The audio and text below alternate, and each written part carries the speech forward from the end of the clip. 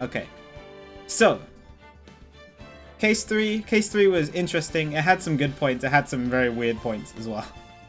But overall, I thought case 3 was fairly cool. There's one one part of the trial that I was just like, all right, how is anybody supposed to guess that? But which is when the cape magically transferred onto the onto the bust. But that was that was just weird.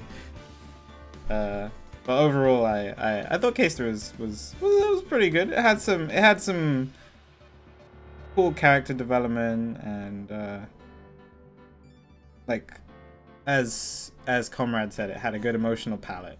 So there's a lot of different aspects to consider and stuff like that.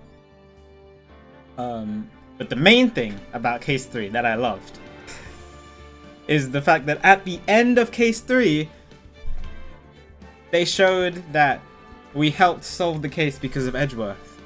Because Edgeworth is still alive. Oh baby, that's what I'm excited for. Edgeworth is still alive. And I have a feeling he's going to be part of case 4. I do not know how long this is going to take. I do not know if this is the final case. So like if we finish case 4, we could probably do case 5 tomorrow. If there is a case 5, I don't know, because there were only 4 cases in the original Ace Attorney. So I don't know if there are 4 or 5 cases in this Ace Attorney. I don't want to know. I'm just curious. We'll see how it goes. So we could probably do like case 4 today and then start case 5 tomorrow. Did we fall? No. I mean, I was saying the entire time, I'd be surprised if they killed him off for no reason. Because he's such a, unless we had a big flashback to something that happened, it's just a waste of a great character. So I was like 30-70. I was like sad that he was dead, but I was like, is he really dead? I'm not entirely sure. That's how I was. But I'm super glad that he's alive, because he's probably my second favorite character behind Gumshoe. But that's probably because I've seen more Gumshoe, so. Oh no, Mecha. RIP. That's okay. Yeah. I'm out of save files, yeah. I don't know, I just like having the save files from the end of chapters, but I don't really need to. That's fine. Anyway, so yeah, we're about to jump into case 4. I believe we'll see the intro cutscene again. So, without further ado, let's do it.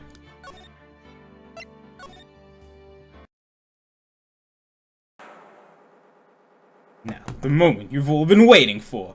Who will be this year's Grand Prix champion? Yeah, so we saw this last time. Who will be our hero of heroes?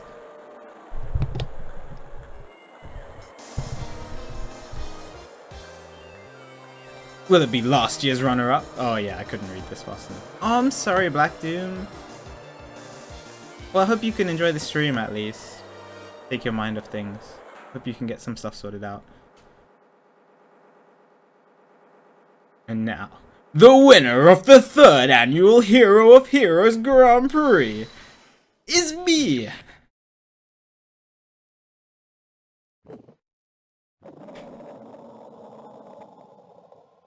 Face. Whoa! The true hero of the night has appeared in our midst! It looks like this year's Grand Prix goes to the fantastic warrior. Oh, this fantastic warrior.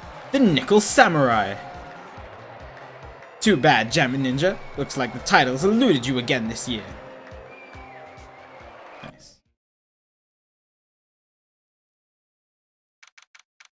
March 20th, 7:42 PM.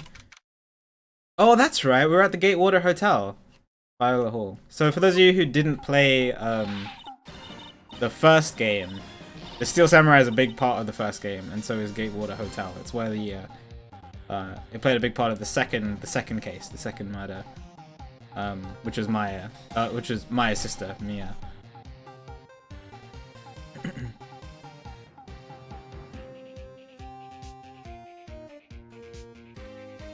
So That's cool.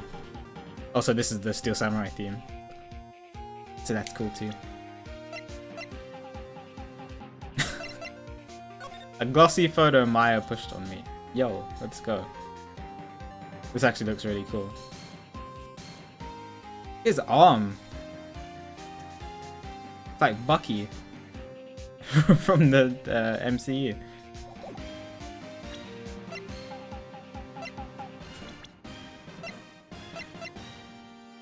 Pearl and Maya. Alright.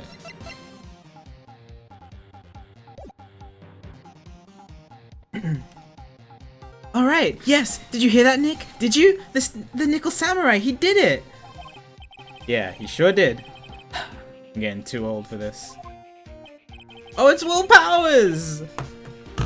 We haven't seen him in ages! This was the guy in the third murder case in case 1. He was the prime suspect, and we managed to prove him innocent. He's great. He also was the Steel Samurai. I don't know if he's the Nickel Samurai, but he was the Steel Samurai. Oh, I'm proud of the guy for doing the series justice. So the person everyone was cheering for, I guess he got the prize. Yep. You know who we're talking about, right, Pearly? Oh, what the heck was that? The Nickel Samurai. No, every Sunday, I only watch the educational channel's Kids Masterpiece Theater. They have TV in the Korean village. Oh, I guess she's not as sheltered as I thought she was, if she watches TV. Okay, that's it. From now on, it's the Nickel Samurai. All the kids, watch it. Do you like the Nickel Samurai too, Mr. Nick? Nah, Nick's an old one. So he's not allowed to watch it anymore. That's right. But I do like Kids Masterpiece Theater. Hey, I didn't know you were so young at heart, Nick. Mr. Nick, you're a grown-up. You're not allowed to watch it anymore. You're supposed to act your age and have interests that match. It's very important. Aw, give it a rest, Pearly. Looks like I made the right choice in inviting everyone here. I'm glad you're all having a good time. Ah, it's like a dream. Too bad for the Jammin' Ninja though. Last year, he lost to the Pink Princess, warrior of little old Tokyo. That was him as well. I thought this might be his year. Yeah. Oh hey, did anyone else think the Jammin' Ninja looked a little bit different today? Different? What do you mean? Well, he wasn't carrying his bright red guitar. Hey, you're right. Strange he'd walk around without his signature guitar. I will never understand these people and their shows. Anyway, Mr. Powers, thank you very much for tonight. Oh, it was nothing. I owe you one, so it's just my way of saying thanks. Hey, Nick, come on. It's time to get going to the lobby. There's a poster. I thought that pigeon was about to fly into my room. There's a post-ceremony stage show that's supposed to start real soon. And then, I heard there's gonna be a press conference after that. A press conference? Gonna make a speech about winning this year's prize? Well, not exactly. Something about the Nickel Samurai confessing something. Oh, confessing? Sounds pretty serious. Ah, Nick, come on! You don't want us to be the last ones there, do you? Yeah, Mr. Nick, do you? Why me? The show doesn't even start for another 20 minutes. Alright. Thank you very much for inviting us today. Oh, it was nothing, really. Guys like us don't get to come to a place like this often, so I thought I'd invite you all. Hey, Mr. Powers, what have you been up to lately? Well, since the Pink Princess successfully wrapped up last month, I've been on a kids' exercise show. While wearing a rabbit mask over my... Oh, I see. I'm still really sorry about the headache I caused you that time, Mr. Wright. Well, what's done is done, so let's forget about it. What do you mean headache? You were innocent. This is Will Powers. He's an action star. His popularity exploded when he was the Steel Samurai. He was the first case Maya worked on.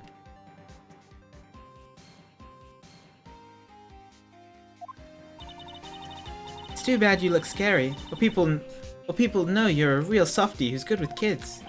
Thanks. Can't believe they're gonna make a movie based on the Nickel Samurai. I can't believe it either. but for a different reason. This is the Steel Samurai. The Steel Samurai, an epic story of one hero in a desperate fight against his arch nemesis, the evil magistrate, in the city of Neo Old Tokyo. And last year, they started a new series, the Nickel Samurai. The new series seems to be a hit with the kids too. I'm really attached to the Steel Samurai as a show, so I was hoping that maybe I'd get the chance to do something in this new one. Yeah, it's too bad. It'd be awesome to see you with the new actor. Matt Ungard? Matt Engard? Ungard. Matt Ungard. Super popular right now. Mr. Ungard? Looks like Pearl doesn't know who he is. This year it's gonna be the Nickel Samurai versus the Jammin' Ninja at the box office. Jammin' Ninja? Who's that again? So who is this Jammin' Ninja again? He's a hero, duh. His symbol is the bright red guitar he's always carrying. If you want to ask about future games, Sippo, I have a spoilers channel in my Discord. Where you feel free to, you could ask that question and people can answer. But yeah, it's best not to ask stuff like that here. Ninja who's always carrying around a bright red guitar. How does that even work? Aww. The cute animals. Oops.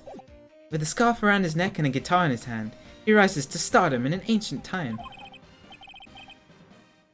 A ninja who becomes a star. I like the shuriken that's slapped on his forehead. And it's bright yellow. Yeah, a ninja who becomes a star. There's a strong rivalry between the two of them. Global Studios' Nickel Samurai and Worldwide Studios' Jammin' Ninja. They even air at the same time. You know what I heard? I heard those two don't get along at all. The Nickel Samurai and God, and the guy who plays the Jammin' Ninja, I mean. Nickel Samurai speaks French? Oh, you mean Matt Ungard, the actor. Oh my god, Phoenix, please. I guess even in the world of heroes isn't a sparkling happy place. Yeah. Alright. Cool. Yo. I'm guessing that's the Matt Ungard's room, right? The guy who plays the Nickel Samurai. Look at it. Wow, what is this place? Looks like I've stumbled into Oz or something. Way in the back, there's a sign for the bathroom. Maybe I should visit it while I can before the show starts. Okay. Can't move into the bathroom. So the bathroom people aren't staying here. Perfect people like me who can't afford to stay here in the first place. Juan Corrida. Juan Corrida. His name just sounds like a star's name. I've heard it before, but I don't know anything about him at all. Alright. The piece of paper taped to the door, it says Matt Ungard's room. Matt Ungard. Heard that name before. Oh yeah, Maya's always yammering about him like the obsessed fan she is. How do I move to the bathroom? Game mode. Oh, okay.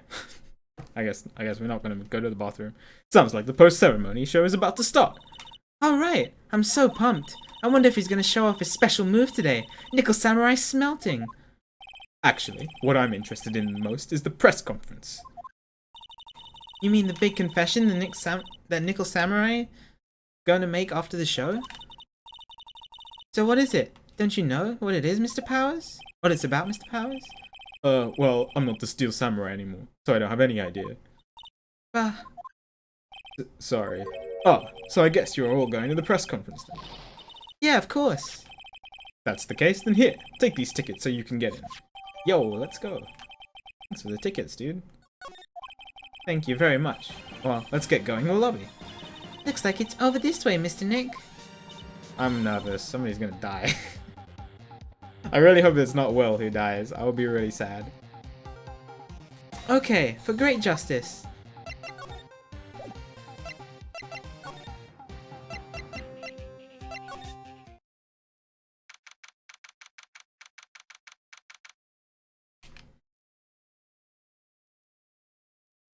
Bring him back just to kill him off. Like another character. Only a real gaudy hotel would have such a large gaudy lobby to match with. Huh, I think they're going to have the post-ceremony show over there. Using a compact stage, I see. Oh, I'm all ready to use my special samurai power. Maya looks like she's ready to start a fight. Your attention, please. Your attention, please. The Nickel Samurai's post-ceremony stage show will not be held tonight due to unforeseen circumstances. What? Why? Ow, you didn't have to pinch me. You pinch yourself if you don't believe it. We are asking for everyone's cooperation at this time. I can't... If I had a mixer, I would do a PA noise. So please stay where you are. Okay, I'm guessing the murder has already happened. This is a special request from the police. So it's not, though. That's good. Police? Did they just say the police? Do you want me to go check out what's going on? Wait, I'll come with you. Freeze! You two, didn't you just... this is Gumshoe, isn't it? You two, didn't you hear the announcement just now? It just finished telling you not to move. That voice. I've heard that voice somewhere before. Oh. The heck is this? Is somebody asleep? It looks like somebody is blowing a snot bubble. Honestly, youth these days can't be bothered to listen to other people when they talk. Just the other day, it was the same thing. There was a...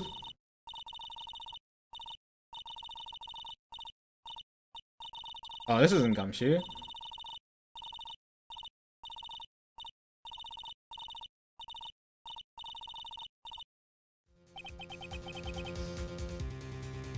This is non-stop chat. Who is this?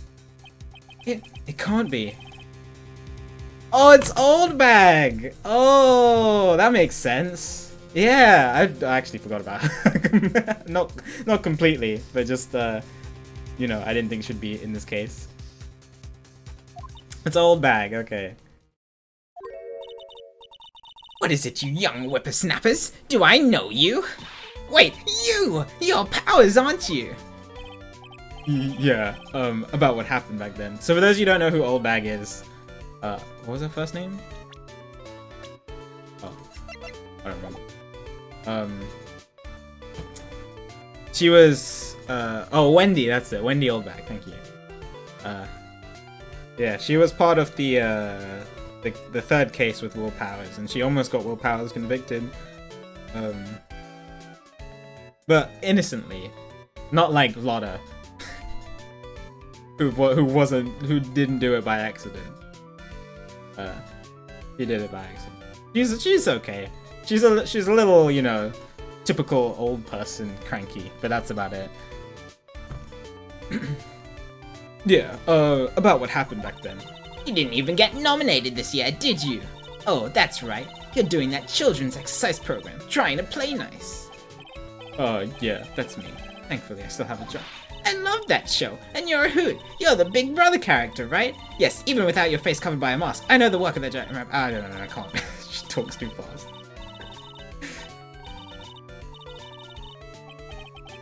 What are you doing here? Look at my uniform and tell me that you can't tell I'm a member of security. That outfit. Annoying, noisy brats get the blaster.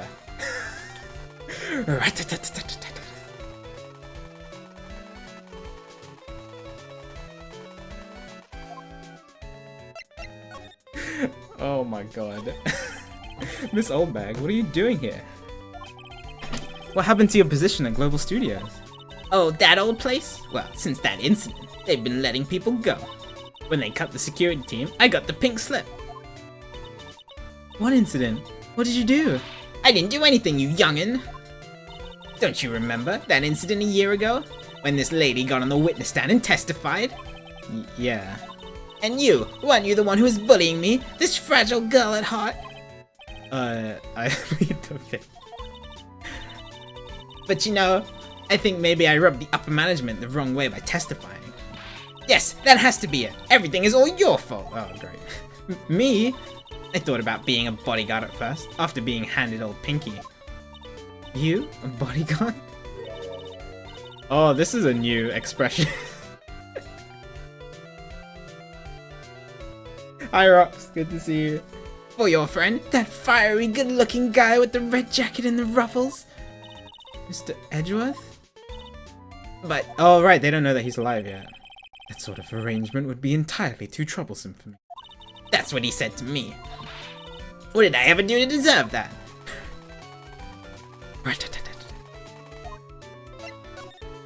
Why did she put on the mask to do that? So did something happen? I don't have all the details, but it looks like another one of those incidents happened again. An incident? Like a murder kind of incident? Maybe. You see, I'm a bit of a devilish woman. So wherever I go, showers of blood are sure to follow. Bet you didn't know that. Shouldn't you quit being a security guard? At least for other people's sake? Silence, whippersnapper! Go let the game make noise. Hey, Nick. What is it? I don't like that devilish smile playing on your lips. Let's make like we're going to the bathroom and check things out. No way! The police told us not to go anywhere, remember? Huh? How boring? You're such a boring guy. You've got no motivation, no spirit. Huh? What's going on? Are you giving Mystic Maya trouble again, Mr. Nick? Oh, you too, pals. Please don't stick your little nose into this one. So listen to this, Pearly. This one time at lawyer's camp. Nick. Okay, I get it. Let's go take a look. Yay! I knew you couldn't say no to me, Nick. That's right. You'd walk over miles of hot coals for Mystic Maya, wouldn't you, Mr. Nick? That would be every time we work a case together. Well, what are we waiting for? Let's go already. You can come along too, Pearly. What's up, DBG? Thank you, I will. I'm excited for this. Goody! I get to come! Alright.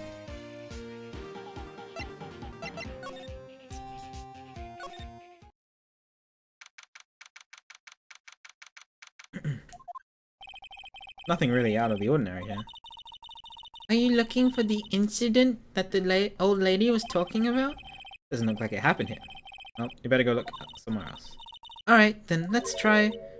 Excuse me. Oh, it's the bellboy! Is it the same bellboy? Oh, it's a different bellboy. Are you by chance Miss Maya Fey?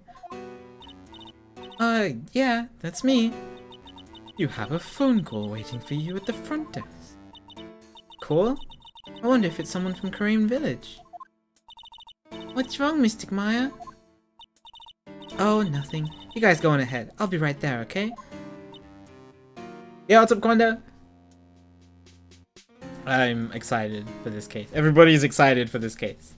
I'd say that this is their favorite case, and I really liked case 4 and 5 from Ace Attorney 1. So if this is their favorite case and I'm gonna like it more than those two, I'm super hyped for this one. Okay. Right this way, Miss Faye. Why is he holding a chicken? Let's go look somewhere else now, Mr. Nick. Yeah, okay. This is a little exciting and a little scary. What's up, J-Man? Good to see you. Alright, well, we were there before. Why aren't I holding a chicken? Let me go get a chicken real quick. I told you! I get people the info they want, which means that I've got a right to know. Nope, don't care who you are, pal. We're still investigating. So you can't go in. That has to be Gumshoe. He said pal. What's your problem? Just you wait. I'll be all over the morning paper. Scrappy detective secret scandal revealed. This isn't Lotta, is it? You'll see. I'll get you back.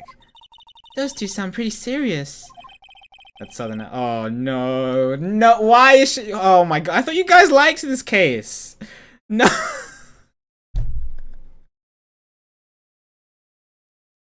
Why does she have to be in it?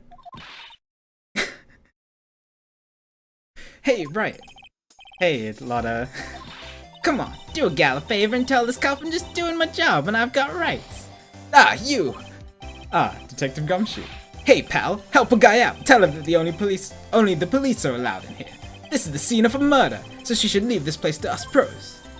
A murder? Oh shoot, me and my big mouth.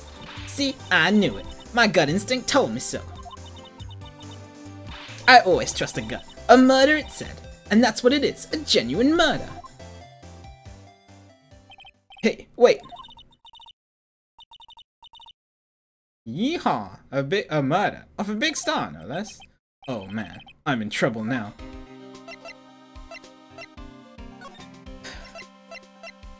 Don't want to ask about Lotta. So, Detective Gumshoe. A murder?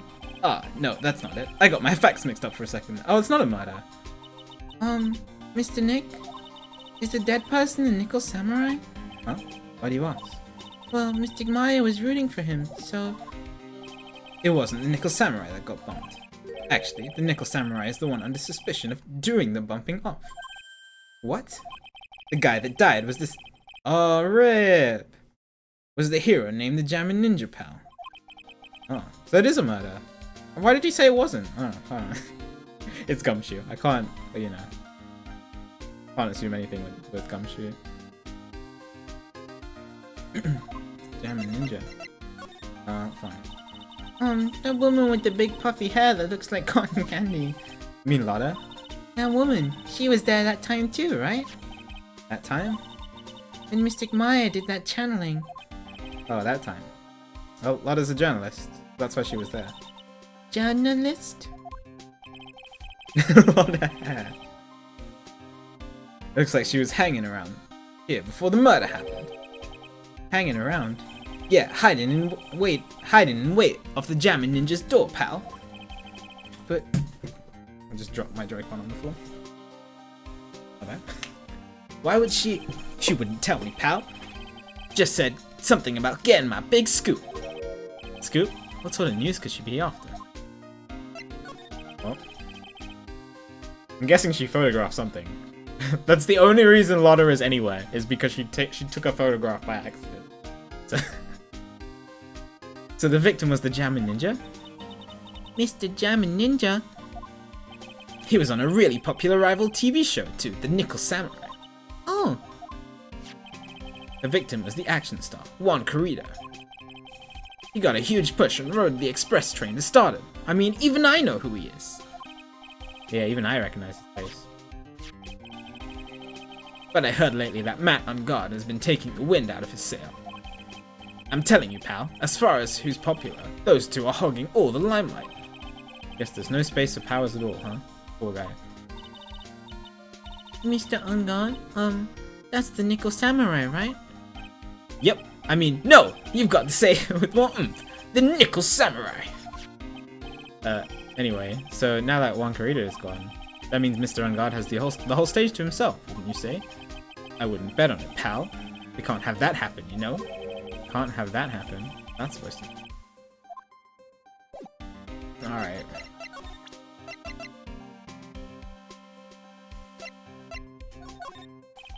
Take a look at this for me. Alright. Thought I was really gonna get it. I would be able to get those instant noodles down at the discount market.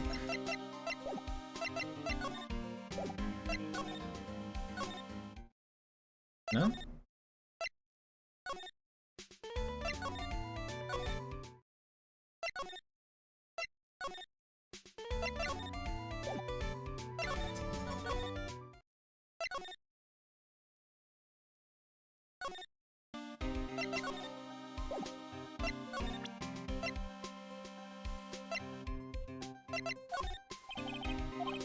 You don't want anything?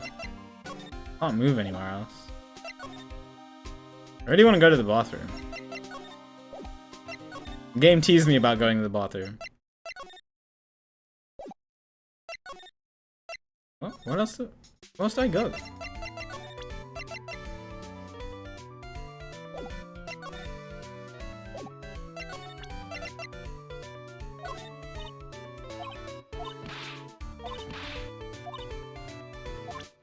Oh, okay.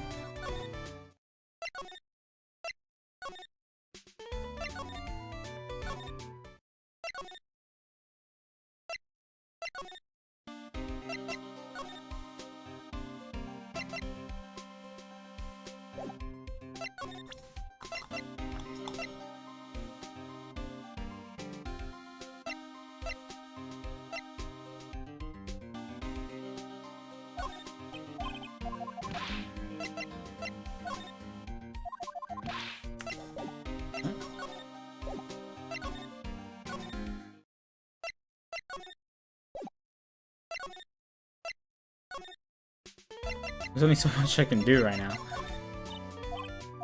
Alright, even that.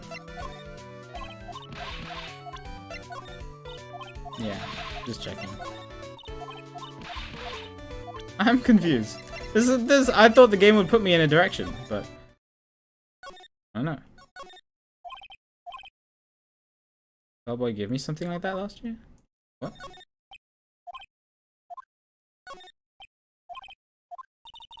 This reminded me of the circus for a second. Wonder if everyone is alright. I heard that very big circus just recently started holding performances again. Sure, they're all fine, pal.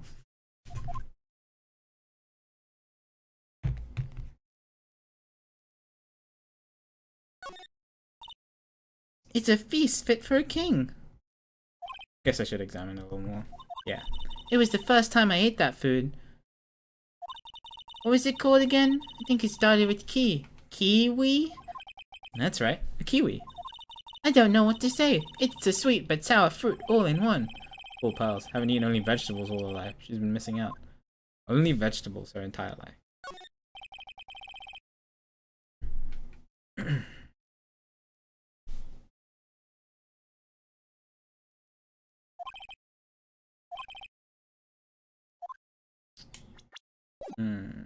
Okay.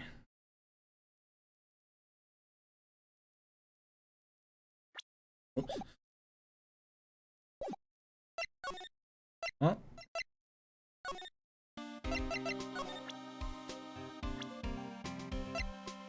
Oh, maybe I have to present a profile. Nickel Samurai. He really took the Grand Prix tonight. Maya's a big fan of his. Really? Oh, I'm sorry then. Why are you sorry? Man on guard was just arrested, pal. On suspicion of murdering Juan Corrida. What? Yeah, we already know that. Not a real fan of action shows or anything. But I know who Juan Corrida and Matt on guard are.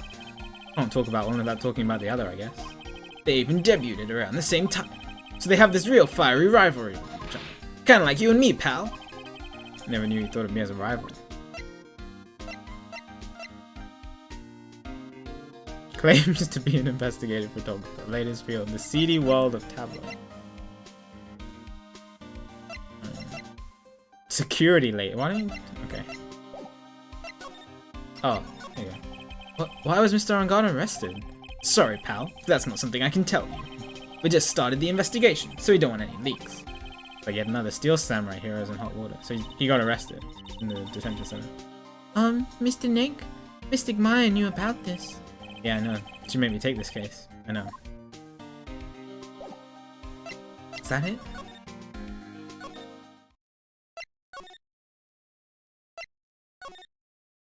Oh. Oh. Hey, so what's going on, Mr. Wright? Looks like Juan Corrida's been killed. What? He's... Looks like he was murdered. The suspect was arrested. The suspect is Mr. Matt Ongard. You're joking, right? Nope. They arrested the Nickel Samurai on suspicion of murdering the German ninja. Oh, not again. I feel sick. Again? About a year ago, something like this happened, pals. Still can't believe. No way. No may Matt would. Mr. Power's got in his hand. Oh, before I forget. This is for you, Mr. Wright. I got this from the bellboy that came by earlier. Originally from the bellboy. Can transmit and receive signals over great distances. Okay. For me? Why? Yeah. I don't know. All he said it was for Mr. Phoenix Wright, the attorney. That's interesting.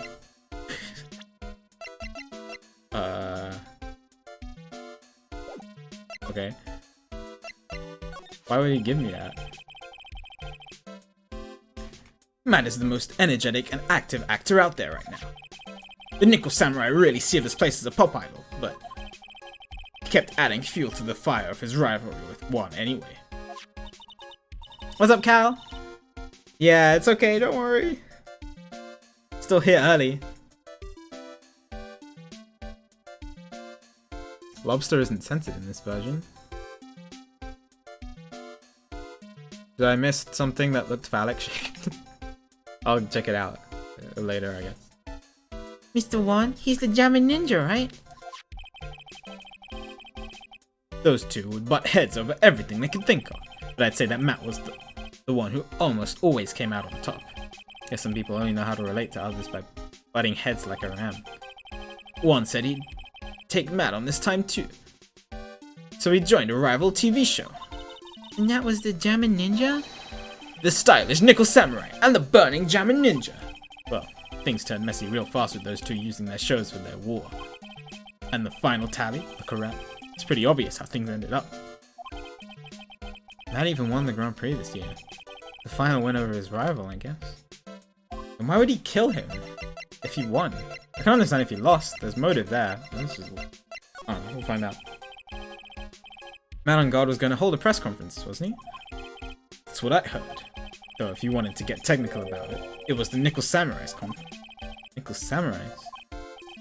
Yeah, he was supposed to wear his costume and give the press conference that way. He's gonna be in costume? Why? I'm not sure. They don't keep me in the loop anymore. I was just wondering, where's Mystic Maya? She's been gone for a long time. As you mentioned it, Maya was only gonna answer a phone call. Maybe she got lost. Oh no. Oh, I have a bad feeling about this. I'll take a quick look around for her. Oh no. Oh no. This is bad. What did the bellboy do to her? What is it, Mr. Nick? Huh? I'm not sure. It's coming from the transceiver. Yes? Hello? Right here. Is this Mr. Phoenix Wright, the attorney? And you are? You don't need to know who I am. I think you have other things to be concerning yourself with. Bad. Such as? I didn't suspect anything at all. Wow. Help! Nick! Mystic Maya? Maya? So, Mr. Wright, wouldn't you agree that there's the more important issue is the fate of the girl? Hey, you mean what I think he means? Maya, where are you? Are you hurt? Come now, don't fall apart on me yet. No, this can't be. Now that I have your attention, Mr. Attorney, I have a modest proposal for you. If you do what I require, then I will return to you your valuable item unharmed. What is this called again in your fancy lawyer terms? Kidnapping for ransom. That's it. This is a kidnapping. Ah!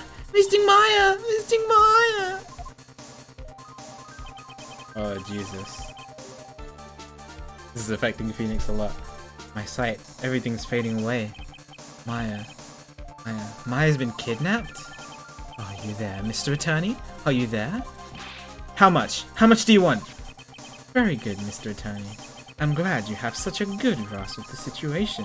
Hurry up and state your condition, and then return mine. This has to be related to the case. Money is not what I seek. What? What I want is a certain verdict. I would like a complete acquittal.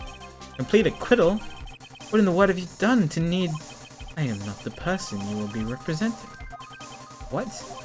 You are currently at the Gatewater Hotel, are you not? And I know that a murder has just taken place there. One Karita was killed, and the suspect is Matt Ongard. You are, as expected, quite on top of things, Mr. Attorney. Now then, what I want is very simple. I want you to obtain a complete acquittal for Matt Ongard. Why? He did not kill anyone. I can attest to that. However what? However, someone is framing him for the murder. A very smart someone who is setting him up to take the fall. I agree and do what he wants. And I believe he'll keep his end of the bargain. You are, of course, at liberty to take me at my word or not. However, there is one thing you can take as fact. Right now, your very precious item is with me, in my possession. Help! Nick! Maya, you have 2 days. Of course, tonight he will be questioning with the police. But the trial is in 2 days. And that trial, you will win a not guilty verdict. Remember, you only have 1 chance. 1 chance, Mr. Attorney. 1? Expect me to get a not guilty in 1 trial day? Well, that's not gonna happen. Yes, exactly. I don't believe I was wrong in choosing you, so don't let me down. Oh yes, that's right. Now that I am playing the role of the kidnapper, I can't pass up this chance to say. And don't even think about calling the cops. Not great, but you get the idea. Dang it. Who the hell are you? Very well, I'll tell you that much. My name is... The Killer. The Killer. He is the killer, dude. Okay, so I already knew that there was a character in the Ace Attorney games called the Killer because people meme about it a lot, and he's in the Ace Attorney Mafia deck. So I was waiting for him to appear, but that's okay. Cool. The Killer. It's the Killer. He's the killer. We've got our case already. Mr. Nick, where is Mystic Maya? He's been kidnapped. No, it's all my fault. If only I'd gone with Mystic Maya. It's not your fault, pals. But it is Mystic Maya. Mr. Wright, I think we should tell the police what's going on. No, we can't do that. If we do, who knows what will happen to Maya? Mr. Nick, what about the detective we saw earlier? Detective Gumshoe? Yes. Oh, yes, that's it. Wait here, I'll be right back. Alright, I'll take care of Pearl while you're away. What? Ransom? Shh, not so loud. The ransom is complete acquittal for Matt Unger. What? The deal is complete acquittal in exchange for Maya? You mean? Then this means Matt Unger is obviously the killer, pal. No doubt about it. But the guy said that Matt Unger is innocent. You really believe what a kidnapper tells you, pal? Yes, he has a point. Unger really is innocent, and why the kidnapping? And on top of everything else, there's all this evidence we keep finding. Huh? The forensics team had a field day back there. But it's strange. There's so much evidence that it feels like something's wrong. There's too much evidence? Is that possible? Actually, didn't the kidnapper say something about Unger being set up? Anyway, looks like you won't be leaving here tonight, pal. Just sit tight and cooperate with the investigation. Tomorrow, you can start yours. Alright. Isn't there another way? We've also got to be careful about pushing the kidnapper the wrong way. You're right.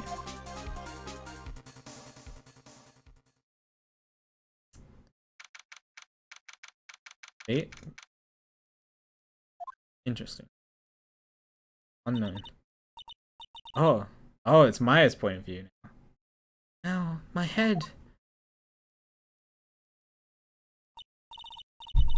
Where am I? I wonder if I'm still in that hotel. What happened to me? In the wine cellar? Nick, Pearly! Come on, you guys. This isn't funny anymore. Oh, Jesus Christ. Oh, he's wearing a mask. Either that or he has a giant stitch down the entire front of his face. That monocle is really creepy. I see you have awoken. Ah! Who are you? Me? I am known as the Killer. The Killer? You mean like an assassin? I'm too young to die. Don't worry. You are not my target, for now anyway. Ah! Nick, where are you? Help me. Yes, that's right. Only one person can save you now. And that is Mr. Phoenix Wright. Huh? What? Nick's going to save me? Calm down and be a good girl. Think of this as a business transaction.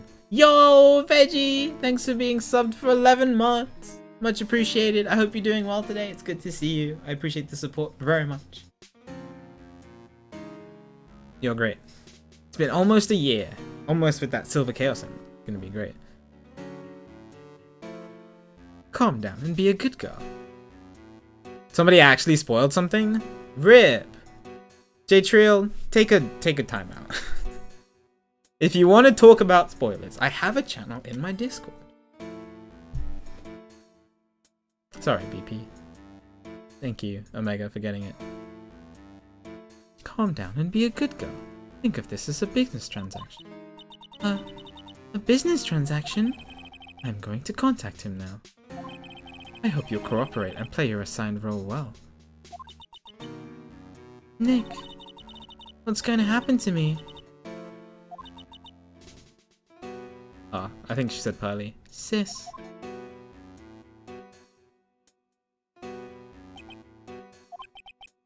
This Mr. Phoenix Wright, the attorney. You don't need to know who I am. Oh, this is the other side of the phone call. Okay. Okay, so this happened before. Alright. Makes sense, because she didn't know where she was. Next day, in the morning, we're at our office. Good morning. Ah, morning, pals. Mr. Nick, come on. Let's hurry and go see Mr. Engard. We have to wait a bit, pals. Visiting hours don't start until 9 AM or so. Oh, so. Oh, I see. Oh, Mystic Maya. If only I had gone with you. Poor pals. You've been like this since last night. Managed to get home somehow. Yesterday evening. Thanks to Detective Gumshoe gently holding her by the hand and leading her here. But by the looks of it, I don't think Pearl's got any sleep last night. Mr. Nick, Mystic Maya. She's alright, right? Yeah, she's alright. Either way, I'm gonna save her. You can trust me on that. Please, help her. I'm only able to stay this calm and collected. Because Pearls is doing the crying for both of us. No. No music.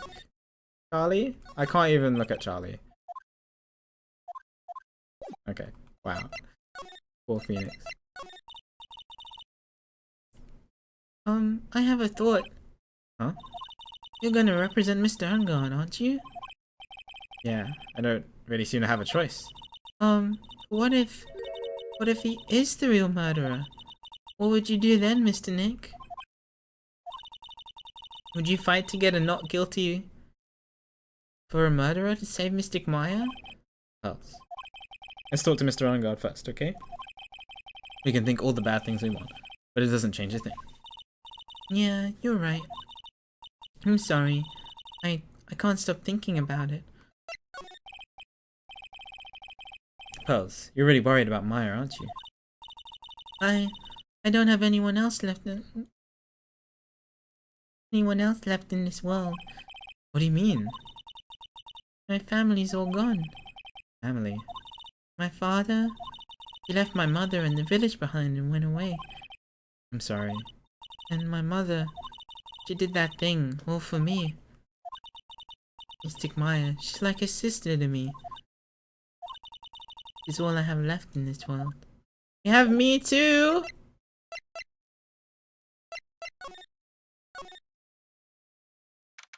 Hello? Why is it dark? Couldn't wait for visiting hours to start, so Pearls and I came down here early to visit one nickel samurai charged with the murder of the Jammer Ninja. So sorry for Pearls. Hi, dude. I don't even... Good morning. How are you today? I know the situation might be a little tough for you. What? Oh, sorry, dude. I already signed up. Excuse me? I already have life insurance. I signed up a long time ago, because my job is, you know. Oh, no, we're not insurance salespeople. Really? Dude, I really don't need that right now either. Fire extinguishers. I mean, this building isn't my house, so... What is he talking about? No, we're not here to sell you fire extinguishers either. I'm a lawyer. My name is Phoenix Wright. A lawyer? Hold on a sec. I'm gonna ask my manager, okay? Is this guy serious? The Nickel Samurai sure is a strange person, isn't he? I think strange is an understatement. Sorry about that. You're just in time. Huh? You're a lawyer, dude, right? My manager's looking for a good one right now. So how about it? Mr. Nick, this is our chance. I have to make him let me take his case. I have to. I'm a lawyer. Mr. Erngard, this is an attorney's badge. Dude, I'm sorry, but I don't have the free time to be looking at things like that. Huh? I'm much too busy with the Nickel Samurai stuff right now. I don't have time to take a lawyer's correspondence course. Why does he believe that I'm a salesman? Insurance, then extinguishers, now this? The heck? Goes by the name of Dick Killer. Alright. Sorry to intrude. I'd like to ask you a few personal questions.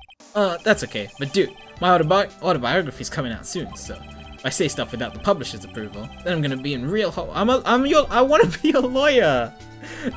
Hold on a sec. I'm gonna ask my... This guy's an idiot. Mr. Erngard is so lucky. He has so many people he can talk to. I don't know if he actually has anyone he could really talk to. Sorry about that. Like I thought. The publisher said it'd be real bad if I said anything, dude. Does he have a mind of his own? Can you talk to me about stuff, please? Mr. Erngard, I'd like to ask you about the murder. Oh, are you covering this for the tabloid as a side job, dude? Well, if you want my statement on this, you should ask through my stuff. No, I'm not asking on behalf of a tabloid. Oh my god. Hold on a sec. I'm gonna ask the president of the studio, okay?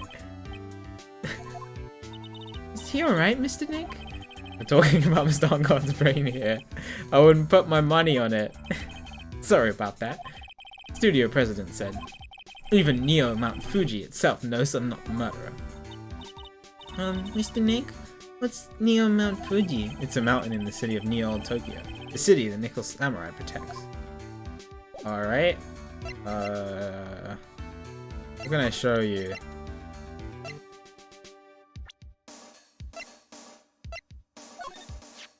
Man, it's too bad he's dead. You killed him. That's the most logical conclusion, don't you agree? Dude, what are you talking about? You're making a huge mistake. If that's such a mistake, then why did they issue an arrest warrant for you? Hold on a sec. I'm gonna ask the guy in charge of this place, okay?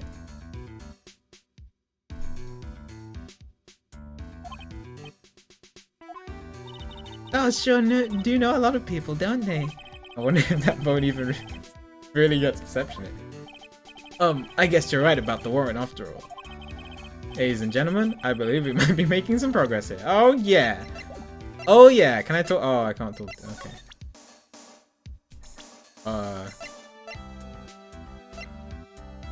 There's no point showing you yourself.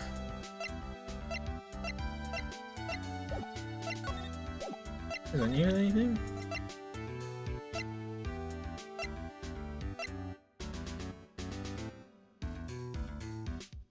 You know what this is? Mr. Nick, what are you gonna do with that? Don't know yet. Figured I could at least show it to him. Is that a transceiver? Hey, looks like a real nice one too. Got it as a present from someone. Interesting. Also been instructed to take your case. Is that what you heard from the transceiver? Yes. Dude, that's terrible! Don't let some disembodied voice boss you around. It's coming from a man with a cell phone on his wrist. That's it. Still nothing.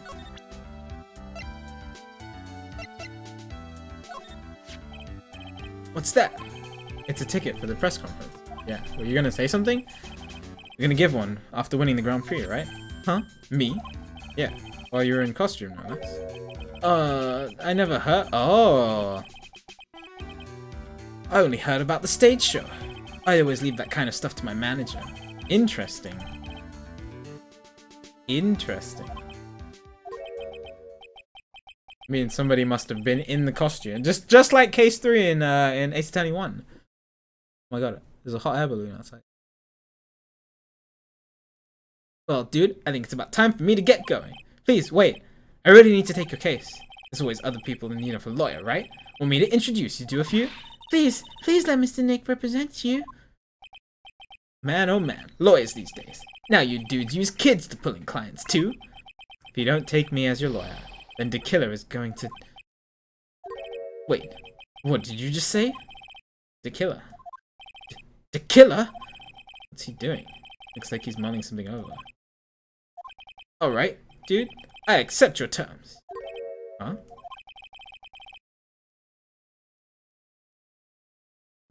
Something is fishy. I'll let you represent me in court. He wasn't saying anything until we mentioned the killer.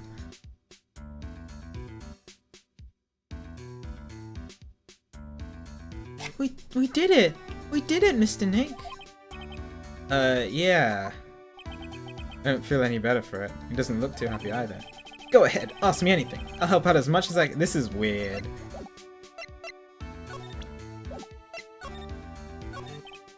Man, I thank my lucky stars that people know my name. Well, you're quite the hero, and you're in the national spotlight. I didn't know who he is. Does that mean I'm not— No, Paul! You don't watch TV. That's special for a kid. Oh, you don't watch... Yeah, I guess you don't watch weird TV. Ah, it's really great to be the Nickel Samurai. Dude, lately, I just keep on getting more and more popular. True enough. Nickel Samurai is very popular among high schoolers and secretaries right now. Guess Mr. Engar has a way of catching the eyes for me. Do you know my motto? Refreshing like a spring breeze. That's what I am. A spring breeze? That's why this kind of scandal is disastrous, dude. I mean, even if I get out of here tomorrow, it's still gonna look bad. Everyone loves a good scandal. What happened? Can you tell me about your activities last night? After I got the award, I took a break and went back to my room. I had that post-ceremony stage show to do. So I was in my Nickel Samurai costume. You were alone the entire time? So he was in the costume? My manager was running around being busy, so yeah. Because of the press conference you were supposed to hold after the show? I told you, dude. I have no idea about any press conference, alright? It's strange. I thought Nickel Samurai was going to confess something. Anyway, when I was leaving my room, that's when I noticed it was kind of noisy. Mr. Kurita was already dead at that time? Yeah, that's what I gathered anyway from my manager. Beginning to gather that this guy can't do a thing on his own. That's when the detective in the green coat showed up. He searched me, and then, out of the blue, the dude arrested me.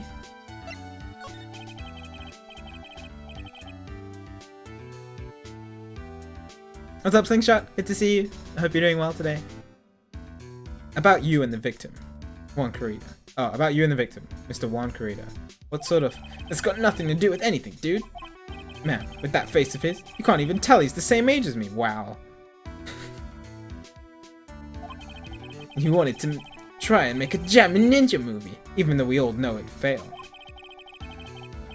I like Spring Day too. It's also one of my favorite BTS songs.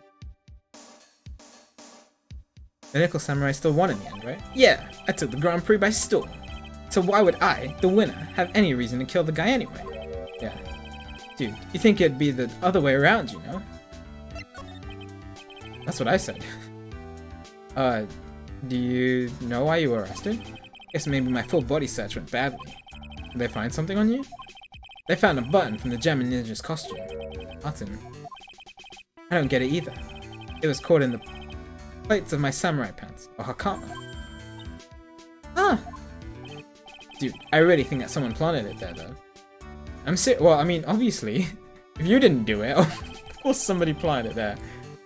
I wonder if that's what really happened. Yeah, I don't know. It's weird, because usually I'm so sure that the victim is innocent, but this whole kidnapping situation is just interesting. I don't know. I guess this is all I'm going to get out of him. Mr. Nick? Yeah? Let's ask one last thing. Let's test Mr. Ungar to see if he really is innocent or not. We can do that? Yes. Alright, with the Magatama. If you use this, Maya's Magatama. he won't be able to hide any secrets from you, Mr. Nick. I'm sure of it. I get it. Mr. Ungar, I'd like to ask you one more question. Please answer me honestly. What is it, dude? Did you kill Mr. Juan Kurita? Please put the phone away and answer the question yourself, you dingus. Alright, just so we're clear, dude. I didn't kill anyone, and that includes Swan Corrido, okay? Any Cyclops? No?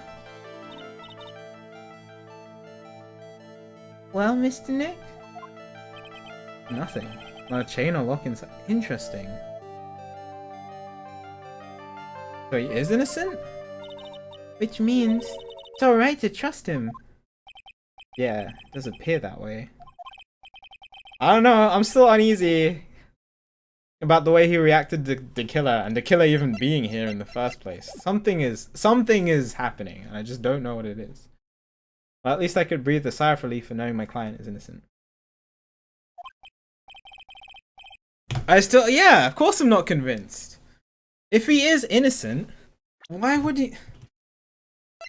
Why is this happening? This is just weird. The trial's tomorrow. This is all rhetorical, by the way. Every question I ask is rhetorical, unless I specifically state. The trial's tomorrow, right? I'm counting on you, dude. I am always going to be tentative. No Cyclops, though. Are we going to trial already? I haven't even seen the crime scene yet.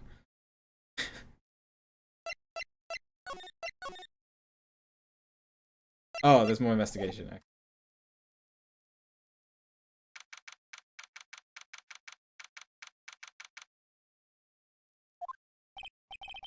Well, at least we were able to get Matt on guard as our client. We know that he didn't do it, which is very important. So now what do we do? Well, the trial is tomorrow. We only get this one chance. There's only one way to prove Mr. Engard's innocent. We have to find the real killer. Okay, then let's start looking. Oh, can I look at Charlie? Yes! Oh, I'll water it. Ah, it's okay. I already did that. The watering can. Where are you, Mr. Watering Can? Charles gets too wound up if she's not doing something to distract herself. I hope Charlie can withstand the typhoon puff.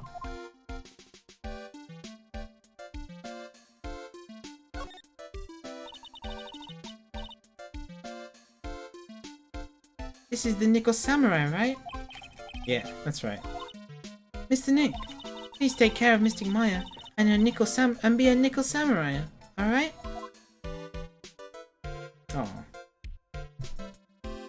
Oh. Phoenix obviously cares about her a lot. I think more like in a, I don't know, more like in a sister sort of way though. I don't know, I'm only in the second game. This is out of what, a billion? I want to go to the crime scene. Go to the crime scene. Hey, what do you think you're doing? You can't come in without... Good morning. Hold on, it's you! What is going on around here? I heard Juan was killed. Is that true? It's a bad rerun, is what this is. Another steel samurai doing the most evil of deeds. You know, it's not entirely... Have you know that I was a huge fan of Juan's again. Why, oh, I do all the stars I'm interested in drop one by one like flies. It's always been that way, ever... Shush. Shush. Shush! Actually, I wanted to ask you about the murder and what happened. Don't push me, boy! Mr. Nick? I couldn't hear everything she said because she... That's fine, it's not that often. Miss Oldback, could you please speak a little slower? Don't boss me around, you spiky head smarty pants!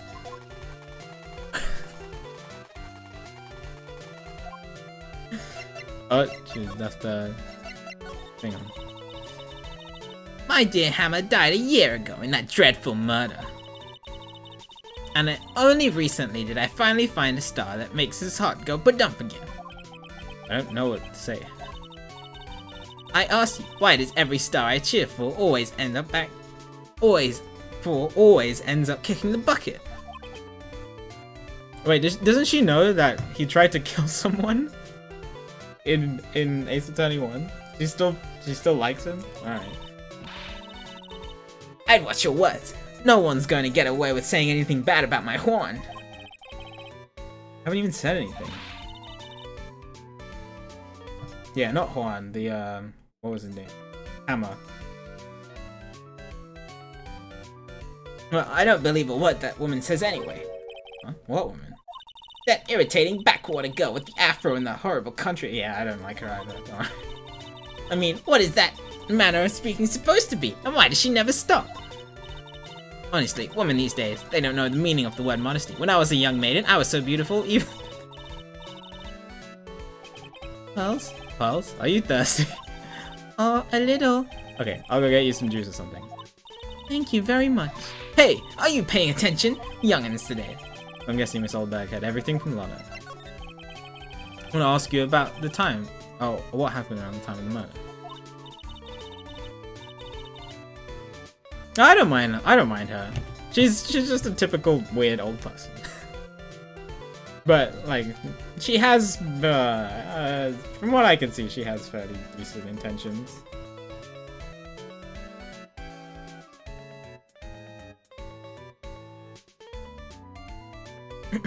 Yeah, funny, annoying. Lotto is just annoying. Yeah, Larry is funny enough. Yeah. I haven't seen Larry in this game. I hope he appears in this case.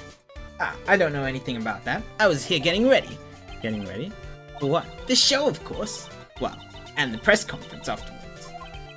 Cue mysterious music for the magical press. Anyway, I don't know anything about the murder. Oh, I see. But if you're talking about what I saw, that's different. I saw it very clearly. What? I saw the most important moment of the night. What did you see? The most important moment? You don't mean... Oh, so now you treat me with respect, you disrespectful child. When you speak to your elders, you should always be polite. Really, kids today. Please tell me, what did you see?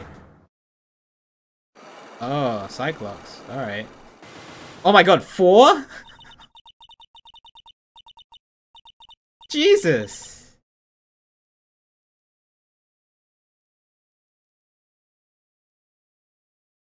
The murder last night was gruesome, wasn't it? But then what murder isn't?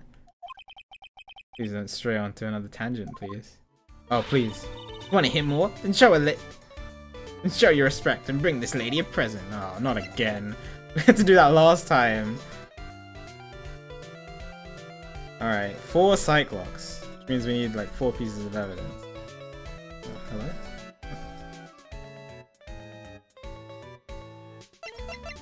Alright, well, I 100% don't have that right now.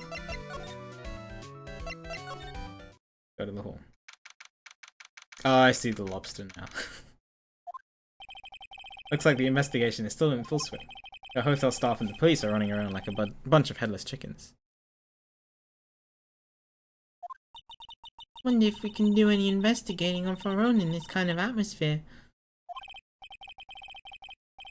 Well, gotta roll up the sleeves and try, I guess.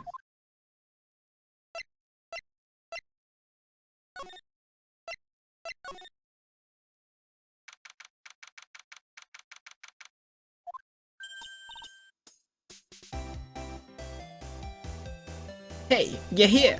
Been waiting for you, Mr. Lawyer. A lot of them. Hey, Mr. Copfella. The thief showed his face. What? Arrest him. Put him on trial. Find him guilty. Give him the death penalty. What's wrong, Lotta? You feeling alright? Look here and there and up and down. Looked here and there and up and down the mountains, but it ain't here. Oh, somebody stole a camera, I'm guessing. So why don't you just hurry up and give it back to me, you creep? What are you looking for? My camera. Camera.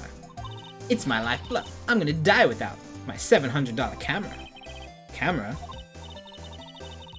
Look, don't lots of people say the criminals always goes back to the scene of the crime?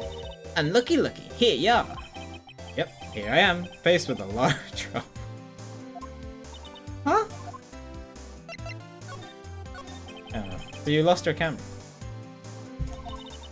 It ain't no ordinary camera. You buy it in a store, and it's $1,600 brand new. Huh? Didn't you just say you bought it for $700? I had a nice long talk with the guy at the store. About 5 hours, I reckon.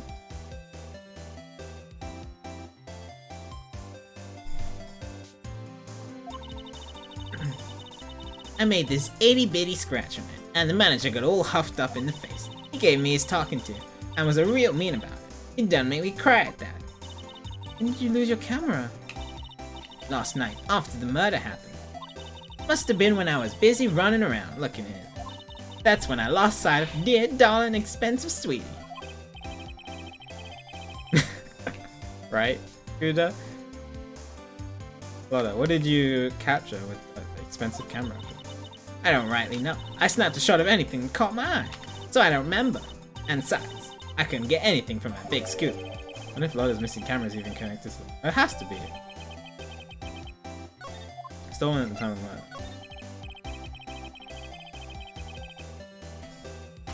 murder. Loda, please tell me about what happened at the time of the murder. Well, from before the ceremony last night, I was hanging around here in this area. Yeah, actually, I was here until around the time Mr. Ungard was arrested. What were you doing here? Sure went to school, city boy. Whenever a lot of heart goes, there's a story to be found. A big scoop to be had. Big scoop. I told you before, I'm gonna be the best tabloid photographer the world's ever seen. Reckon, of course, that means that I'm always looking for the perfect shot. I don't know what scoop she was after. Although, I was also on the lookout for other stars that were here. So, maybe I wasn't here the entire time. Oh. Big scoop. Loda, are you sure you weren't here the entire time? So you could take a picture for your big scoop? Well, maybe I was. That's what real journalists do. I got some juicy inside info, so I thought to myself, why not get a picture for proof? What kind of story was it that you'd hang around here? Oh, yeah, Cyclops too. Interesting. Oops, sorry, Mr. Lawyer. Can't be telling you that. Trade secret, you know. Yeah, I reckon course. Not again. Why does everyone have something to hide? Right. We've been stopped, haven't we? Haha, yeah, take that, Mr. Lawyer. Oh, yeah, thank you. But preventing me from getting to the bottom of the case. That's what you want. Glad someone around here is happy. Miss Lotta and your I rule smile. Ooh, I can go into the rooms. Oh. Messy in here. Where are we? In Mr. Matt Engard's dressing room. This is our client's room. May I help you with something? Oh. Where? You're Mr. Engard's lawyer, correct? I gathered as much. I also looked for lawyers on my end, but to no avail. How did you know that I'm his lawyer? You were just saying that he is your client. In a situation like this, the only person who would use such a word would be his lawyer. Wow. It's a simple deduction, really. The trial is tomorrow, and Mr. Engard's situation is looking rather grim. So you came here, one stop in your mad dash, to find clues to build his case, correct?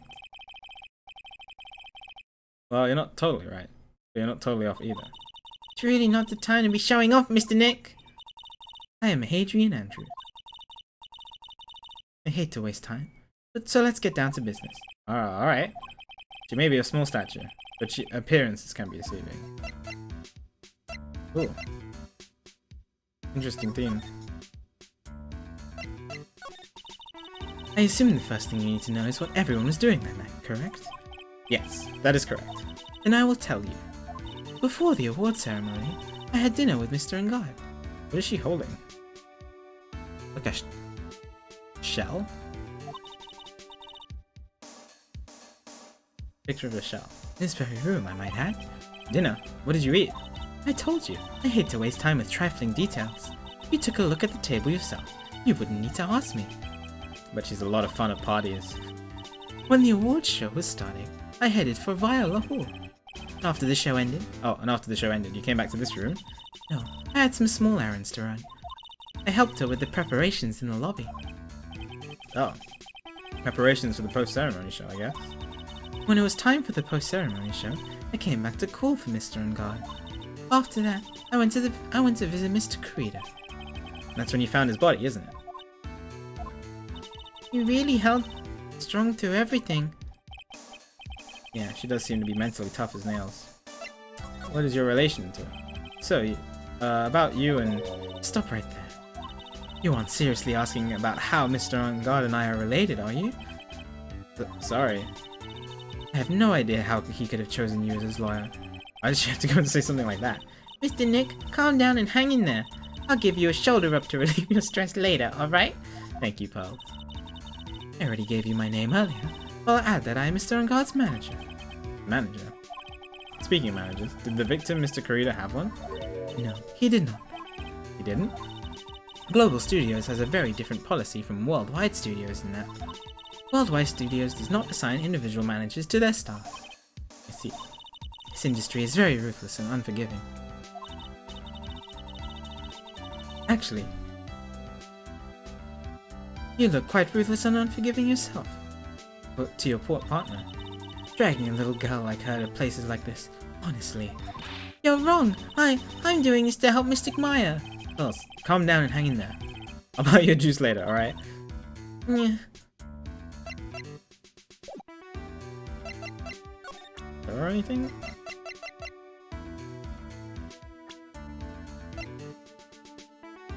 Find your mother who seems to have it all together. Why did she move to here? Oh, anyway.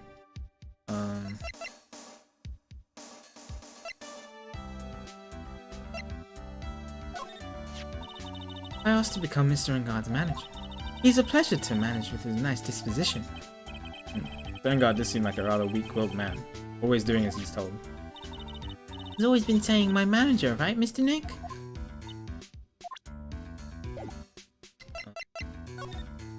Get anything? Sword. Some samurai-looking clothes on the sofa here. I think that jacket-looking thing is called a happy. Whatever it is. Sure looks... I'm sure something like that would make a great souvenir. Maya would be absolutely thrilled. Yeah, let's steal it! What's up, Sanqui? Good to see you. There's a giant bone sitting on the plate. I don't really like meat. Something else weird about this plate. Just so I can put my finger on what it is. There's no knife? I guess? The other one has a knife in it. Like dishes left over from dinner. Dinner for two at that. Sure, they're Mr. Unguard and Miss Andrews' place. Plates. Like they had T-bone steaks. With Global Studios and T-bone steaks. Yeah, the T-bone steaks in the last game helped us to solve the case.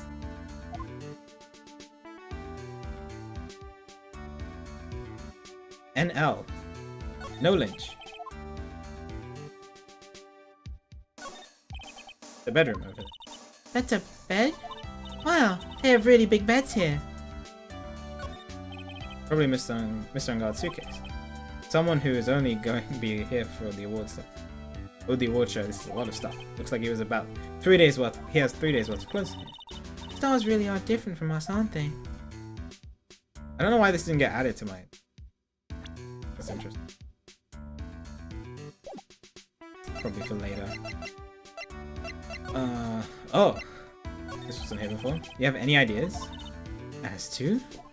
As to why Mr. Kurita was murdered? Why would you ask me about such a thing? Just doing my job. So, do you have any ideas? She has Cyclops? Well... 4 as well? What? How many pieces of evidence am I gonna get this case? Jesus. Miss Andrews? Sorry, there's nothing more I have to add to this conversation. Did a Cyclops, Mr. Nick? Yes. Getting to be more and more of these lately. I keep... Whenever I see a Cyclops, I should do this, just so I can see what the first thing is. I know what I need to have if I come back here.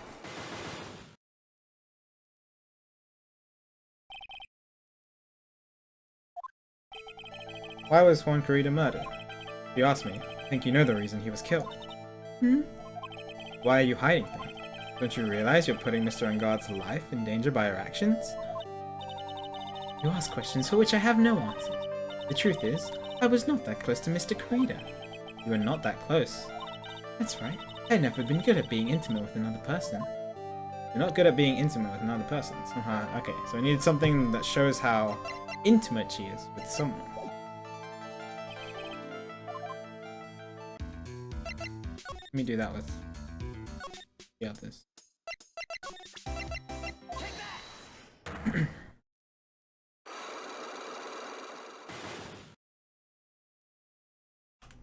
I know, right, Dragonair? Big scoop.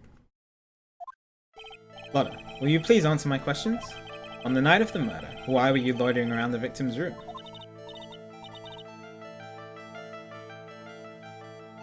Oh wow, Sanqui. That's cool. I hope you enjoyed it though. I told you, didn't I? For my scoop. What I want to know about the details of this scoop. That's not something I can tell you. I mean, there's my bread and butter.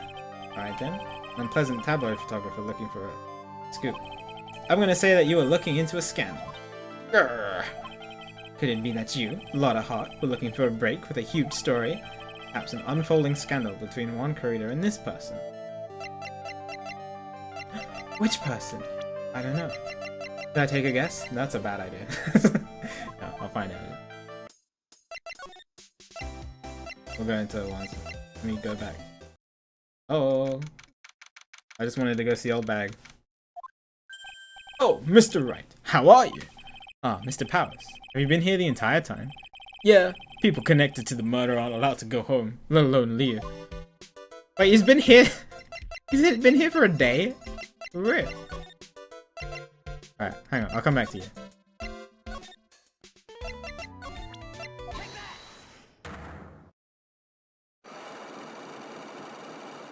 Cyclist case. Alright. What you witnessed. Alright, I'll be honest with you for now. Then please, tell us what you saw. But aw, what a waste. And here I have a perfectly good chance to have a little fun at you youngins and spans. I am a little devil after all. Doesn't that imply you aren't a good person? Give you what you want. Alright. I need to give her, that's what I need to do. Find her a present. For later. Yeah, she has 4, Lotta has 2, and Adrian has 4. Alright. You better not have any Cyclops either. You were with us the entire time, so there's no way you're hiding stuff. Tell me a little more about the Nickel Samurai TV show? Okay. The Nickel Samurai is an action hero program aimed towards kids. It's the sequel to the Steel Samurai. I know, right, Nathan? I see. This time, there are 3 samurai brothers. Aluminium Samurai, Tin Samurai, and of course, the Nickel Samurai. It's a love... Why? The love why? In Ni Old Tokyo. I see. Wait. A love what? A love why? This girl, Sayo, works at the tea shop, and all 3 guys fall for her at the same time. Oh, great. Just the Y is shaped like 3 brothers colliding over this one girl. Okay. A love why? I've never heard that before. Anyway, Sayo is actually the daughter of the evil Strawberry Clan's leader. Sounds like an unusual situation. Like Romeo and Juliet times 3. Yeah. Yeah. Strange thing is, this sort of forbidden love is really big with the office ladies. Yes, pal? What happens next? I want to know. Miss Sayo, does Miss Sayo fall in love? She does, doesn't she? Every Sunday at 8 AM. 8 AM on a Sunday? Who would watch that? I'm sorry. If I'm waking up at 8 AM on a Sunday, it's not to watch TV. Come on. 8 AM on a Sunday. I never woke up at 8 AM on a Sunday. I have to wake up early for school during the week. I'm sleeping in on, even as a kid, I slept in on Saturdays and Sundays. Well, I slept in until like 9:30, 10. No, 10 was a bit too late. Probably like 9:30, say. But 8 AM? Jesus.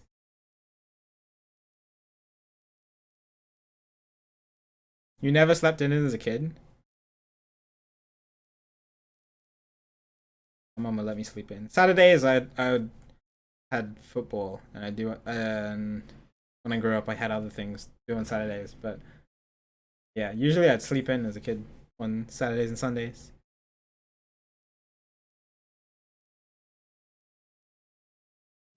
Stop watching Kids Masterpiece Theater starting this week. Oh no, Sanqui. Can't believe she's really considering it. Oh, that's fair enough, Omega. So what's the Jammin' Ninja TV show like? Started from a remake of an old movie, to tell you the truth. The Jammin' Ninja, like the samurai shows, is geared towards kids. It's the story of a ninja who can't scale a wall, but became a big pop star anyway. What? He was a really lousy ninja. Absolutely couldn't do any ninja things right at all, so he became a pop star. But boy could he sing! With his trusty bright red guitar in hand, he took the ancient world by storm. A ninja with a bright red guitar? Yeah, we talked about this already. And then, the final fight in front of his beloved Princess Misola. Jammin' versus the Muromachi 5. Suddenly, our brave hero catches a not-so-jammin' cold in the night before Battle 3. Oh, that's too bad for him. Yeah, this kind of pop music, based love story is something high school girls really like. Yes, Pearl? What happens next? I want to know. Jammin', the Jammin' Ninja, will he be able to sing? What about Princess Misola? Every Sunday at 8 a.m. Which show should I watch? Probably she's really considering it. You were just here to tell us about stuff.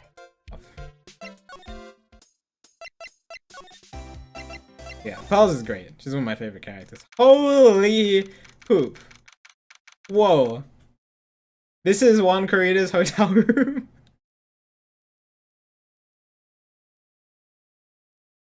Wow. Mr. Nick, where are we? We're in... I think he likes bears. Look at that one with white eyes on the couch.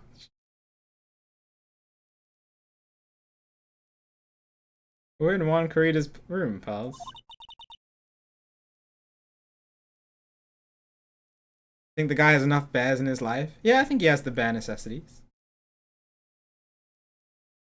Mr. Corrida? The victim. Which makes this crime scene too. Oh, it's you! Sorry. I love that song though, as well, from the Jungle Book. Well, I know it's not just from the Jungle Book, but I love it. Hi Wolfie, by the way, good to see you. How can you not make bear puns? We just played we just played Danganronpa. I'm not gonna say much more on that because it's I don't want any accidental spoilers to happen. But yeah.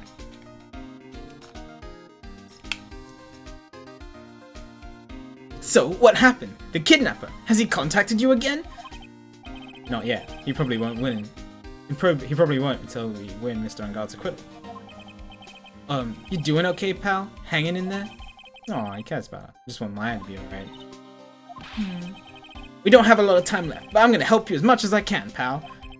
Can you do that? Even if we want to look around the crime scene? Just this once. Special circumstances, right, pal? I'll even tell you everything I know. But you've gotta keep quiet. It's my neck on the line here. Thank you. Oh, that's right. I got you guys a map of the hotel, pal. Here you go, little missy. Wow, you're giving it to me? Thank you. Haha. Wouldn't want you to get lost in a hotel too big for its own good. Fine, Omega. Mr. Nick, I got a map. That's great, pals. But Mr. Nick, I can't read what it says. Why can't you read it?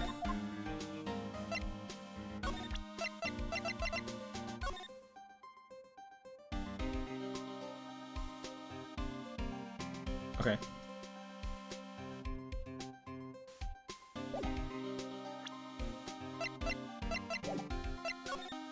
Cause of death. Please give me the updated autopsy report. Do you know what the cause of death was? Technically, the final autopsy report isn't out yet, but one look at the victim should tell you, pal. It shouldn't? Yeah, here's a picture. Oh, he was stabbed with the knife from Unguard's room. Interesting. There's a knife in his chest. Yeah, pal, that's the murder weapon. So I'm guessing that was planted, according to the killer. If the evidence was fabricated. But he was stabbed to death. Looking at the fingerprints down at the lab right now. There were fingerprints on the knife? Yep. And it looks like they're pretty sure they're Mr. Unguard's prints. It's bad, real bad. Alright, reason for arrest. Why was Mr. Ungard arrested? Because we have evidence on him. Evidence? Looks like the victim, Juan Corrida, really put up a big fight. Oh, wow. Even more bears. Guitar case. The glass of wine. Probably not wine, I don't know. Plate. We also had food, not T-bone steaks though. Video. I'm just looking around. That bear in the back is so sad! Why would you buy a bear that just looks sad? That's... Also, the phone is off the hook.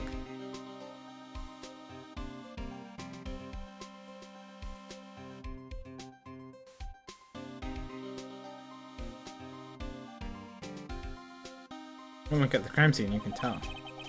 Signs of struggle everywhere. Well, yeah, during the fight, his button came off. Mr. Ungard said something about a button. Something like one of the Jammin' Ninja's buttons got caught in his karma. That's not all. What? There was a witness, pal. A witness? Who is it?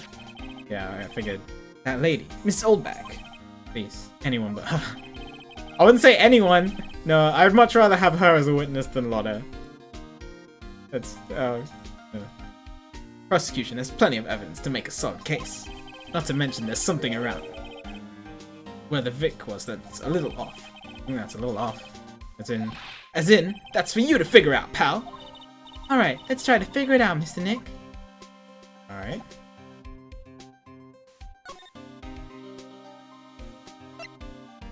Interesting. Oh, what's this? Oh, I can't look at it. Guitar case. Guitar case, I guess. Well, beat up, but still usable. That's strange. The guitar is not here. Oh yeah, maybe you forgot to bring it to the show? Mr. Maya, he said that the bright red guitar was the Jammin' Ninja's signature item. It's true. Huh? Guitar case is wet. It's only wet on the top of the lid. Yeah, there's no water inside the case. This is water, isn't it? And whatever, only on the top of the lid. Interesting. Means the fight must have happened. This is me jumping to. But fight must have happened, and then they stole the guitar. I guess. For some reason, I don't know why.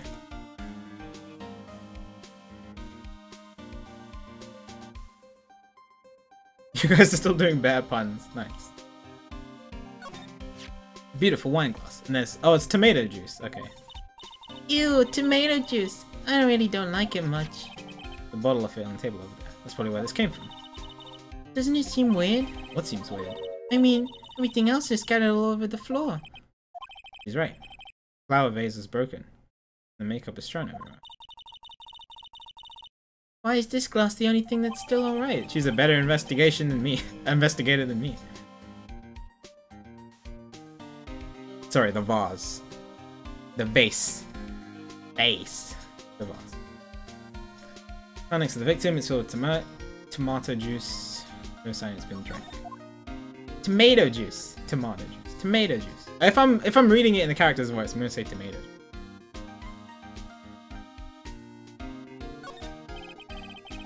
All of cosmetics are scattered all over the floor. This is probably where Miss Corrida thought this asylum. What are these bits of glass from? Flower vase, maybe? There are flowers on the floor, but I don't know what they are. You don't know much about flowers, do you, Mr. Nick? Oh, okay. Not important then. Look at these bears. So that's a bed, right? Yep, it's big, but it's a bed. Ah, Mr. Nick, it's so soft. Big beds must be a rarity for her. Oh. That's it. Look at these bears, dude. I can barely contain myself. Looks like Mr. Corrida had dinner last night. This bottle, it's tomato juice. Had a lot of food at the award show last night. We wonder if the stars had gone on stage after only eating a meager meal like that. If I'm reading it in the character's voice, I'm gonna say tomato, Omega. Gotta commit.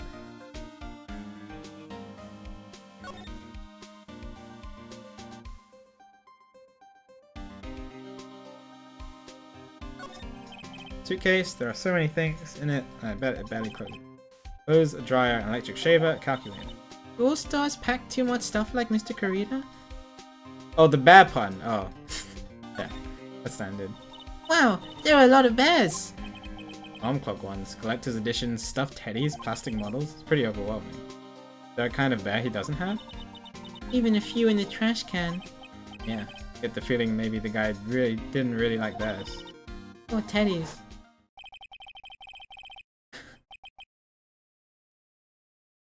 It's hard to bear with all these problems. Meow.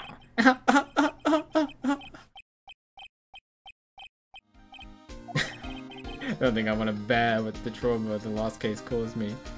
Yo, Spartan, thanks for being subbed for 14 months in a row. Much appreciated. I hope you're doing well today. Good to see you. Yes, this is Matt on Guard's case. Case 2, or case 4 of game 2. I'm excited. I hope you're doing well, Spartan. It's good to see you. What's wrong, Mr. Nick?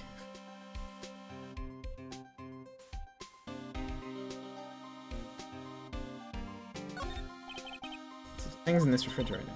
Carrot juice bottle and tomato juice bottle are both empty. Empty. It's a hassle to throw them away, I guess. Oh, vegetable juices. Guess he must have been a real health nut. Oh, there's a beet, some ketchup, and a bottle of strawberry jam too. Maybe red was his favorite color?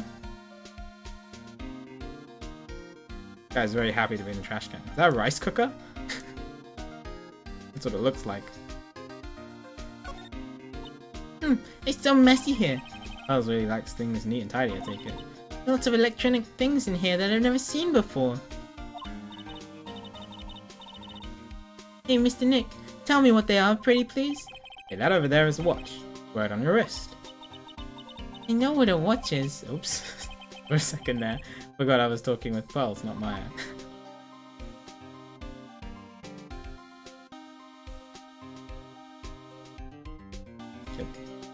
Bears, dude.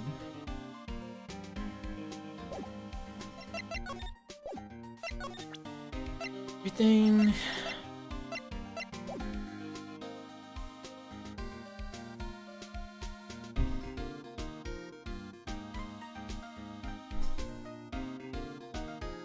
What?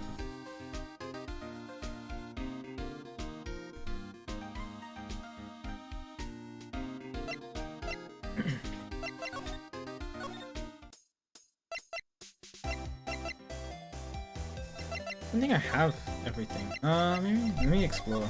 I'm surprised that this didn't get added. Maybe it'll get added now because I have the picture.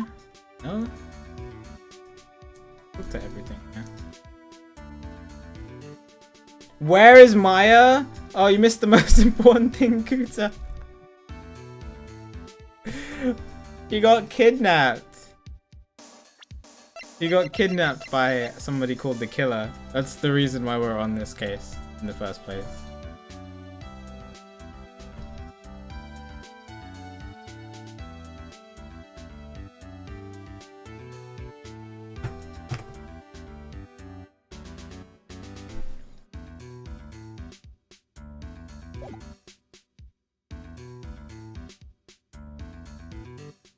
Yeah, the kidnapper is saying that Guard is innocent and they want a full acquittal. Actually, I don't know if they said that he's innocent, but they just want him to get an acquittal.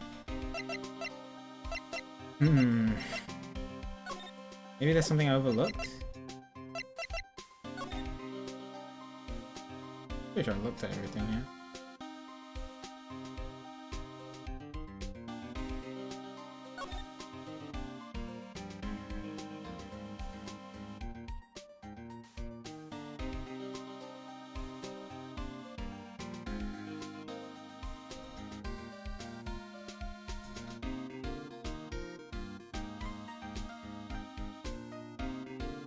Oh, that's right. He did say. Wait, yeah, he did say that somebody has just framed him. That he wants me to get an acquittal, but I don't know. I don't know if he's lying or telling the truth. I don't know. Case is strange. What the hell?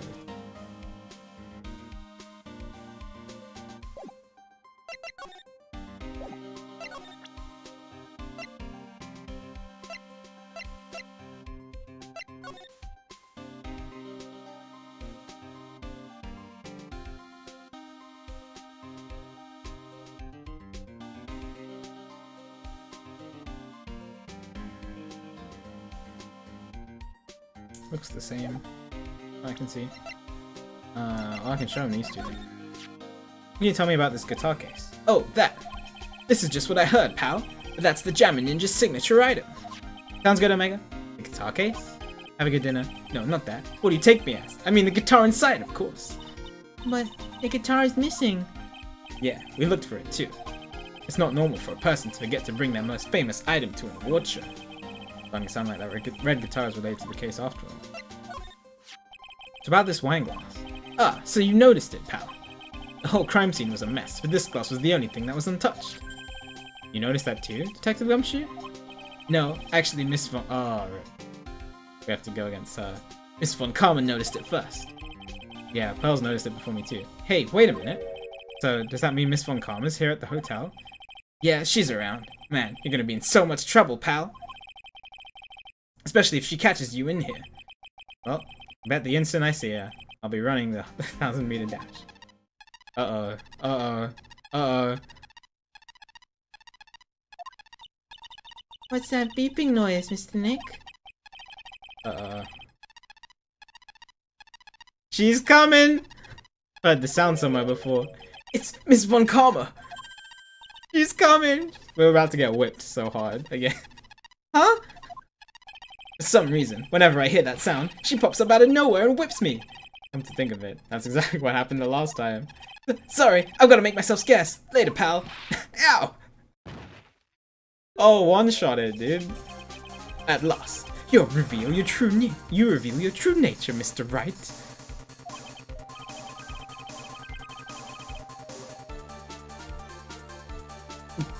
Would it be too much to ask you? Would it be too much to ask for you to be nice to me for a change? So you're the type to steal information from pitifully hopeless detective.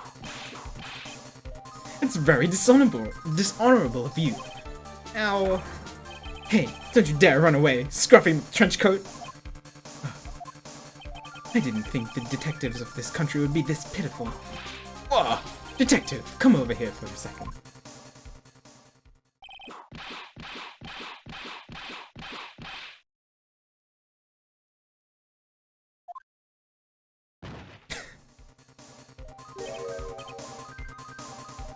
Poor Gumshoe. You're better knowing at least you were man enough to face your punishment.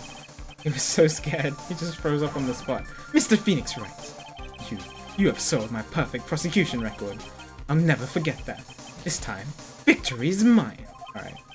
Victory is yours. Is that all this means to you? Oh, what?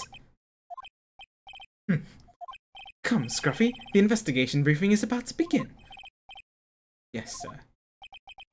This isn't over yet. I swear on my family's honor. Oh. What did you throw at me now? This. This just means I gotta get back to the precinct now, pal. If you ever need me, come down to the Criminals Affairs Department, right? And if you can, try not to let Miss Von Karma see you. What was that? Oh? Oh, it's there.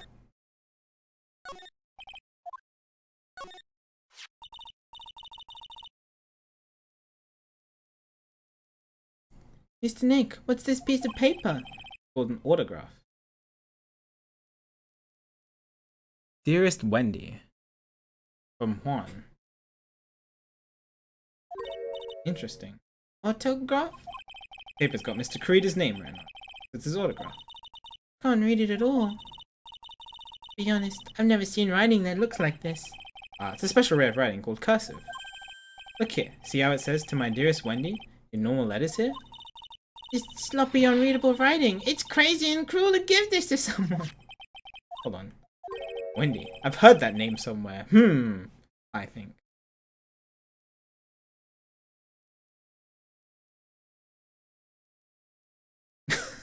Dimitri, oh my god.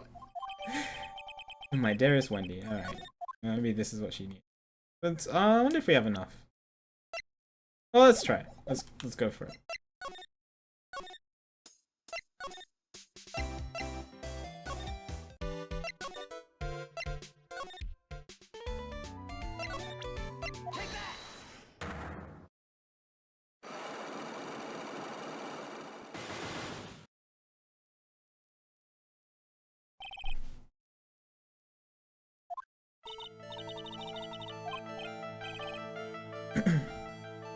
so we've gone through this already.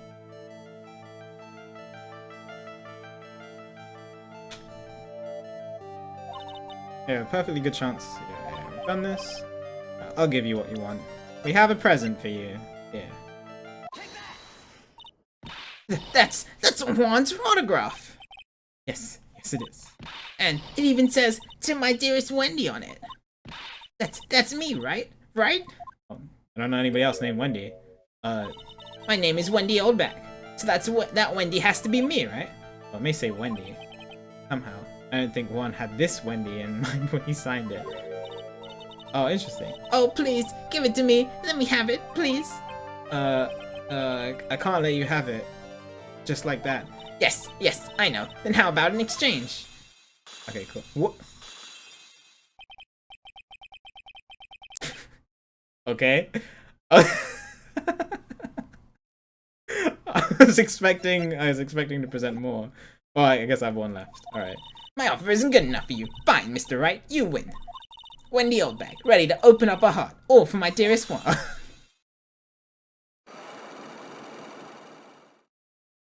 Alright. Well, so much for 4 pieces of evidence needed. it's the first time that's happened. Photograph given to Wendy Dearest. Alright. What is your witness? I feel bad for you now. Huh? I tell you, I saw him that night. I saw him coming out of Juan's room. You're kidding. Oh no! It was about 10 minutes before Juan's body was discovered. It was just a coincidence. I was on my way to the toilet, minding my own business. And? You tell that to the police? Well, of course. I thought I could get a gift certificate or 2 out of it, maybe more. Gift certificate? I've been recruited again for that part in the trial. You know, the trial tomorrow. This time, you're gonna get it. I'm gonna work hard to get your client pronounced guilty. Oh, great. Mr. Ungard hasn't done anything bad. I don't care about details like that. Alright, maybe she is as bad as Lotta. Never mind. I know he did my dear poor Juan in. I just do. That yellow-bellied chicken. Yellow-bellied chicken? I wonder what that would look like. I trust my senses. I know when someone did something bad, and I say he did it. Mr. Ungard ever do to her to deserve this? What did Mr. Ungard do to make you so... You don't know? That guy, he framed my Juan. He created that scandal that plagued poor Juan. Mr. Nick. What is it? What's a scandal? Oh, I'll tell you about that after we get home, okay? Poor Juan, led astray by the wiles of that vile temptress. Mr. Nick, what do viles and wild temptress mean? How about we just listen to what Mr. Oldback has to say for now, okay, pals? So, Miss Oldback, who is this woman you're talking about? Adrian Andrews, of course. Who else? That guy, he shoved the girl onto Juan on purpose. Your own manager? Or why? I thought that lawyers were smart. It was to create a scandal to make Juan lose face. That girl drove Juan into a scandal. That dragged his reputation through the mud. That's like a pretty standard definition of a scandal to me. Why do you know about that anyway, Miss Oldback? I'm one of Juan's biggest fans. I'm always out there gathering information. There's nothing I don't know. Do you have proof that Mr. Ungard did what you say he did? Next week's issue of a certain magazine says so. Of course, a tabloid. Next week? Does that mean it's something people don't know about yet? Why would Miss Oldback have information like that? And where did she get it? If it's Lotta, I'm gonna be upset. So Adrian had a relationship with Juan.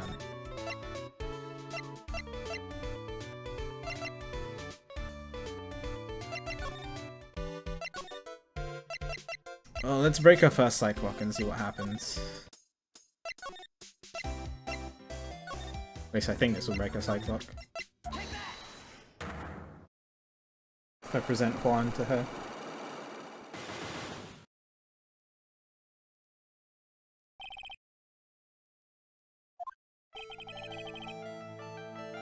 Why was Juan Corrida murdered? Yes, yeah. Done this. Somehow I highly doubt that. Yeah. Oh, this is wrong?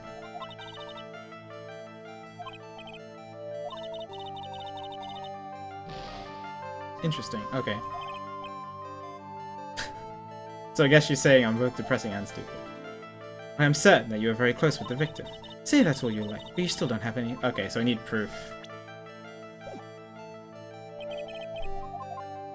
I'll just present the profile.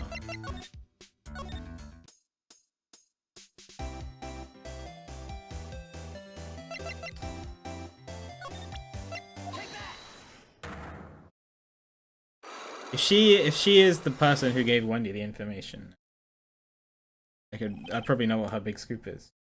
Okay. Please answer my questions.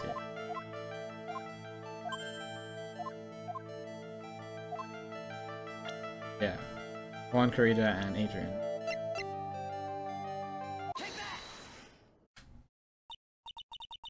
This woman. She's Adrian Andrews, Matt and Guard's manager. Nickel Samurai's manager, caught secretly meeting with his rival, the Jammin' Ninja. It would be the hottest story of the season, wouldn't it? Pretty good at this guessing thing, Mr. Lawyer. But you can't just make up any old thing and think it'll make the papers.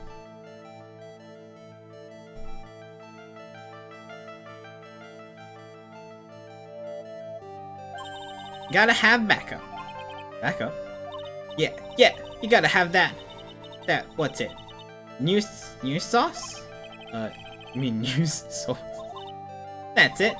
Show me something that shows like Juan guy had something with Miss Andrews. Oh.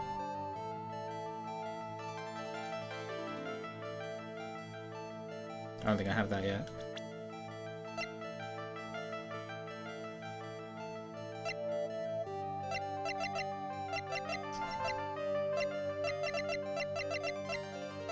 I don't have it yet.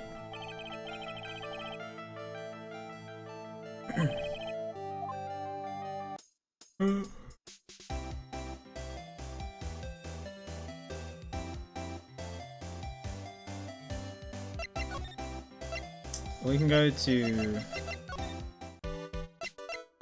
Yeah, she's not the smartest cookie. Go to the Criminal Affairs Department, see if we can do anything here.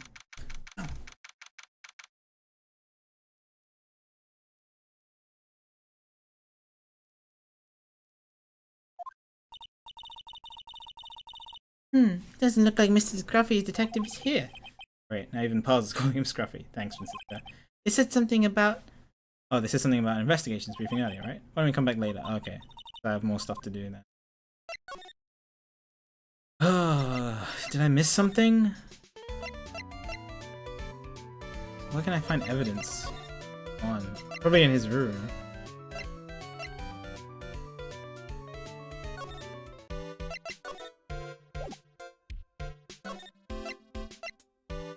What did he say about the German Ninja? Like, I know he talked to me about the show. Did he say anything else?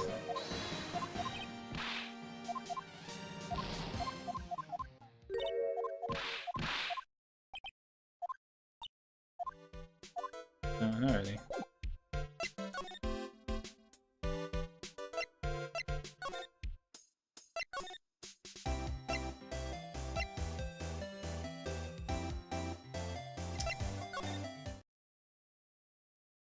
Proof. I looked at everything in here though.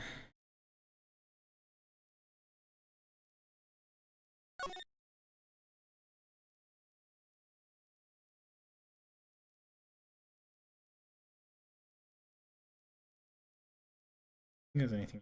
Also, no music in here. The scene of the murder makes it a little more creepy.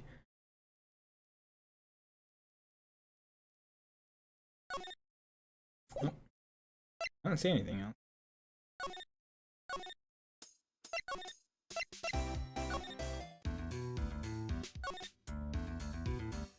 Looked everywhere in here as well.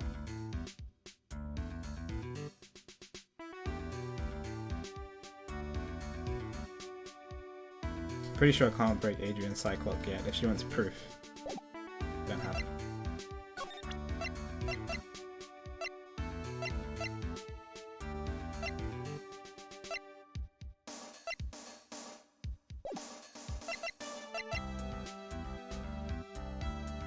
Represent.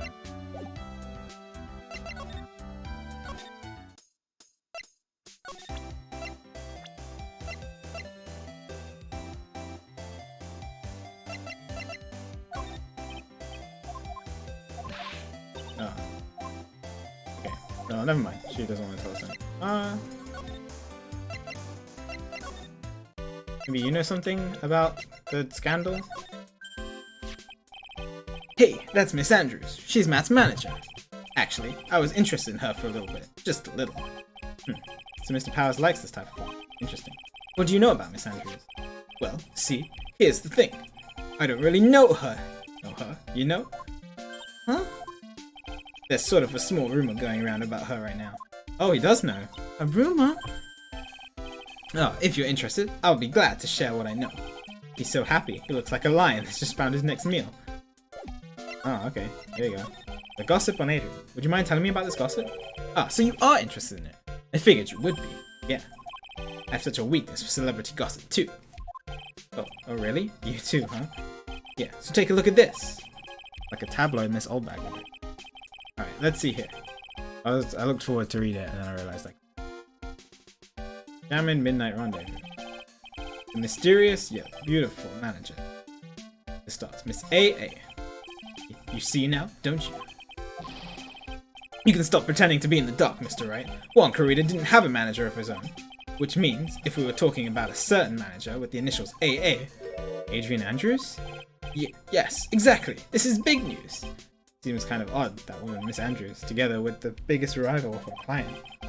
It's that wonderful thing that can only happen between two people. Mr. Powers looks so happy. Powers is just following along, not having any idea as to why he's smiling. Well, like the saying goes, one man's garbage is another man's treasure. Article from the tabloid gossip. This is probably enough proof.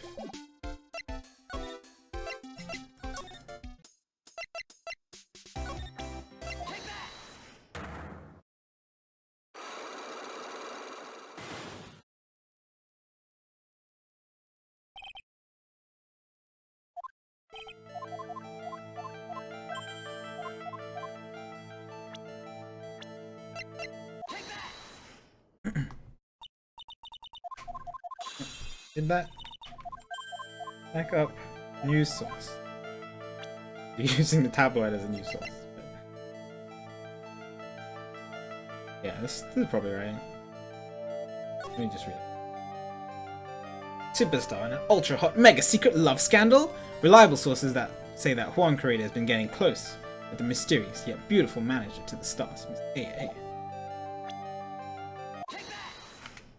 Probably present that for Adrian too. This is the article from a certain weekly tabloid. Jammin' Midnight Rendezvous? To the mysterious yet beautiful manager to the stars, Miss AA. Ah!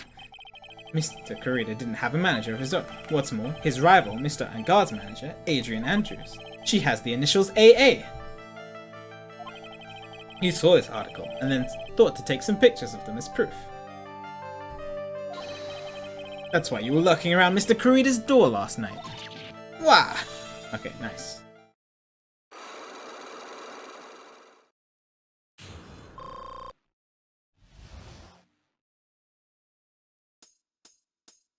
What is this big scoop? You were looking into Mr. Corrida and Miss Andrews' affair, weren't you? Got it! I was gonna get myself a scoop by catching him in a secret meeting. There's already an article about it in one of the weekly tabloid magazines. It's no longer breaking news. What you just say? Her initials are AA. What kind of vague thing is that? That ain't no proof of nothing. People are gonna want to see real proof. Well, at least I do. So that's what I was doing. Getting photos. Oh. I'm gonna whip up the reader's interest with some gossip and a little misleading. And spice it up a little. And have myself an exclusive story. Wow, a lot of nice journalistic integrity you've got there. I already finished writing up my spicy article, you know, but the paper I wrote it on, my note to myself, it's gone. Your note to yourself?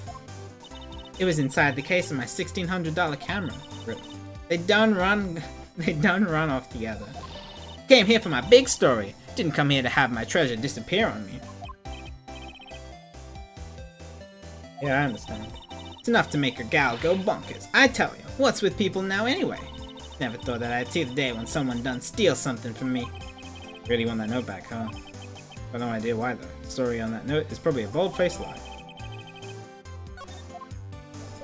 Alright. Oh wait, what was the update? tabloid article about the victim was in the case. Okay. Alright. Let's try this. Hopefully this is proof enough.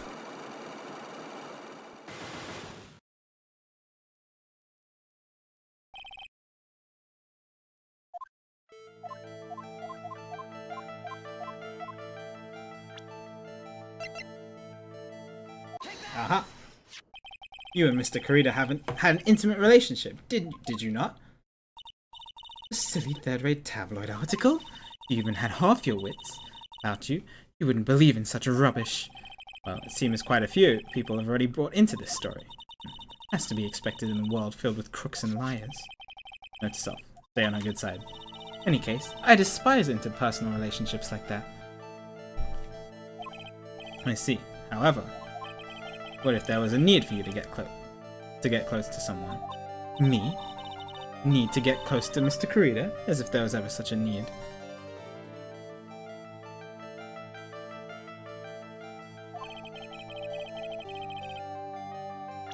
Close to...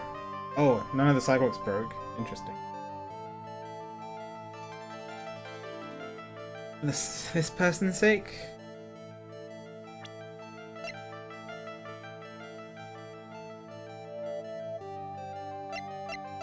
God? I didn't know this.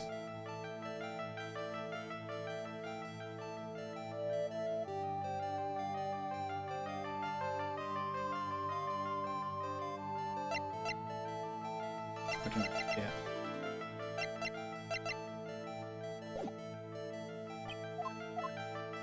It'll just be a guess. Oh God. I haven't seen anything specific about it. Maybe Gumshoe's back?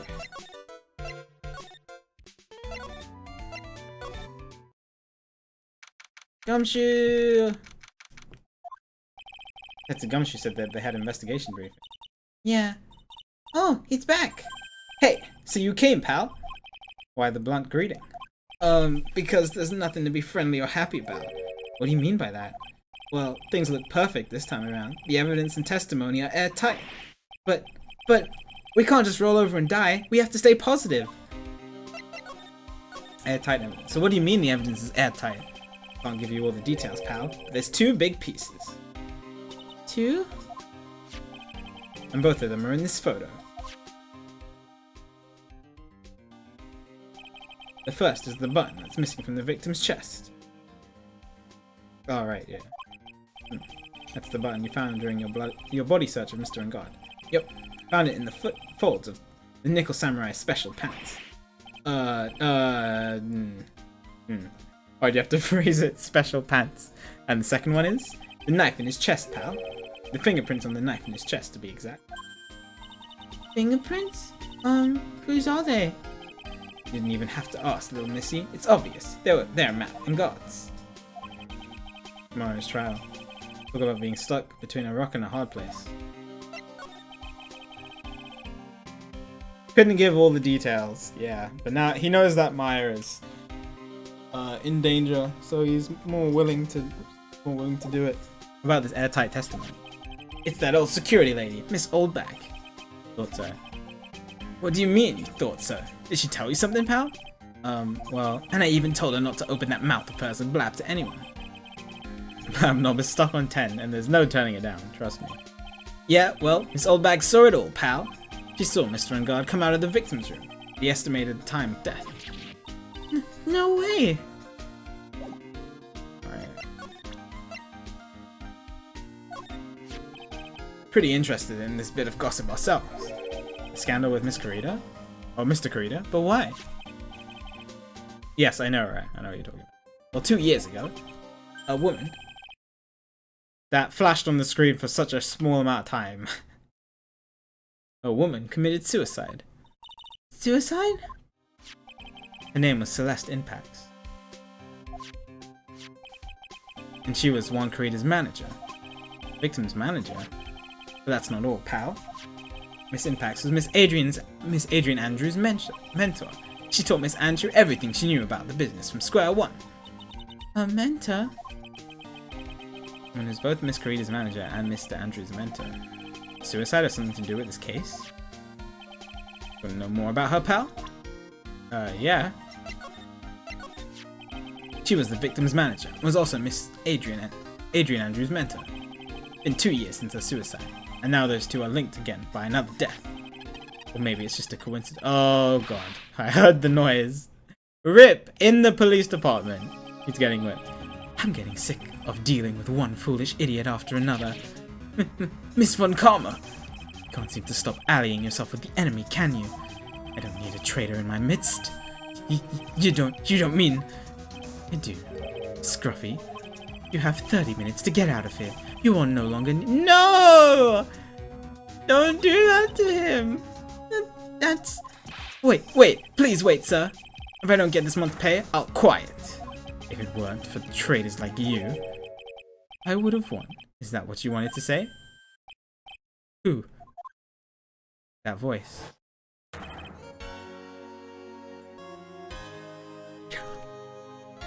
Edgeworth is here. I was waiting for him to appear. I was waiting for him. I knew he was going to be part of this case. Yo, let's go, Edgeworth. Hi, Edgeworth. It's been a long time, right? This person is Mr. Edgeworth? What am I going to do with you? Still blaming others when things go wrong? You haven't changed a bit, Francisca. You... How dare you show your face to me without a shred of shame upon it? You soiled the Von Karma name, dragged it through the mud.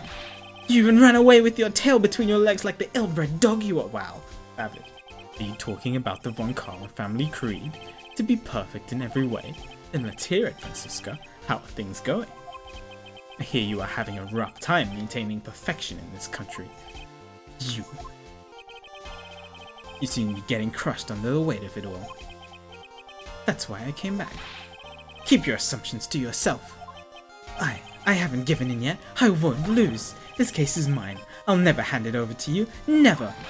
Mr. Phoenix Wright, I will see you tomorrow, in court. It'll be a clinical lesson on the meaning of total victory. Interesting. Still the same wild mare she always was. We can talk to Edgeworth. Yes! Thought you, Prosecutor Miles Edgeworth, gone and died. Mr. Nick.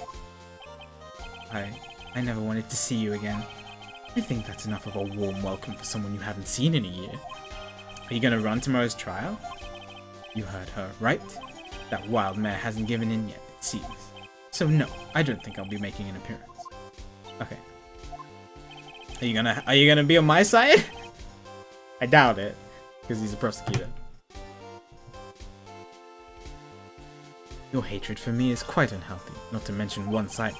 But I will say one thing. You can't win on your own at the trial tomorrow. What's that supposed to mean? I have something definitive that you lack, and working together is the definition of teamwork. It's the power to find the truth. The truth? In order to understand this case, you have to understand a certain truth. Well, do you ever feel the need for my assistance? Yes, yes. That's all I ever wanted!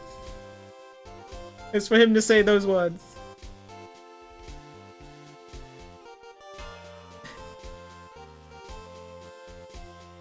I'm super happy. I'm gonna screenshot this.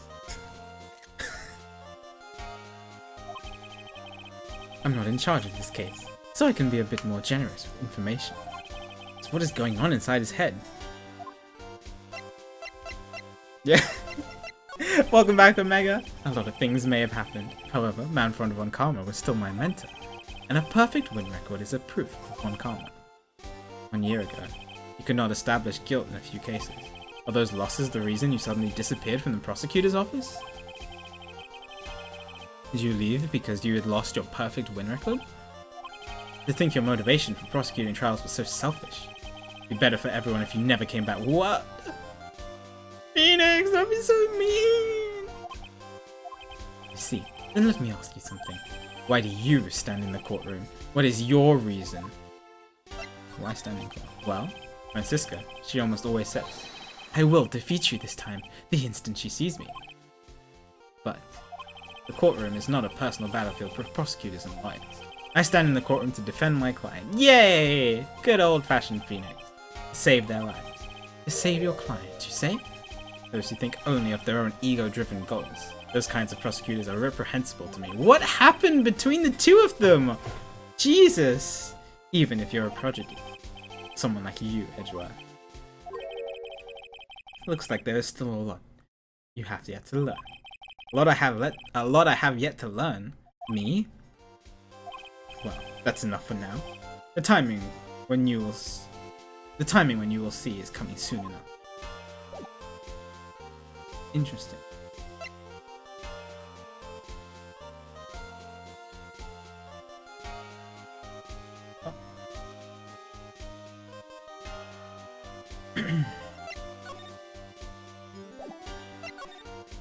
Oh, Edgeworth. Sorry, not Edgeworth. Gumshoe actually left.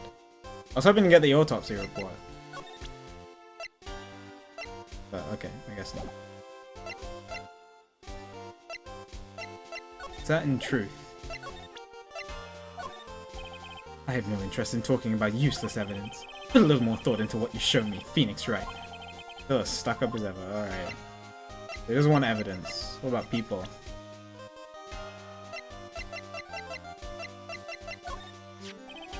Adrian Andrews. She holds a large secret within herself. Secret? You can't help but feel that this whole case revolves around her. Nope. Hi, Flutter, by the way. See you. Not Adrian. Matt. While I was abroad, these deplorable types of actors became popular, I take it? Well, refreshing like a spring breeze is his motto. Refreshing? What is so refreshing about a spring breeze? Sounds like the pollen is not treating him well this year. Gifted prosecutor disappears suddenly.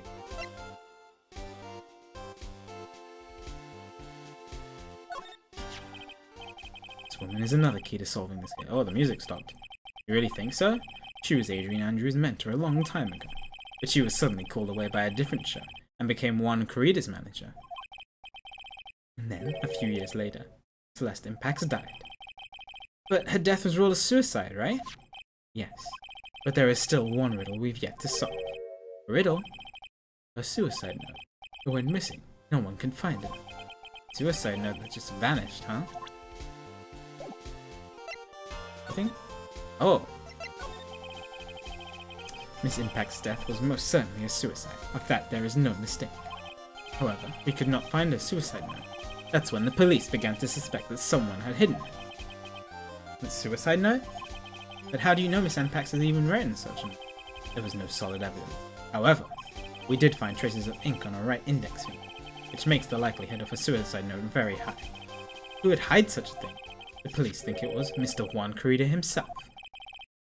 Victim? Oh, yeah, this is what flashed on the screen. He was the one who found her body. Wow, this is a little chilling. Makes him the only person who had a chance to hide a suicide note. Corrida hid his own manager's suicide note? Why? As long as her note is missing, any speculation beyond this is meaningless. For now, I think you should look this over. This is the suicide report. Part 1 anyway. Part 1? Part 1. Why don't you just give me both parts?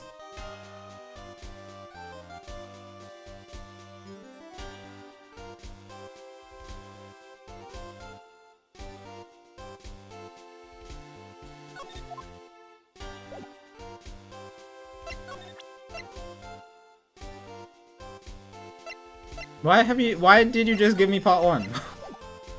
It's not like, okay, why? Okay, whatever, fine. What, do I have to go scavenger hunt for the second one? We are looking into leads. We can only look into a few key players with our limited resources. There's no reason for us to waste our time investigating this person. It's you. Why don't you just tell it to me straight and say I don't have any info?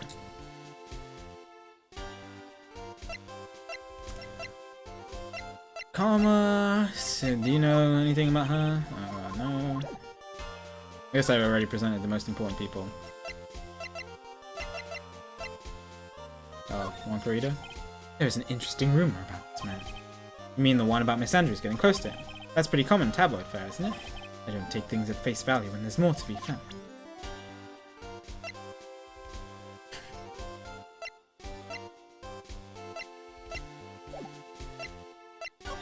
Why did you just give me one?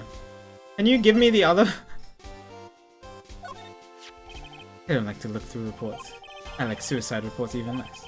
Worst of all are the reports that have multiple parts, like that one. That has two. Yeah, can you give me the second part, please? What you just handed to me is the first part of the report. Why didn't he do this? What? I had to present the first part for him to give me the second part. The second part of the report is an attempted suicide. That's his name. Oh. She attempted suicide? Miss Andrews? What did she do? She tried to kill herself? Seemed like the kind of girl to try and kill herself, though. I think she's a strong career woman. That's just what she wants you to think. Adrian Andrews. She has a certain secret she's always willing to hide. Always trying to hide. A secret? Dependent nature. That's what she's really like on the inside. Andrews, dependent? Talk about the exact opposite of what that woman is. Yeah, that's interesting.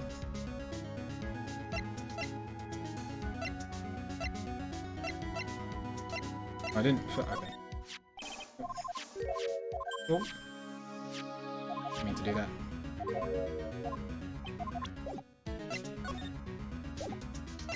Interesting.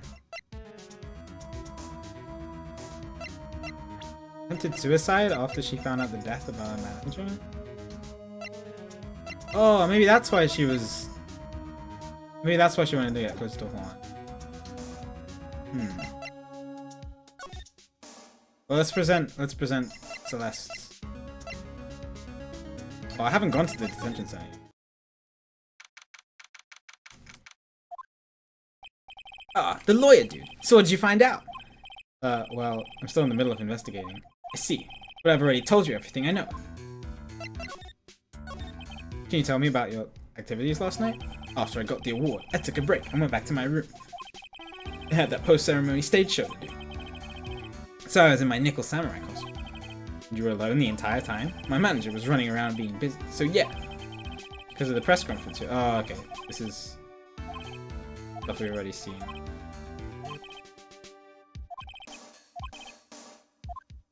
Already seen this. Okay, well let's... Oh yeah, I promised I'd do this. Supposed to be the chief of detectives here. Glued to his computer screen. What? The Hero of Heroes award ceremony? The grand prize got away from the jamming ninja again? Shouldn't you be reading something more important? The blue badger. Aw, it's kinda cute. Mr. Nick, what is this stuffed animal's name? That's the blue badger. Oh, that's the blue badger. It was my idea. I made it. It's the precinct's mascot, you know. I thought it was Gumshoe's idea. Oh, wow. I'll get him assigned a mascot of every police station if it's the last thing I do. Hope you succeed in your mission, sir. Look at me.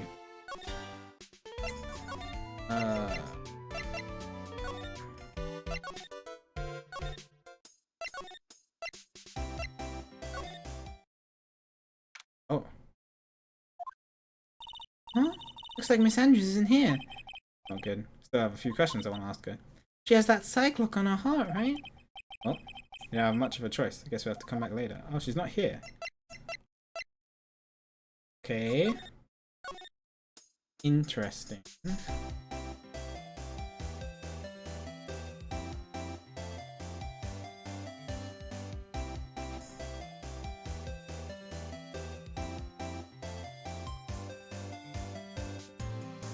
Stealing Gumshoe's what I know, right?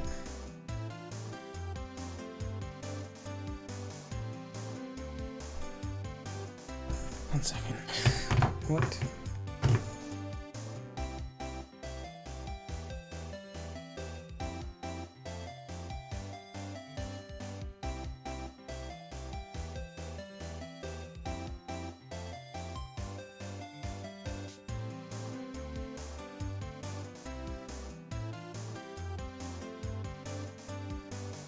Sorry, just need to send something back to someone real quick. Alright. She's not here.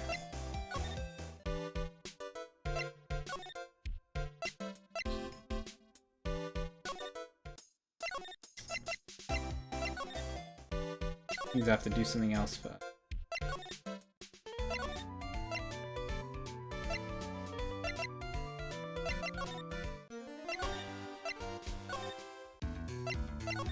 We've already seen this.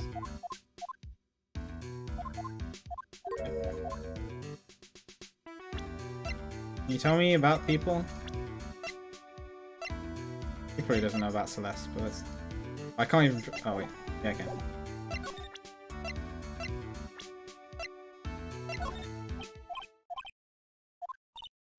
What's wrong? How much do you know? What do you mean, how much? Mr. Lawyer, I may be your client, but I hope you will keep yourself out of my personal life. Interesting. No, I would never. Now, if you'll excuse me, it's personal. I wasn't even Celeste. You know Celeste somehow? I knew Celeste somehow? I have a lunch appointment and I have to keep. You're in detention! Who in the world are you going to eat with? The security guard? Mr. Nick? Celeste Impact's lady. Somehow I get the feeling she's a very important person in all. That was not what I was expecting to happen. I was about to show him everyone related to the case. Interesting. Okay. Now I can't talk to him. Okay.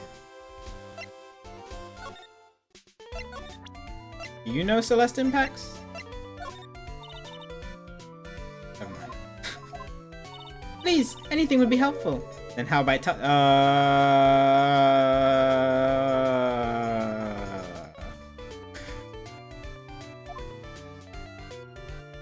no, that's okay, really. Really doesn't like you, does she, Mr. Nick? I know. Yeah.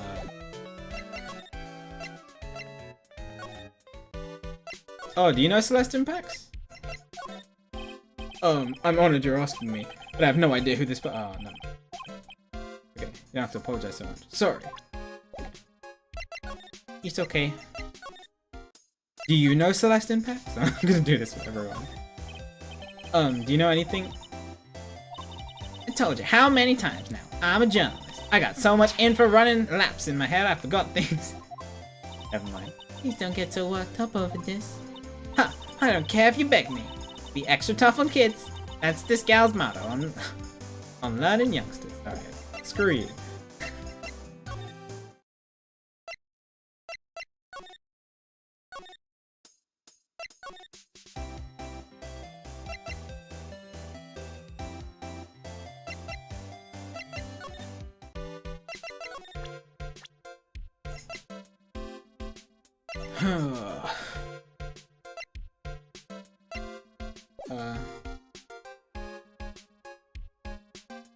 Yeah, she's the worst, isn't she?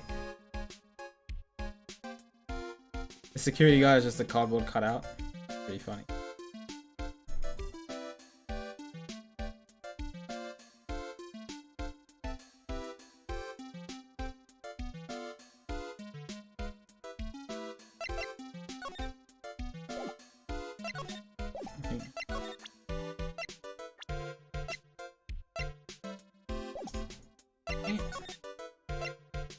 Will she be back after I went to the detention center? But I guess not. Don't want to present her with somebody else for the thing.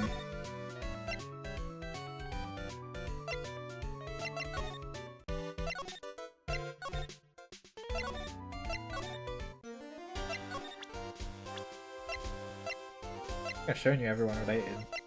Important.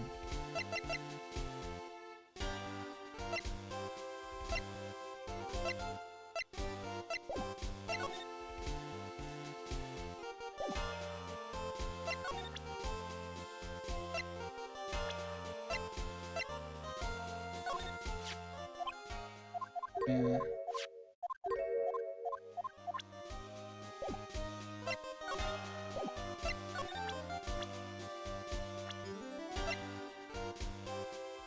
I didn't get the second half.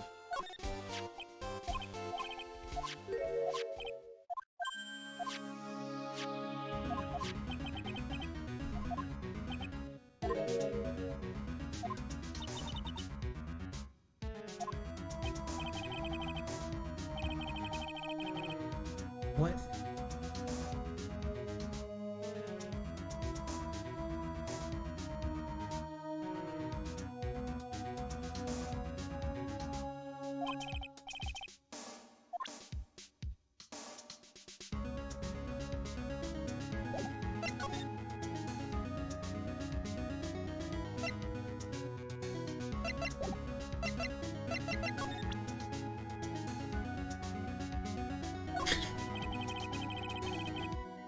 Hey, it's not useless.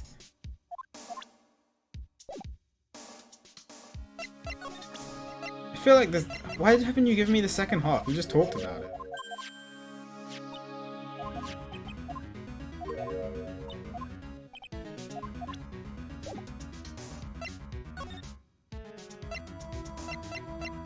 Oh, there's no check mark anymore. I didn't see that. What's this about Miss Andrews having a dependent nature? Adrian Andrews attempted suicide. It was a few days after the death of Celeste. In panic.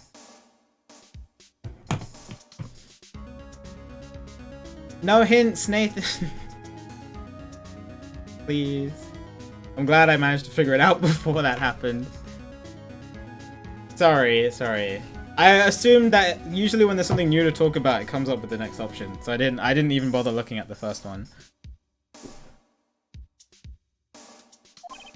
And no hints. It says it right at the top of the screen. Hints, tips, speculation, or spoilers. Yeah, I wasn't even looking at it. I was just like, why? That's considered a hint. Yes. You literally told me what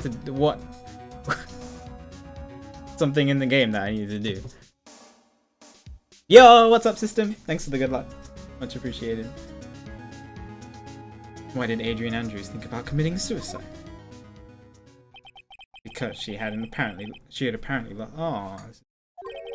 lost her will. But why would she? Her pillar of strength, her mentor, Celeste Impacts was gone forever. That's why. Why would that? Is this what they call following someone to the grave? Oh, that's bad. After her attempted suicide, Adrian Andrews started attending counseling. She is someone who needs a person in whom she can trust absolutely. Once she finds that person, she'll do anything she can to keep them. This is so totally opposite what I assumed. This is crazy. Without such an anchor in her life, her crippling anxiety stifles her ability to live. And that's the nature of her dependency on others? When Celeste Impact suddenly committed suicide, the world before her turned pitch dark. That's according to Adrian Andrews herself. And that means her super confident attitude, it's all a facade. She's only copying her mentor's behavior. Hold herself together. Not terrible. There we go.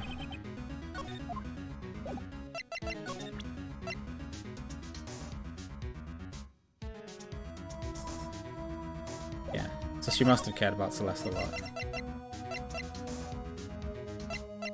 Maybe she's back now.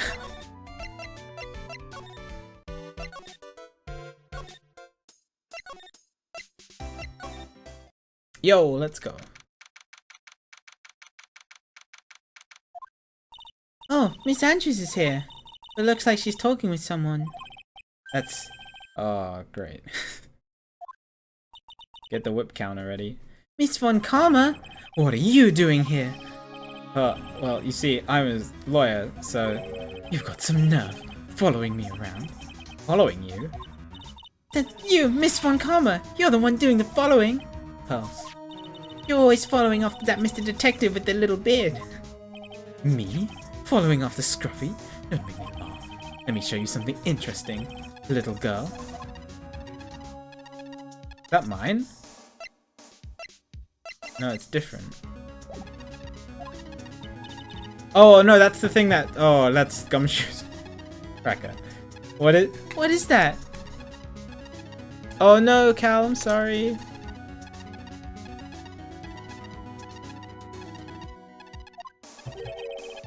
An electromagnetic receiver. I planted a tracking device on that detective. And with this, I know that fool's every move. So that noise we heard was this receiver. Yeah, I feel really sorry. I figured she did this when when it kept beeping after the third case. Now then, whenever she got near, let's stop wasting time. Adrian Andrews. Yes? Think hard about what we just discussed. Understood? Can you not whip everybody? Alright. What are those two talking about? Miss Andrews? She seems a little dazed, doesn't she?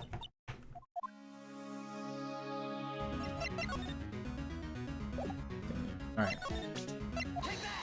Let's try this again.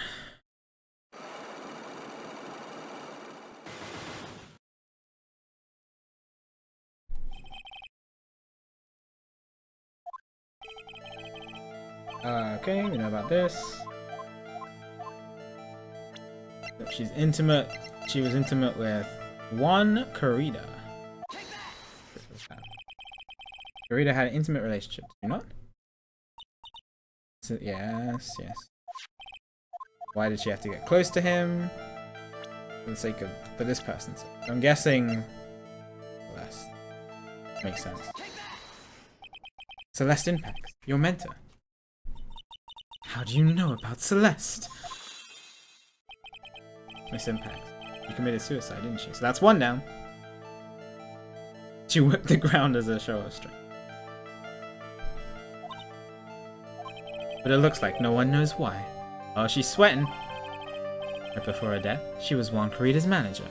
So, I believe you got close to Mr. Kurita so you could find out more about her suicide. You have a great imagination. You may have a future yet as a slimy muckraker for a putrid third-rate tabloid. Miss Andrews? There was no mystery surrounding her death. None. It would be pointless for me to force myself into a relationship for nothing. Is that really true? Was there really no mystery at all? I don't believe you were completely at ease with the way the suicide was resolved. Probably the suicide report. Yeah. Need to find out about the note. Miss Impact's suicide note was never found, was it? What's up, Sanqui? Yeah. I mean, it's a long investigation. Looks like the police were under the suspicion that someone had hidden it. Like maybe the person who discovered her body, Mr. Kurita. One? And Miss Andrews, I believe you thought the same thing. That is why you became intimate with Mr. Kurita. Yo, 2 down, let's go. I've sat by quietly and listened to your insulting ramblings long enough. It's true that Celeste was my mentor, however. Allow me to say this again. It had nothing to do with me. I didn't even know that her suicide note was never found. I'm a person who doesn't care about what goes on in the life of others. That's the impression you like to give. However, I don't think that's who you really are. What? I have evidence that says otherwise. This is proof that Celeste Impact was someone very special to you.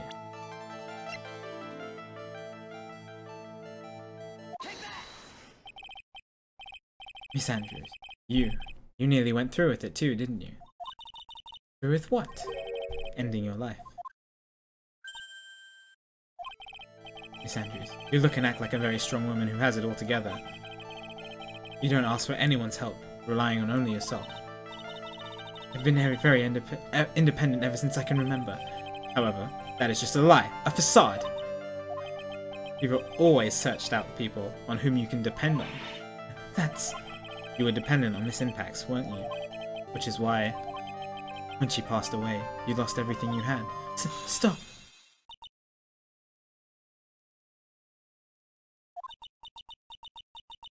When Celeste passed away so suddenly like that, I died a death of my own. But no matter how hard I tried, I couldn't stop thinking about what had come of her note. You must have heard about the police report. The one that said the police suspected Mr. Kurita of hiding Miss Impact's note. You heard about it, and thought to recover it from him by getting close, am I right? that's the case, then everything changes. What do you mean? What topic did we start this conversation on again? It was why was the victim killed? Exactly. Somehow, Miss Andrews, it seems that you have become the one with the reason to— Oh, interesting. Me? Miss Impact was everything to you. And then she died. And you would do anything to find out why she killed herself. Even commit murder. Murder? Oh, it just broke. Okay.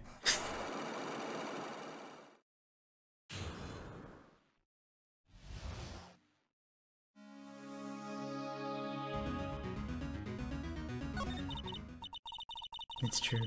I am a woman who can only live in insecurity. I'm physically small, and I don't really have a lot of self-confidence. I've pushed against all that. I've tried to live strongly. I never want anyone to find out the truth. Miss Andrews. This one thing. It's the one thing I wanted to take with me to the grave. It was my secret, mine and mine alone. I'm sorry. You probably think I'm a worthless human being right now, don't you? Please, Miss Andrews, all I want to know is the truth. After Celeste passed away, I heard that someone had hidden her suicide note, and that someone was Juan Corrido. Celeste, without her, I became scared. Everyone seemed like they were out to get me. So you got close to Mr. Corrido to recover a suicide note, correct? Looks like that tabloid reported the truth after all. Ironic, isn't it? Well, like they say, where there's smoke, there's fire. And if they purposely add fuel to the fire, they keep the celebrity world burning. But as for the suicide note, I didn't, and wouldn't kill anyone for it. It just doesn't suit me, that's all. That's enough for now. Still have work to do, so I understand. Oh, I have one small favor to ask. My attempted suicide. I'd like for you to keep it a secret. Miss Andrews. If people found out about my weakness, I would sooner choose to die than live. Oh, alright, I understand. We'll keep it a secret. Miss Andrews. I guess she's the overthinking type. Probably never says anything without carefully thinking through it first. Thank you for your discretion. Mr. Nick, can I ask you something? What is it? Miss Andrews has been playing with that card in her hand since a little while back. A card? Yeah, yes she has. Miss Andrews, what is that card you're holding? Oh, this. I don't quite know. It just suddenly appeared in my hand. Oh. Okay. What is it? Looks like a seashell. Yeah, that's what I thought as well. That's what it looks like, doesn't it? I honestly don't remember owning this card. I wonder where I picked it up from. I don't remember something clearly. Sounds like it would be a rare occurrence. Well, I must be off. I leave Mr. and God in your capable hands. Okay. Oh. Hi, pal. Well, I think we've gathered about all we can. What about Mystic Maya? Is she alright? Welcome back, Quando. Well, she looks so worn out by all this. She hasn't slept at all. Been walking all over the place with me today. No, we're at the second part of the first investigation. What's wrong, Mr. Nick? Let's go back to the office for a little while. You're really tired, right? Oh no! I'm okay. Really, I'm fine. I really am. You don't look fine to me. Yeah, this is a long investigation. A lot to uncover.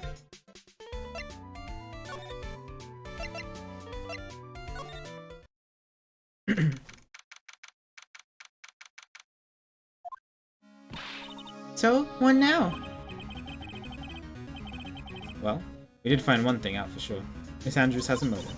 You mean Miss Impact's suicide note? That's right. She was also the one to discover the victim's body. Ever. Uh-oh. Oh, Mr. Nick, the transceiver! Hello? Wright and Co. Law officers. Mr. Attorney, you're not answering a phone. Maya! Where's Maya? As I promised, I've not gone within a few feet of her this whole time. You... Which is why I suppose she is absolutely famished. What? So I suggest you win a quick acquittal, my friend. Wow.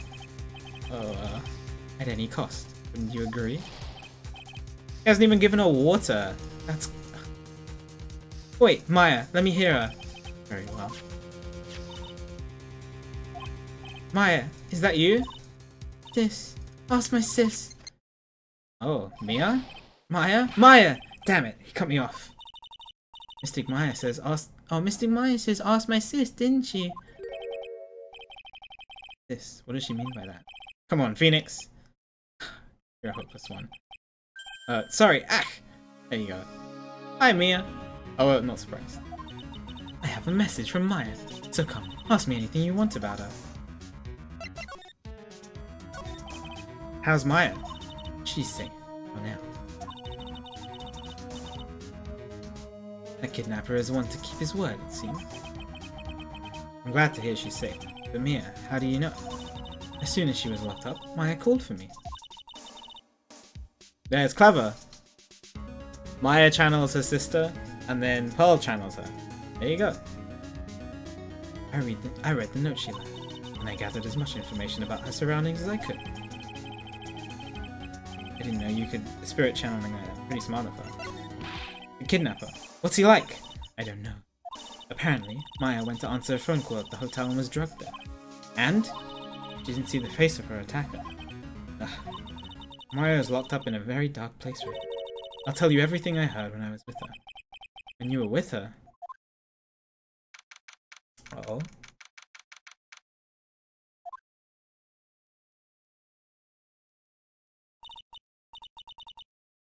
Starving. Could really go for some apple pie. I mean, at a time like this, sweets are the only way to go. I have to stay positive. He promised he wasn't going to kill me. I'm not going to die. I wonder if you're with Nick right now. Oh, so this is right now. Like, as Mia is talking to me.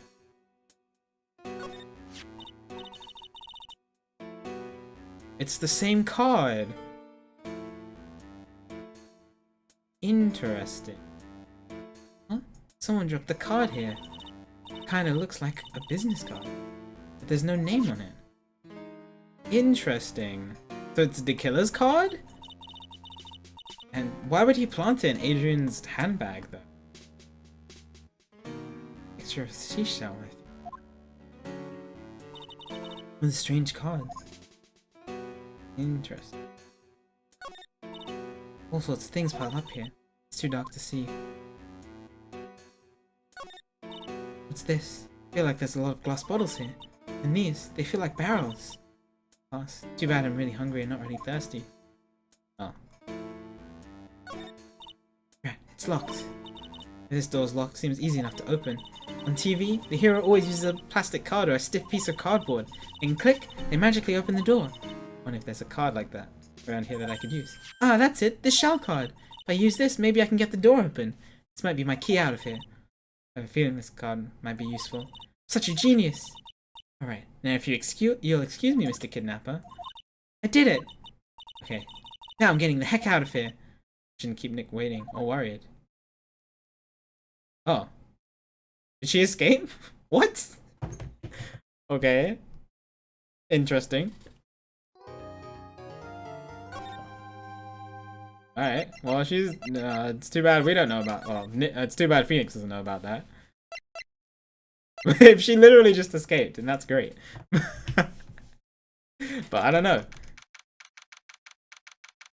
Alright, it's trial time. I'm ready for this. This is going to be interesting. We have so much to talk about for the trial.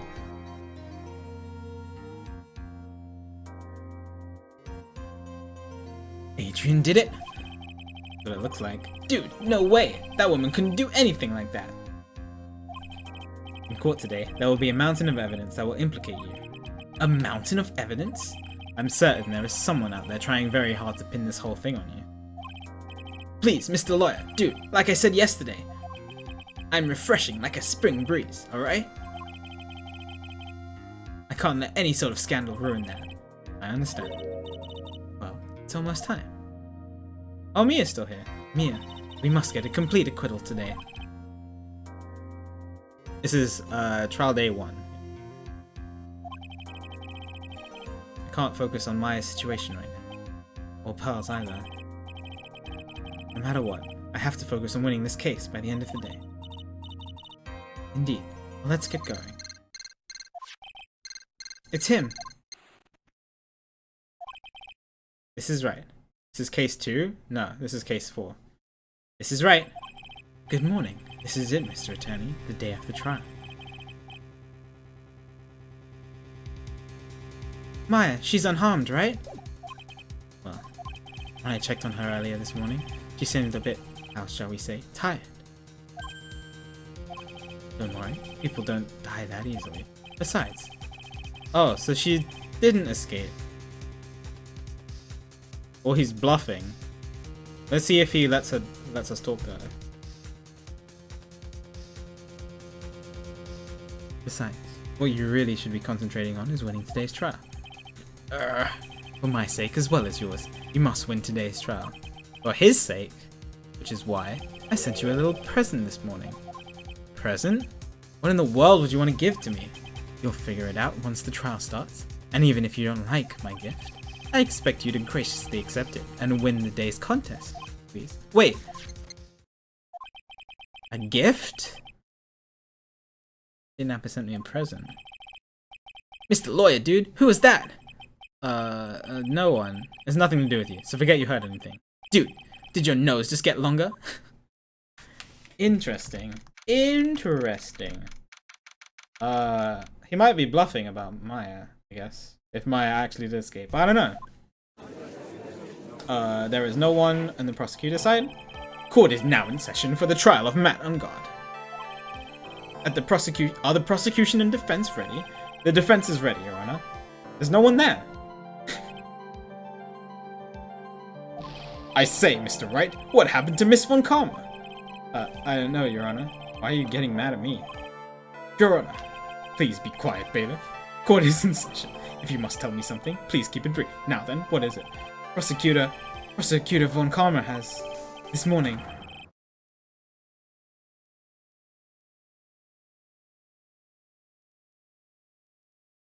Oh my god. What? Are you kidding me? This is what his present was? No, oh, no.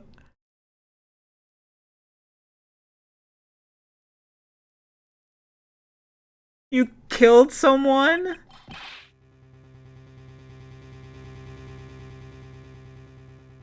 What? Shots? Somehow, I think this is the present the man was talking about. It's present? Miss Von Karma is one of the top prosecutors in the country at the moment. If she were to disappear, it would be to your advantage. Hi, comrade, by the way. It's totally insane. Miss Von Karma, is she alright? I don't have that answer. Oh, thank God. Not her biggest fan, but I don't want her to just die randomly. I'm guessing that's Edgeworth. She's alive and in stable condition. That's good. Phew. You're... I thought he'd show up. Oh, he's on the witness stand?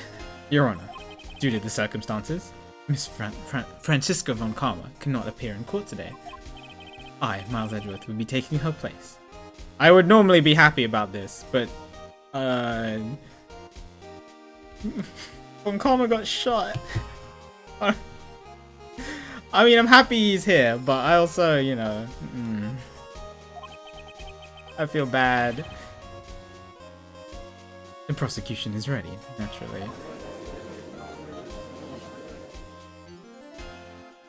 Oh my god, comrade.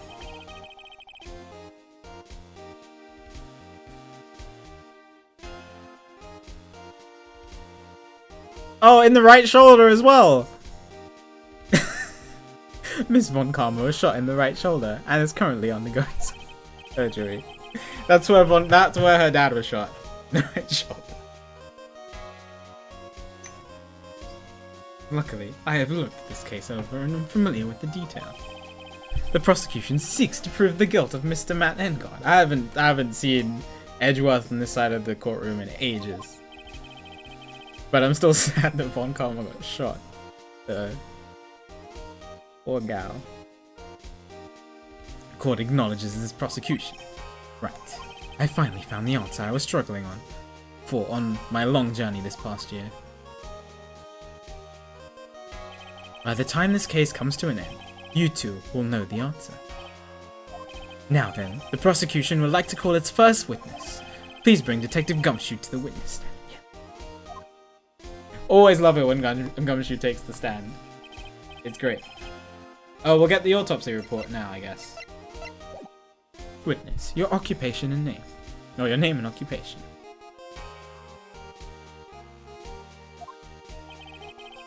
My name's Dick Gumshoe, sir. I'm a detective down at the precinct, for now. For now? After this trial's over, I'm supposed to turn in my back. No. Detective Gun. If he's not in the next game, I'm gonna be really sad. Oh no. I'm gonna be sad. I'll be forever sad. We'll see. Don't tell me. Don't tell me. Prosecution has no need for a depressed witness. Edgeworth is brutal as ever. Lift your head up and face forward like the proud officer, Detective Dick Gumshoe. Yes, sir! Now, let's have your testimony.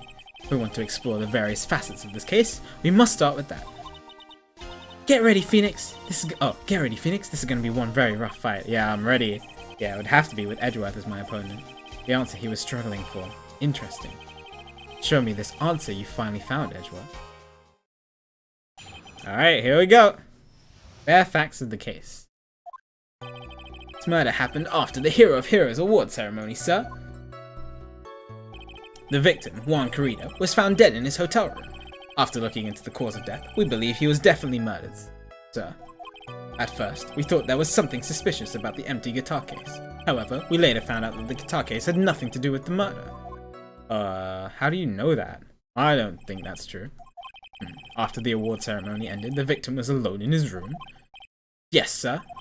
Both the victim and the defendant went alone to their rooms, sir.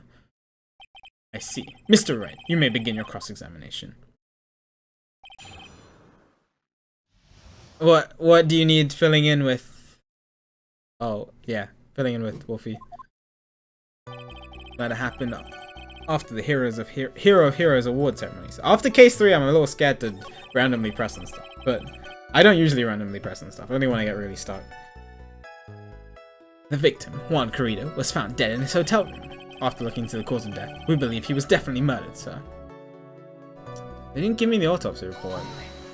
I don't know. The cause of death? Wasn't that because Mr. Carrera was stabbed in the chest?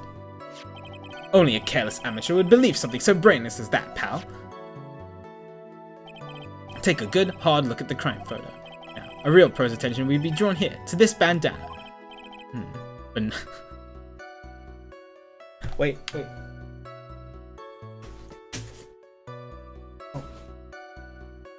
Wait.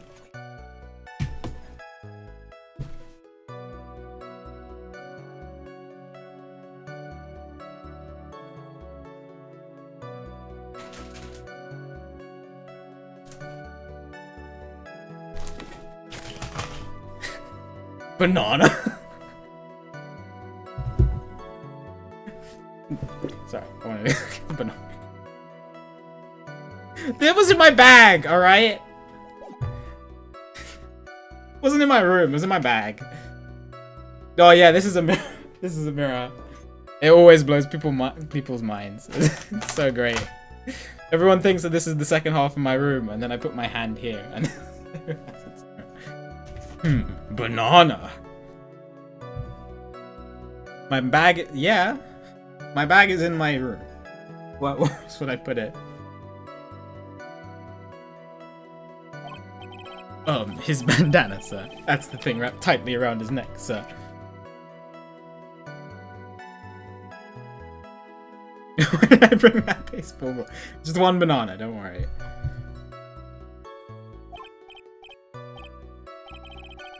Yeah, the killer gave us a present, and that present was shooting Von Karma so that Edgeworth would be here instead.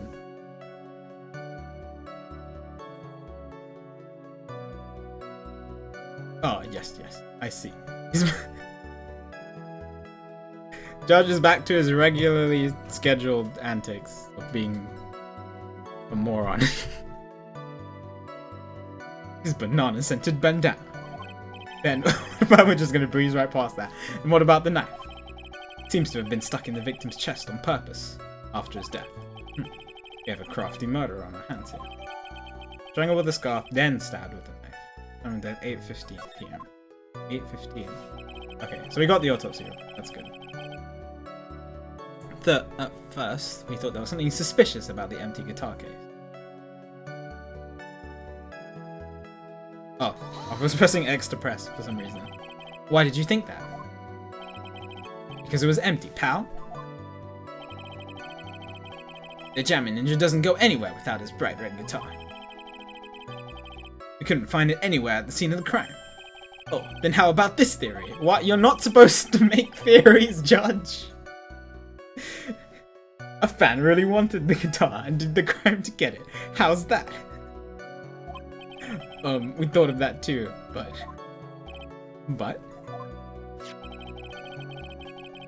The only fingerprints on the guitar case were the victims. Only the victims, huh? I see. Ah, so much for my theory then. But there is some water only on the top of the lid. Yeah, so that must mean that the guitar was stolen. Because if the struggle happened...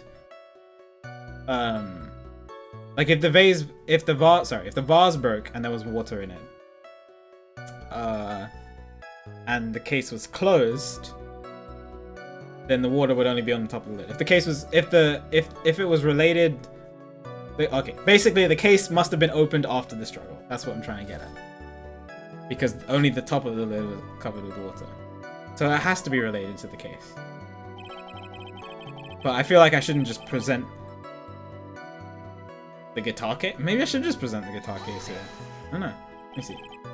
Well, convince you it had nothing to do with the case. The guitar wasn't at the Gatewater Hotel then. Well then, where was it? The bright red guitar was eventually found at the TV studio. The victim, Juan Carida, had apparently only taken the case with him, sir. Oh, interesting. Forgot to put the guitar inside the case. Yes, sir. Even when he was on stage for the ceremony, he didn't have his guitar. Interesting. Empty before you even got to the hotel.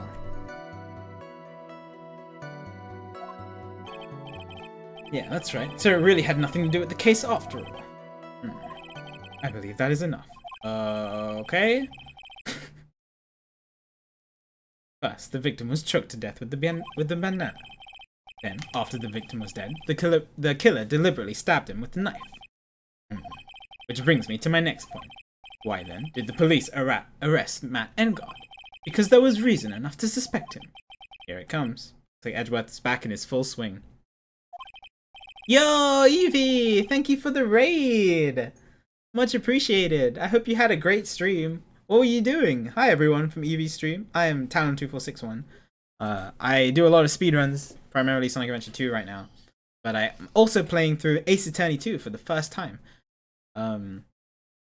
And I'm on case 4 of game 2. This is the first trial. It's a very interesting case. Basically in this game you're a lawyer and you're trying to defend the client and get them acquitted. That's the plan. I'm trying my best, Evie. You're playing Breath of the Wild. Nice. What? Like a new save file or for the first time? What is it?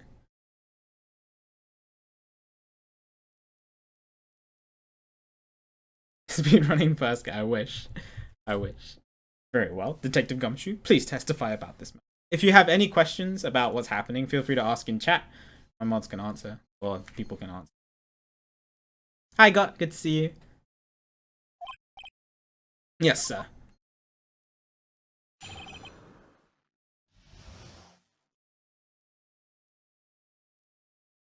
Oh, you're speedrunning the game. Cool. Okay.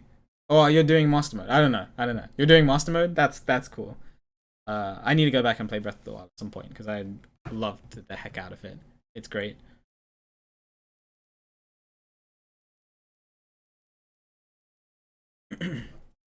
Why arrest Engard? Engard and Juan Carida were huge rivals with each other. It's even better on the second. I can't wait. I had so much fun playing Breath of the Wild before bed every night. Oh, most nights. They each thought the other guy was in his way. That's motive enough in my book. As for evidence, there's the Jammin' Ninja's button. It was ripped off of the ninja's costume and was found in Mr. Engard's Hakama. The defendant's fingerprints were all over the knife. The defendant bought the knife for the crime, which makes this a premeditated murder. So the defendant's fingerprints were found on the knife used in the stabbing. It was sort of sticky on the handle, but the fingerprints came out pretty clearly, sir. Rip, gate water. And there's this button. Yo, Ravi, thanks for being sub for 3 months. Much appreciated. I hope you are enjoying the emotes. Enjoy the Teal Chaos emote. I appreciate the support very much. That was found in the defendant's clothes, was it? And this button is also covered in blood. Yes. And we know that the victim's blood. And you know that the blood on it is the victim's blood, sir. What? I mean, it's not a huge shock. It shouldn't be a huge shock, Felix. Someone's trying to frame him. We already know that. All of this points very clearly to the defendant, doesn't it? Yes, it most certainly does, Your Honor. Ready to give in yet, right? I'll find the hole in your argument somehow. You can press as hard as you'd like. Just hurry up with your usual pointless questions. Grr.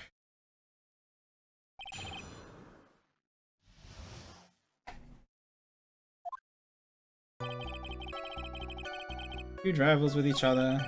Each thought. Now for my book, evidence, Jammin' Ninja's button. Where's SA2?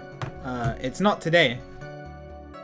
I'm not playing SA2 right now because I don't have time to start a run. I didn't have time to start a run when I started stream. But I did SA2 yesterday, like literally yesterday, and I'll probably do SA2 tomorrow.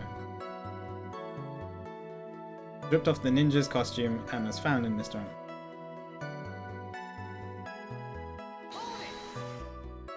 When was this button found? Pretty soon after the body was found. We rounded up everyone who knew Mr. Kurita, and we did a search on the mall, and that's when we found the button.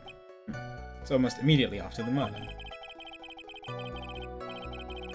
The police didn't have the free time to lollygag and play tricks, unlike some people. Hey, what's he trying to say about me here? And his fingerprints were also all over the knife. How are the fingerprints arranged on the knife? Huh? What do you mean, pal? By examining the fingerprints, you can determine how the defendant held the knife. For example, did he hold it normally or overhand? Oh, is that what you meant? Well, we didn't actually think of that. Oh my god, police department, please. I can't believe the bumbling of this. Hopeless. Were you paying attention to the testimony? The defendant's fingerprints were all over the knife. There is no way to determine how the knife was held at the moment of the murder. So is the defendant the owner of this knife then? Makes this a premeditated murder.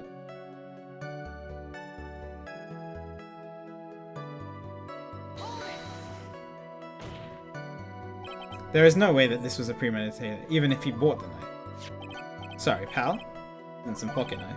Doesn't fold, so it's not great for premeditated murder. Oh, what? Yeah, okay, no, he didn't buy the knife. It says Gatewater on it, right? I thought it initially said brought. That's why I was wondering why they were talking about bought. Yeah. Yo, Viv, thank you for the 5 gifted subs. Much appreciated. Very nice for you to do. You're great. Enjoy the emotes. 5 people who got gifted subs.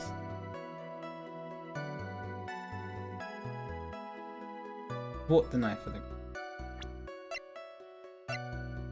Objection! Good. Wait a second. What? So the basis of your argument is that this was a premeditated murder is simply that my client bought a knife beforehand. That's right, pal. The defendant did not buy this knife. Yeah, it's definitely from the hotel. I mean, we saw it missing from the plate as well. Take a good look at the handle of this knife, and you'll see what I'm talking about. Huh. It has Gatewater seal set into the handle. Gatewater? I think I've heard that name somewhere before. That's the name of the hotel. The Gatewater Hotel. Uh-oh. The murder knife was actually property of the hotel, which means this murder was not premeditated. Let's go. Yeah, Gumshoe is great. I love Gumshoe. Gumshoe is my favorite character. Edgeworth is a close second, but Gumshoe is my favorite. Yes, that is very true. This is a very big. What is it, Mr. Edgeworth? I'm sorry, but the defense is simply too careless. What? I think whether this crime was premeditated or not has already been determined. How so? I admit this knife is hotel property. There is no one currently on the police force that is dumb enough not to realize this.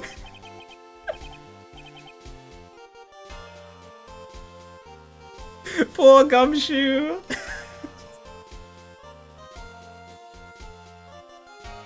But I didn't. Oh. The question is, where did this knife come from? Why is that's obvious. It came from the victim, Mr. Kurida's room. Sorry, Your Honor, but that is incorrect. Yeah, that was a knife on the plate. Victim ate a last meal before he was murdered. With that being the case, I would like to draw the court's attention to what is on top of the table. There is a knife and a fork on the table. Wait. Did you take a picture? Or did we walk all the way to the hotel to see this?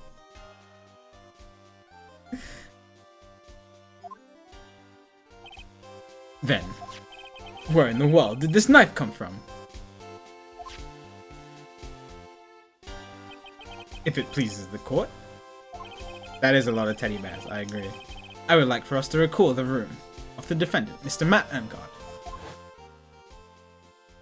Yeah, there's a knife missing. Alright. Basically, what was on top of his table? There is something missing, perhaps. Is it a single knife? I noticed this straight away. We investigated the leftover dishes for fingerprints, and while we were investigating, we came to the conclusion that Mr. Matt Angard's knife was missing. Ugh.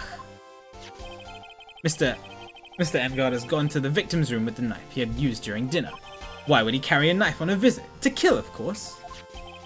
And with that, I believe the prosecution has proven this was a premeditated murder. Well, he knew about it. It was a trap. Typical Edgeworth. Amazing, Mr. Edgeworth. Absolutely brilliant. A brilliantly clear deduction. Seems like Mr. Edgeworth had this plan from the very beginning. Must be one of those traps, and I just walked headlong into it. A murder weapon with the fingerprints, and a button from the victim's costume. There is quite a sizable amount of evidence here. I can safely say that any further deliberation is a waste of time, Your Honor. Although, I wouldn't mind if the defense were to present evidence not yet shown in court. Evidence not yet shown? He means evidence that the court hasn't seen yet. In other words, new evidence. What does the defense have to say about this, Mr. Wright? Well, Phoenix. The judge is favoring the prosecution right now. If we answer with something wrong here, the gavel of his will be ringing out to the sound of our defeat. Mr. Wright, you have something important and necessary to present to this court?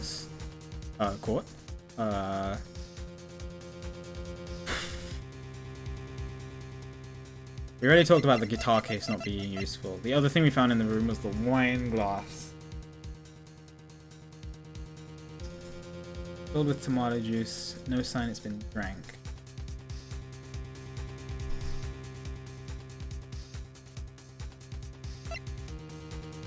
Yeah, I'm guessing this is going to be used. Is it worth presenting this?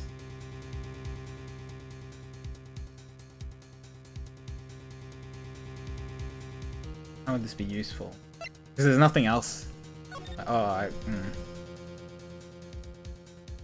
wine glass is in the room.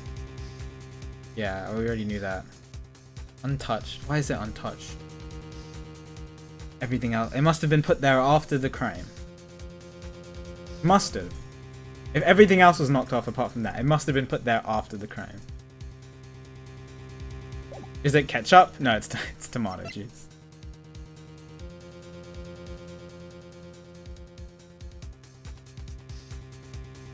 It must have been put there after the crime.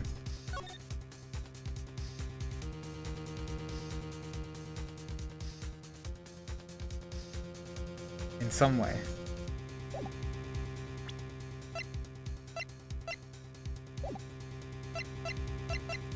Let's try it. See if Phoenix thinks like me.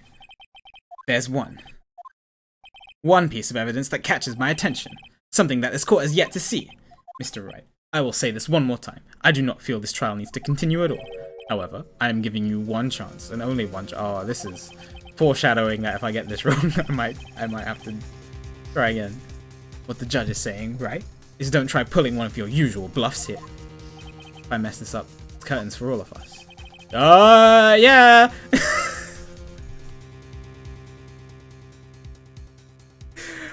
Oh my god. Well, that's the first time I've seen that.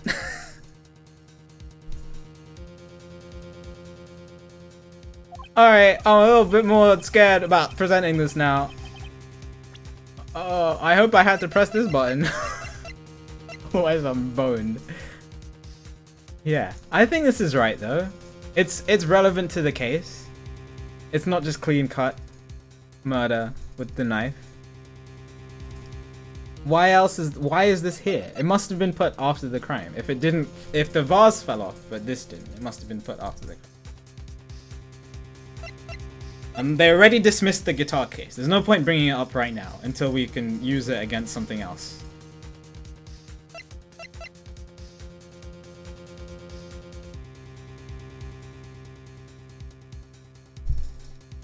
Save? Okay. I will say this once, and then other people can reiterate it. I do not save scum. I know the term save scum. When I play games, I only save when the game prompts me to save. Or like before I have to stop playing and I have to go to bed. If I get it wrong, I get it wrong. I just try again. That's usually how I play games.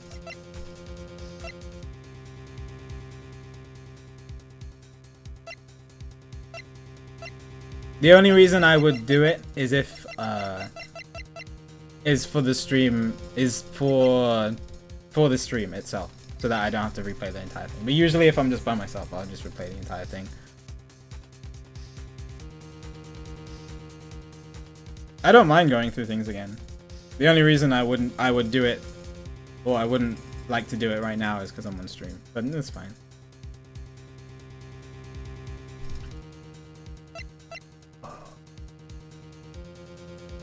Regardless. I'm just double checking everything. No, no, no, no, no. Not relevant right now. Not relevant. Not relevant because it's already been dismissed, most likely. I don't see anything right now that I can use with this, other than the wine glass. If I need to use it with the wine glass. No, no, no. Okay. I'm going with it.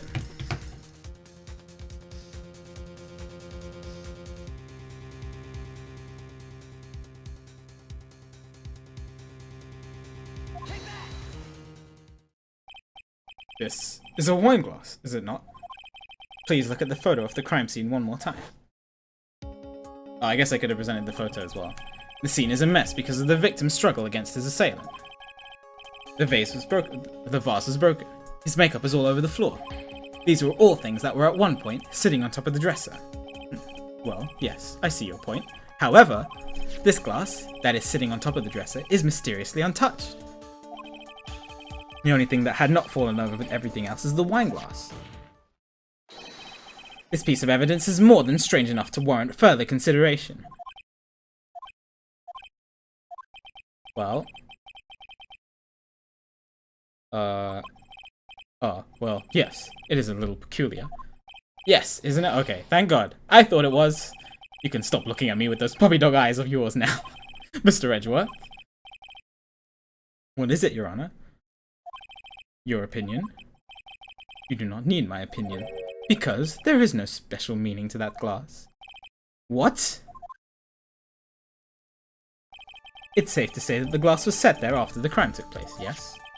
By the person who discovered the body, Adrian Andrews, for example. She could have easily been so shocked that she set the glass down without thinking. No. That sounds very plausible, Mr. Wright.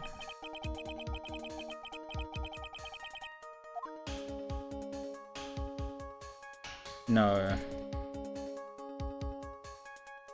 She had...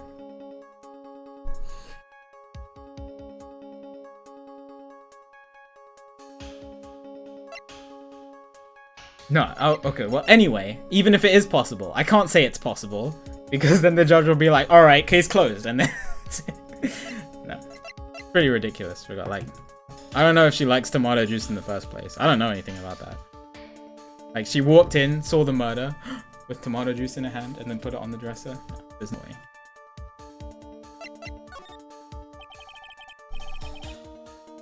I appear weak here, the trial is over. I can look for my proof later. But now, I should trust my instinct and point with certainty. They just might fall for it, if you're thought-provoking enough. The defense would like to challenge the prosecution's theory. We would like to see something that proves it was Miss Andrews who set the cup on the table. You've turned the situation on its head yet again, as usual. Mr. Edgeworth, do you have any proof to back up your claim? There's no way he has any. He's just bluffing. Unlike Mr. Oh god, that face, dude. Unlike Mr. Wright, I never say anything unless I have the evidence to support. Oh no. What? Fingerprints on the glass? I really hope not. You're not thinking hard enough today, right? Did you really think this wine glass escaped my notice? Then, of course, it had been thoroughly inspected. Edgeworth, why are you doing this to me? Fingerprints? There were only one set of fingerprints left on this wine glass. Only one? Well, whose were they? They were not the victims nor the defendants. Rather, they were one of Adrian Andrews. Okay. Interesting.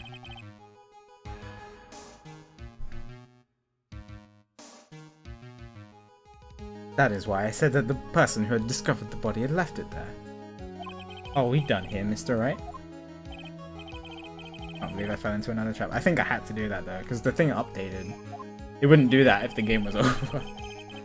Miss Andrews was probably holding the glass when she went to see Mr. Corrida. But upon seeing his dead body, she was stunned and set the glass down on the dresser.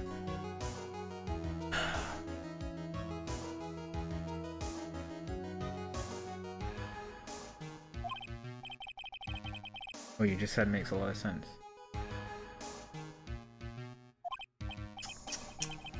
Now, do you see, right?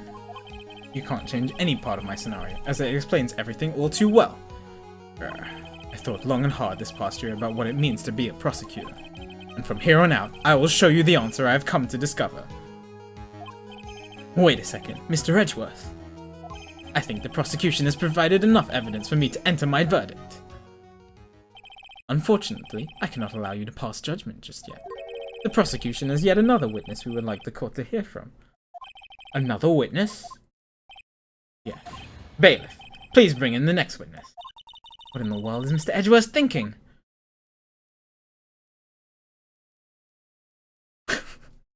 Why are you in costume? Oh my god. Now then, witness, please state your name and occupation. Witness, you're...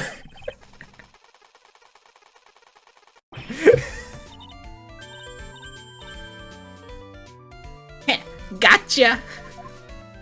Grr. I miss that face. I miss Edgeworth's angry face. Wonder what happened to that calm composure he had earlier. Oh, Edgy boy, it's been what, a year since we last met, hasn't it? You should be more happy to see me.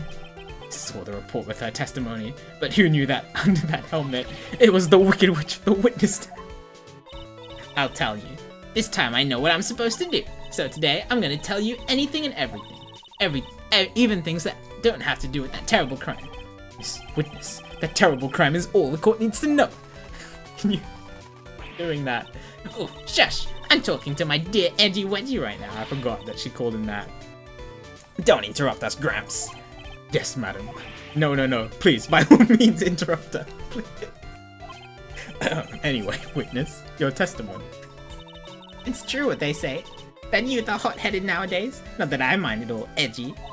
Now then, what should I start with? The witness was on the security detail at the hotel of the night of the murder. Is this correct, Miss Oldback? It was a great job being able to see my dearest one. It was almost too much for my little heart to handle. You mean you were a fan of the victim? Look, everyone is crazy over that Ungard, saying he's cute in a fresh way or something. But not me. I wouldn't say anything so silly. After all, I have no interest in a little child like him. I'm only interested in a real man, Juan Corrida. Those two are the same age. Anyway, as I was saying, I was pacing in front of that room last night. Very well. Please tell the court what you witnessed the night of the murder. Leave it to me, Edgy Poo. All the time, Sippo. Anyway, after the ceremony, I went to pace around in the hallway in front of his room. There was something I was interested in finding out, you know? Well, since I was on the job, I made sure to keep a good eye out the whole time. That's when someone showed up. It was a man coming out of poor Juan's room. It was on guard, mad on guard. You want to become a horny grandmother? Evie? Is that what you're saying?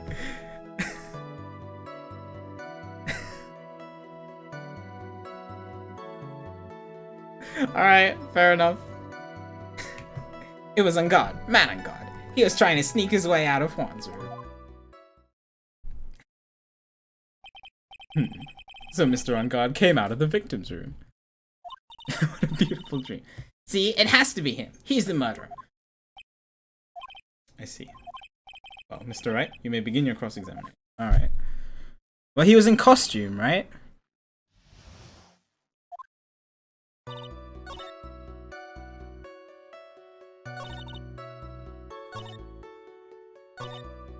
I'm impressed on this. He was in costume. You saw my client? Are you sure about that? Yes, see? Really? Annoying brat. When I say I saw someone, I saw that person. Why do I get a sense of deja vu? Maybe to avoid a repeat of last year. Delve into this a bit further. Face with the person's face. So clothes. He was in costume. If it's not him, then the person must have been wearing his costume. So his clothes. Please tell the court more about the man's clothes in more detail. What a troublesome man you are. Really, as if something like that matters. But it does. Now what was it? Oh yes, it was that thing. What thing? That gaudy thing he's always wearing. That racing jacket. Oh. Wearing that in the detention center. That thing's meant for nothing but seducing women out of their pantaloons. Men. Right. So, Mr. Wright?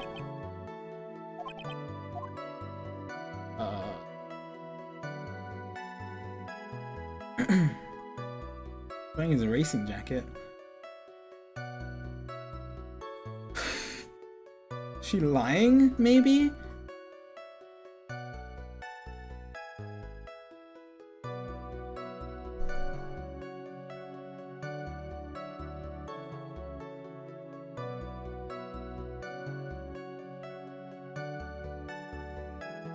Must have been in costume. Must have been. So she must be lying. How can I prove that she's lying?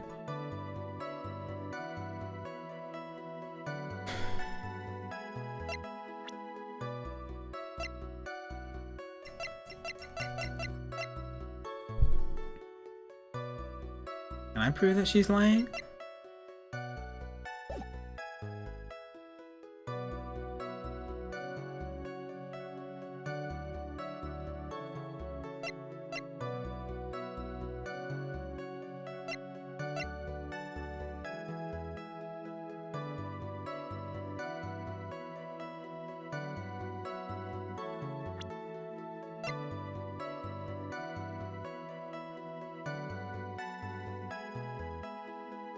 Was found in his Akama.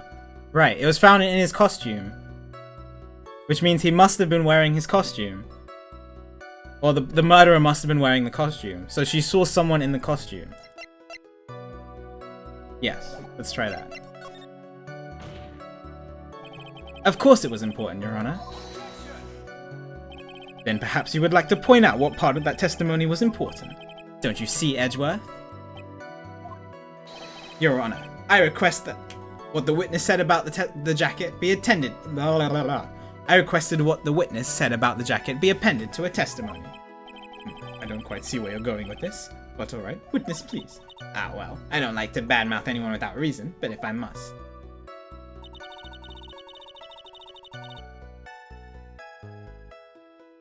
Try this. If this is wrong. Must be. Must be right. Hi, Ezzy. Welcome back. Hope you had a great time with your mom. Must be.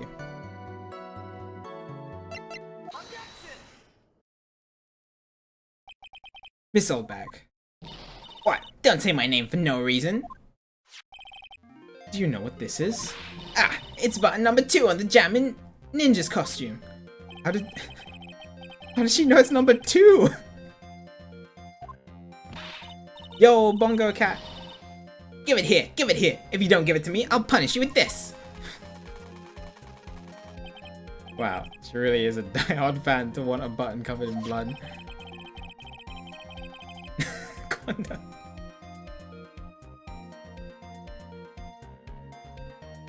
This button was discovered on Mr. Ungard's body during a full body search. See, this button bruised beyond a doubt. Without a shadow of a doubt, it was that rascal Engard. It was caught up in the pleats of his nickel samurai comic pen. See, and Engard is the nickel samurai. Witness. Now, it may just be me, and I do have an active imagination. But just now, didn't you say that the defendant, Matt Ungard, was wearing his usual racing jacket? Covered her face. Ah, I'm so sorry. Sorry that you judge people based on what they wear. If I wore the trendiest dress, then maybe you'd think I was the gorgeous woman ever. And I'm not going to read the rest, because she's just going to go on a tangent.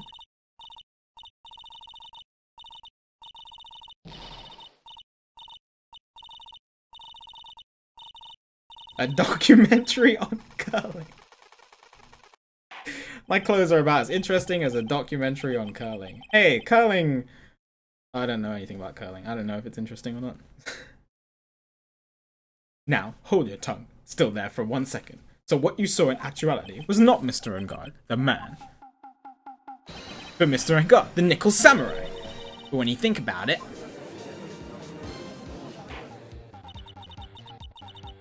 yeah, I've never watched curling, so I don't know. It's really one and the same. They're really one and the same anyway. Miss Oldbag, this is a very important point we're talking about. Edgy Poo, don't you think so too? Well, it might be something worth considering. Just say it's important and agree with me for a change. Witness, think carefully and try to remember as much as you can before you testify. Alright, if you insist. Should be the one sighing, not you. Who I saw. You saw the person in the costume. Must be. Ungard. Yes, now I remember. Nickel Samurai, that's right. It was the Nickel Samurai that I saw. Yes, it would have been inconvenient for him to wear his costume during the murder. He had to go to that post-ceremony stage show, right? After the crime, you know. So he must have worn the Nickel Samurai costume when he was stabbing poor Juan.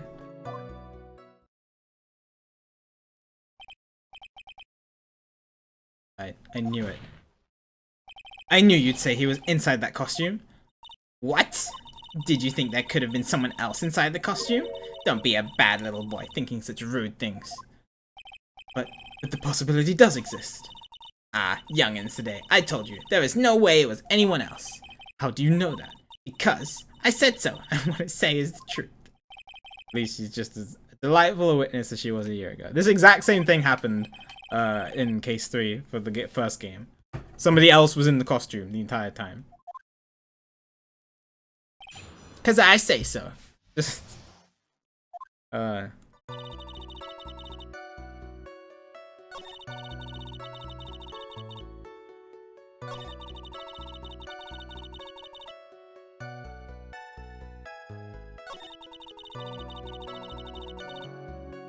yes, he did.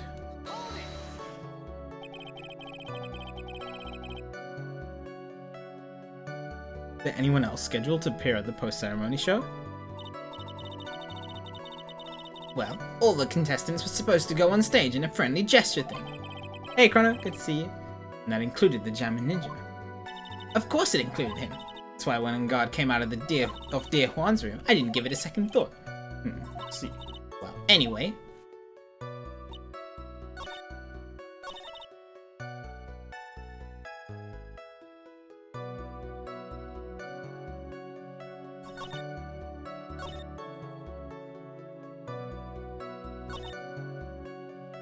Convenient. Oh, because he had to go to the stage show. Okay. So he must have worn the Nickel Samurai costume when he was stabbing poor Juan. Think too hard on this one, huh? Contradiction. Oh, whoops. I forgot that was the contradiction.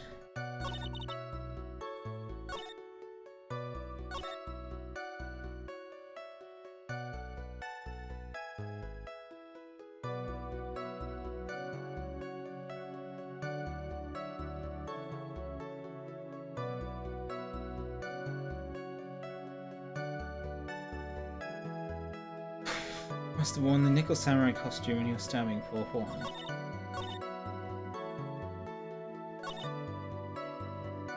He'd have to go to the ceremony stage show. Convenient for him. Because he had to go to the stage show. Let me just press on it just in case. And why would that be? That way, no one can see his face, of course. There's still no advantage for him that I can see. In fact, you would think the costume would make him stand out all the more.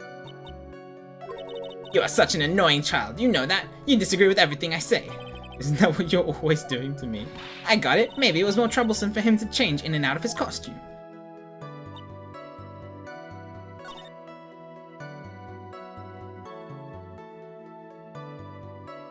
Have anything?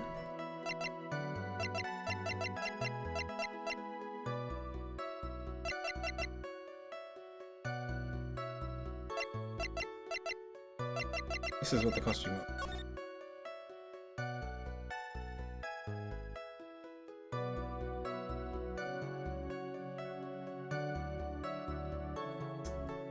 Guess it would be troubling to change out of that.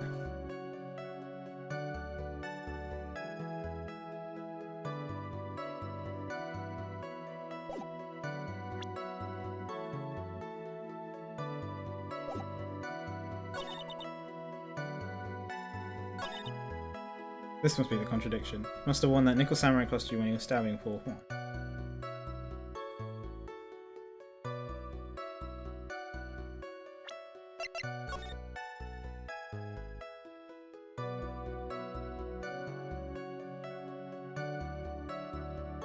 It'd be pretty hard to hold the knife.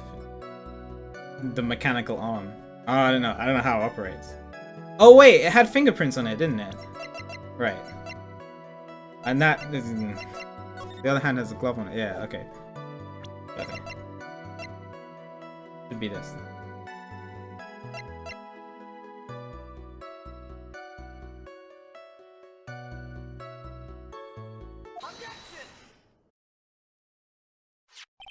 Please take a look at this. Yeah, so it's a knife. Big deal. If you're trying to scare me with that, I'll have you know it won't work. No, that's not my intention at all. That's a knife that was used in the murder, correct? Your Honor, do you know why this piece of evidence is important to this case? You don't even have to ask. It's because the defendant's fingerprints on it. Is that what you're driving at? That is exactly what I'm driving at. What are we driving at? And whose car are we driving? Okay, we're just forgetting about the judge's dumb statements. We're pressing on with the case. If Mr. Engard was really in the Nickel Samurai costume at the time of the murder, then it's impossible for his fingerprints to have been left on this knife. Actually, he would have wiped off all previous fingerprints off this knife right off. Oh, that's right. The Nickel Samurai wears gloves, doesn't he? He probably took his gloves off before he began the stabbing. Why would he do that? Yeah, why would he do something like that? To leave his prints on the murder weapon? Oops. There is no way he would do something like that. However, there is one possibility. Then let's hear your possibility. It's very simple. The defendant went to the victim's room while in costume as the Nickel Samurai. At that time, the defendant had no intent to murder. Held no intent to murder. He was probably just going to relax and talk with the victim about the stage show. Which is why he took his gloves off. Then why did he have the knife with him? That doesn't add up. But the murder still did take place. It's well known that there was bad blood between the defendant and the victim. Yes, I've heard that before. Well, Mr. Wright, what do you have to say about Mr. Edgeworth's theory? Let me get this straight. Edgeworth's theory goes like this. When the defendant went to the victims, he had no intent of killing him. But we just talked about the fact that it was premeditated because he brought the knife. Now up to this point, are there any problems with this theory? There's a contradiction. He brought the knife with him. The murderer brought the knife with him, which means he had the intent to kill.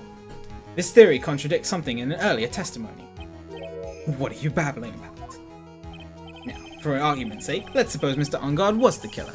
If that's the case, I think it's impossible for the killer to have gone to the victim's room without intent. Sound is desynced again?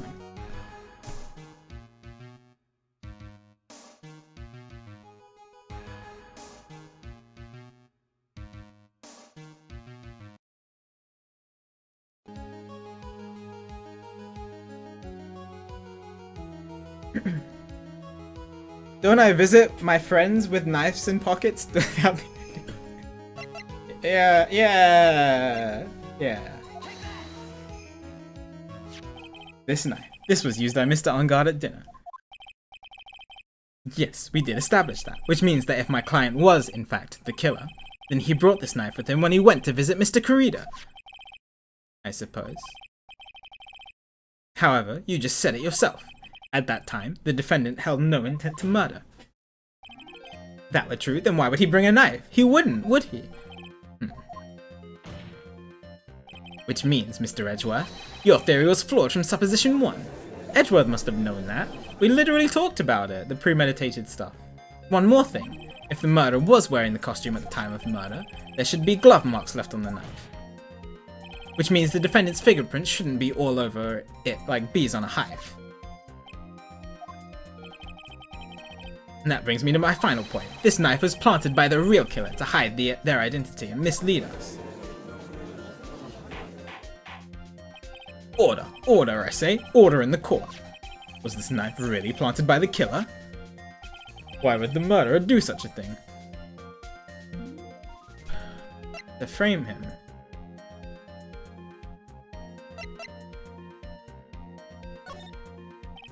It's to frame my client, Mr. Ungard, of course. To frame? Aren't you forcing the interpretation just a little too hard on this one?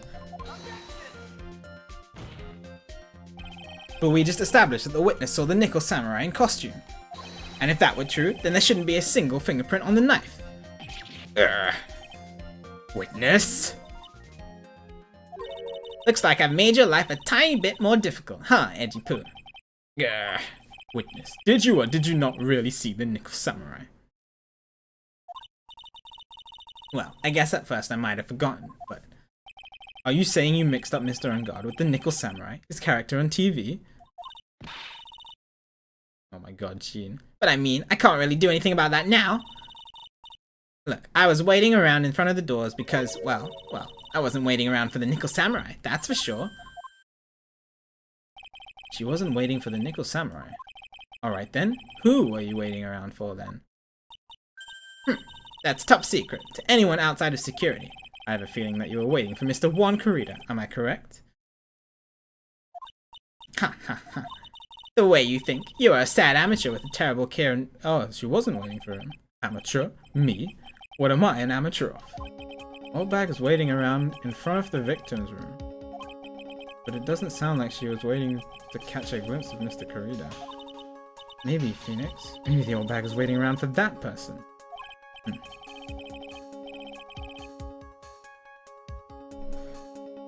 Certainly possible, Miss Oldbag.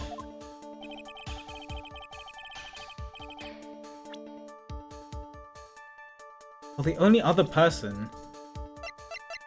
She doesn't care about Matt. The only other person who would be in Juan Corrida's room is Adrian. Why would she be waiting for Adrian, though?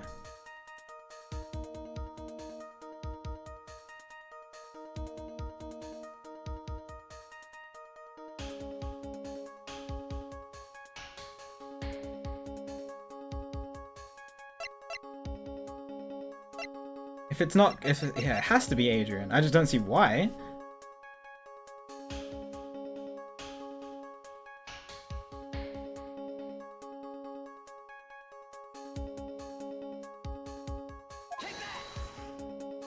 If it's not Adrian, I have no idea. Who is this person? This is Adrian Andrews, Mr. Ungard's manager. But why would the defendant's manager be in the victim's room? Seems like this is the latest rumor in circulation, Your Honor. Oh, this is... Ha! I see! The judge seems to be really into the article. It can be called such a thing. Hi, Kirby. And this manager with the initials AA. Are you saying it's Adrian Andrews? Without a doubt, the witness thought so as well. Looks like you found me out. Okay, so she wanted to confront Adrian, I guess. That's fine. I can throw away this whole sworn to confidentiality stuff then. Witness, what in the world are you? Watch out, Phoenix. Got a bad feeling about this. A very bad feeling. Got some information. If Mia has a bad feeling, that's got some information. Some very secret information from a certain source. That's why I was doing my own little investigation. In secret, of course. But what for? Oh, just for myself. Personal reasons and all that. Well, Mr. Edgeworth, how will you proceed from here? I really don't want to do this. However, I cannot simply let this point slide. I see. Very well then. Witness, please testify about this secret information. Get ready. This is... Take the wind out of you youngins. We're all capable of handling this. Really, it's not like we're 10 years old. Alright. Secret information. Mia has a bad feeling about it. That Ungard is one evil, evil man. He thought he could ruin poor Juan by causing a huge scandal. And to do that, he sent his own manager to get in close with Juan. I cannot condone such dirty tricks, so I took action. Oh, and this is top secret. You got that? Nobody else but you and me know yet, okay? Well, I mean, you just told the court, so...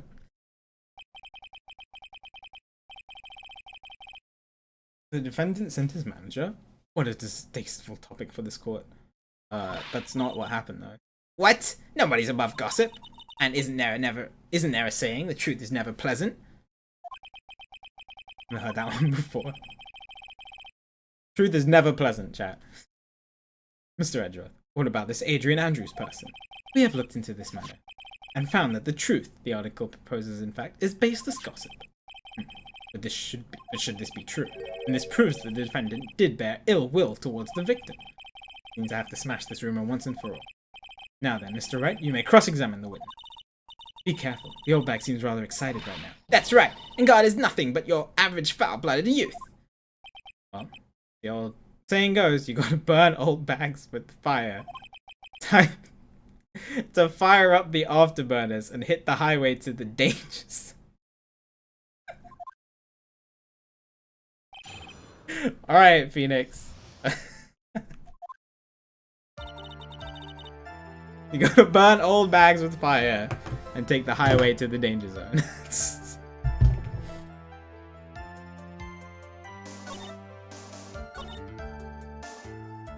This is wrong.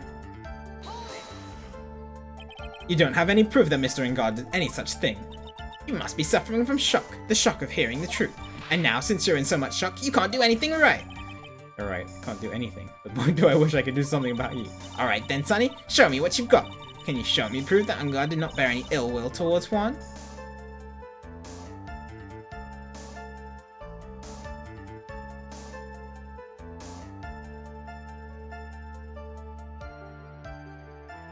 Can I?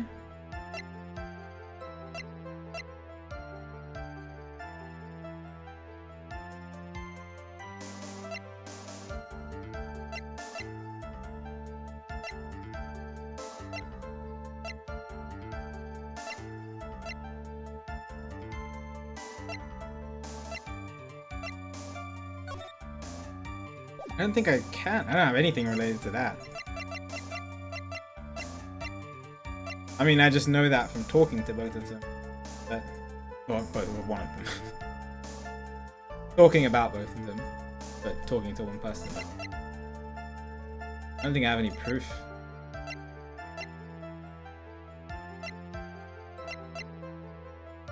I don't know why I present if I had to. I don't have anything to offer. See? Just as I thought. And you were lecturing me about saying things without proof. You've just given me a free pass to say whatever I want, whenever I want, silly boy. Me and my big mouth. That's the way the cookie crumbles, for you anyway. I took action. Nobody else but you and me know yet, okay? I mean, you just told the entire court. Sure. Scarro, thanks for being subbed for 3 months, dude. Much appreciated. I hope you're doing well. You're great. Good to see you. Appreciate the support very much. Wait. What? I'm a busy woman. Tea time with the kids is over. Secret information that no one else knows yet? That's true. Then how do you know it? Oh, that's true. The person who gave her the information knows about it. How do you know this secret information? Huh? Well, that's because I'm a pro. Yes, that's it. It's a secret. Even if you drilled a hole into my brain, you'll never find out. How in the world did that old bag get such a secret piece of information?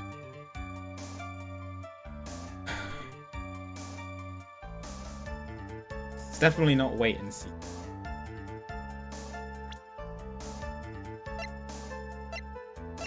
I mean, she got information from Lotta, right?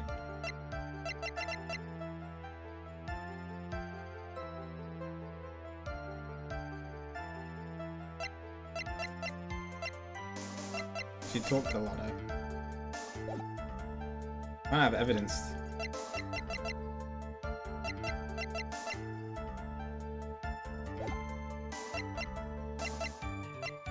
Let me press further for now. If you don't be a good girl and tell me where you got the secret information one.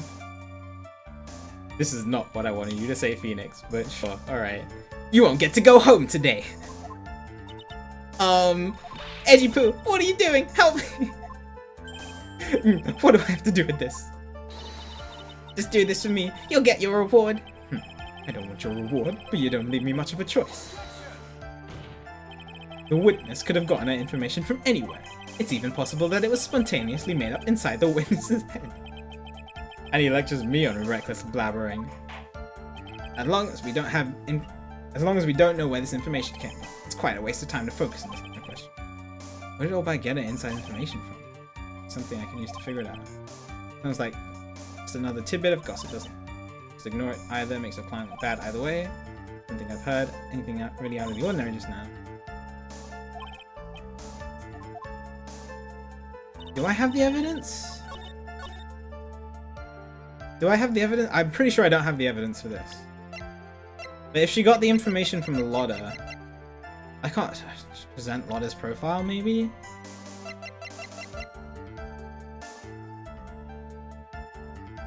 I hope you're doing well today, Scarro. We can try that.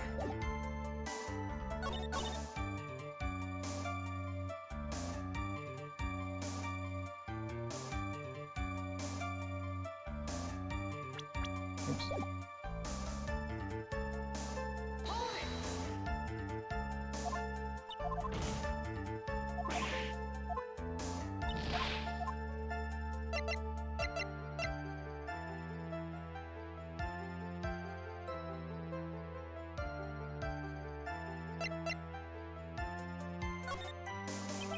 No one is supposed to know this secret information, correct? That's true. Then why do you know it, Miss Oldbag? Why are you looking at me like that? Stop that! Witness. I hate to say it, but this is how you came to acquire the secret info, isn't it? You hate to say it. Case 4 is underway. Hi, Ita. Good to see you. Hope you're doing well. I hate to say it. Does he hate Lotta that much?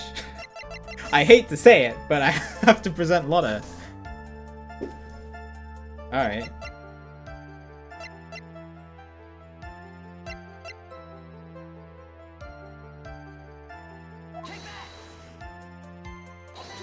Oh. You call that proof? It looks more like proof of spite towards the witness. If you have nothing to back up your claims, then they are no more valid than gossip. Not Lotta, but she must have gotten it from Lotta in some way, right? She said that she got the information from her.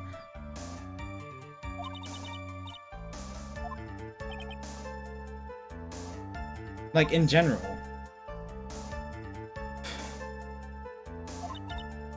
Either makes it climb that either way, I don't think I've...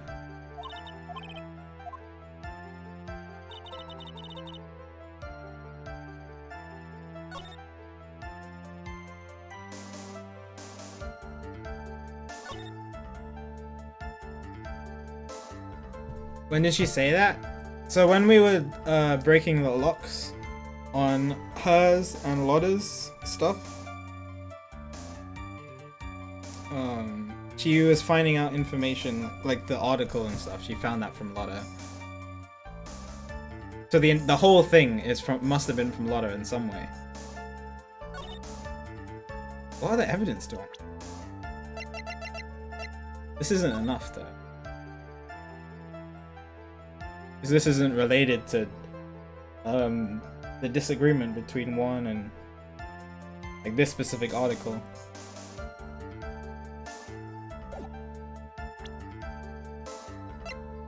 Also, this has already been published. Top secret.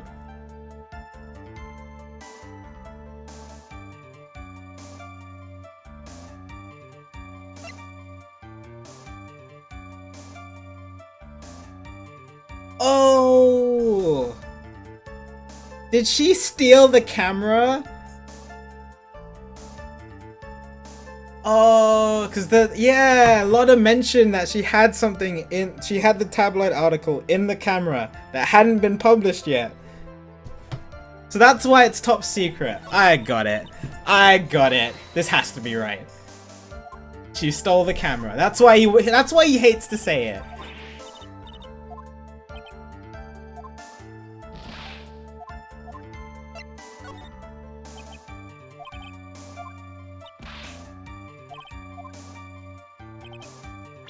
You stole the camera. If this isn't right, I don't know what it is. This fits so well. The investigative photographer, Lotta Hart. Oh yes, I remember that mischievous girl. She reported that she had lost a certain note she had written to herself. She reported such a thing? On that piece of paper, she had written down some of her impression about the relationship between the victim and Miss Andrews. What? Outrageous ideas, you say? No, I said impression. Then everything written on this paper is completely meaningless? Ah, that's it. That's the note. No, you see, this is something completely different. Why did you bring it with you, you silly Billy? This is my top secret list of groceries to buy. Then you are the one who took Miss Hart's note. Why did she bring it with her to the courtroom? I'm just a huge fan of Juan, that's why. That infamous puffy head whippersnapper. She's working with that evil on guard. She said so herself. On guard. I'm a psychic. She was so happy, smiling like a silly. On guard. I was only checking what she had written. Mets-toi en garde. Yo, what's up, Melancholy? I'm having a blast. This is interesting. This is very interesting.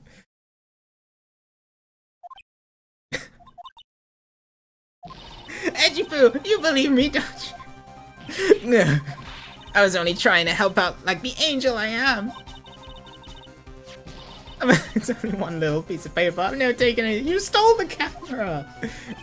You really should come up with a supply of cheese to match your vintage wine. Oh, snap.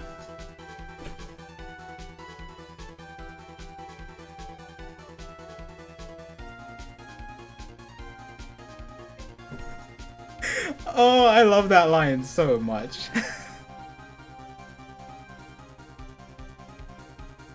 That's great. I need to take a picture of that so that I could use that against other people when they whine. Well, it was only a piece of paper. I suppose we could overlook this once. She looks like she's really sorry. Should I forgive her?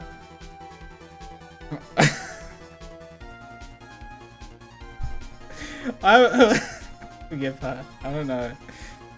I don't think we should forgive her. She stole a camera. No. The defense can't just stop now. Oh, I'm sorry. It's okay that you stole a camera.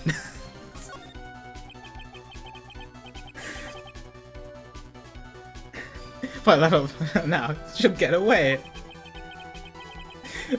To find a way to inflict some deafening blow to the prosecution.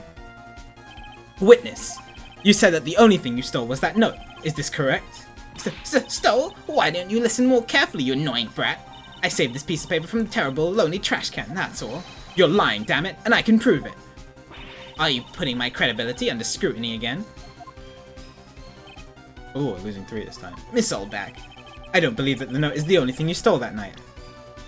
The camera. Camera. That line is fantastic. Miss Oldbag, that note was with a camera inside its case, wasn't it? A camera? Yesterday, Lotta Hart was raising a huge stink over her camera. She kept saying something like, my sweetie 1600 camera disappeared on me. Why? Witness! What is it, Gramps? Yeah, you're lying, damn it. He broke out the damn it.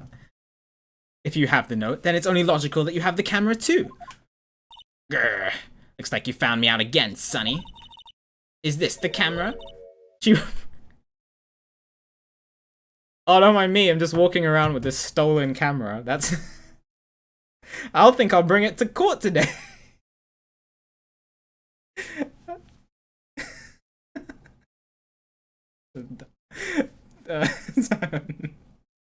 Is this the camera you're looking for? That's... What? Even like this, I'm still a person. Old people. I still eat meals like you. I fall in love and borrow things from people. I think your definition of borrow is a little off. I saw that woman's business card, and that's when I noticed it said, Slimebag Celebrity Photographer Extraordinaire. Yeah, but he did it because they were about to search his place, so he had nowhere to hide it. She just brought it with her for no reason. Well, when I saw that, I had to know what sort of pictures she had taken. I'm a professional security guard. It's my business to know these things. Bailiff, check this camera's photos. Hurry! We must examine them at once.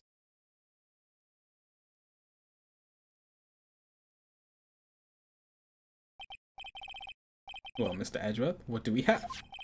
There is only one photo that seems to be relevant to this case. Please present it to the court. This is the Nickel Samurai. Okay. See, I told you, that's the guy I saw. This proves that the witness was not lying earlier about this matter. Okay. Bye. Good to see you. Good morning. I hope you're doing well. What does all this mean, Mr. Edgeworth? That's true. Because of you, I started with Ace Attorney 2.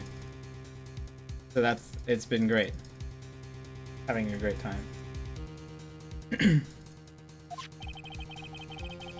This photo by itself does not prove that the person in it is the defendant, however, in his own confession, Mr. Anglade clearly stated that at the time of the murder, he was still in his Nickel Samurai costume.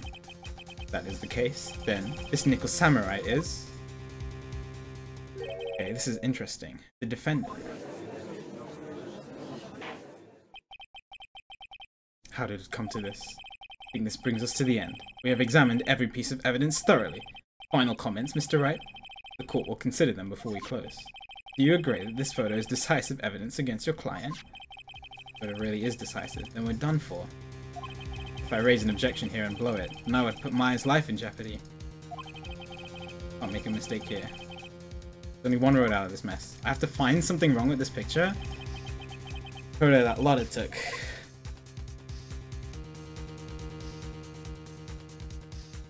How can I prove that it's not?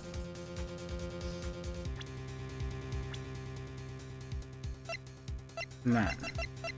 covers everything.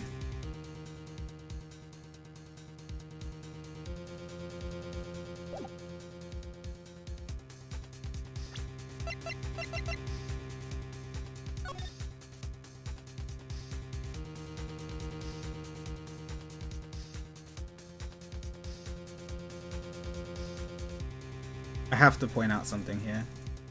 Otherwise the judge is gonna rule. I can feel it.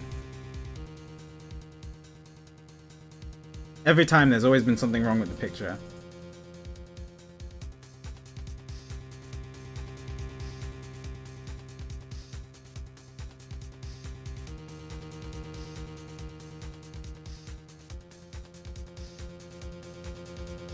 What does the actual costume look like?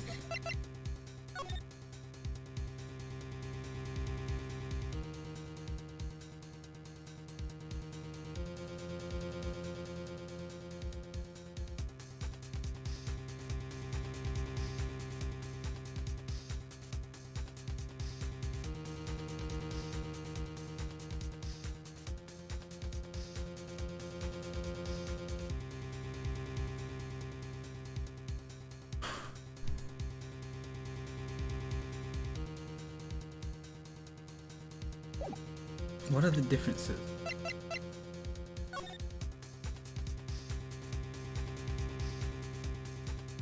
Shirt looks the same, the glove looks the same, he's got the mechanical arm, got the rope around him.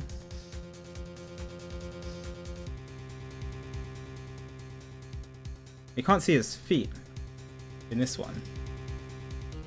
I just noticed the bear in the bottom right. You can't see his feet in this one. You can see his feet in here, right? Yeah. So maybe that's just because he's spread out. I don't know. Maybe everything else looks the same.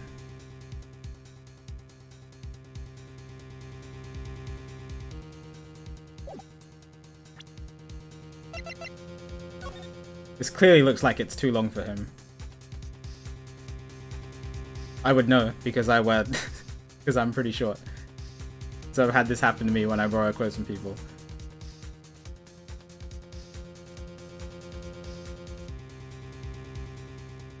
Is that enough? Though? I guess so. They do look, I don't know. They do look, it's kind of hard to tell from a picture. Like, you guys all think that I'm taller than I actually am. Is that it? Is there anything else?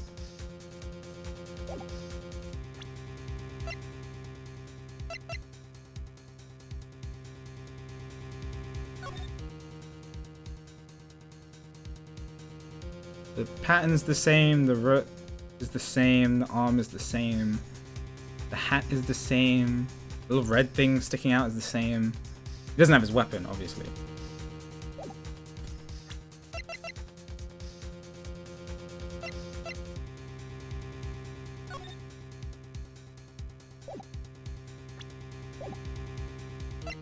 I'm gonna go with it.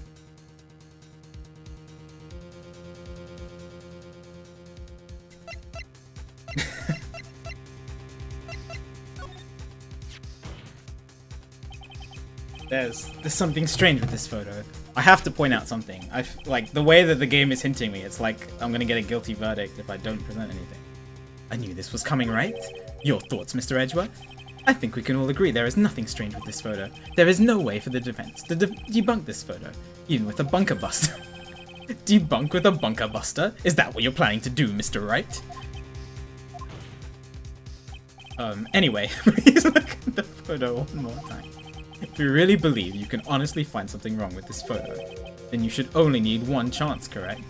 Well, find something wrong with this photo. I can't let this chance go by. Where in the heck did she take this photo from anyway?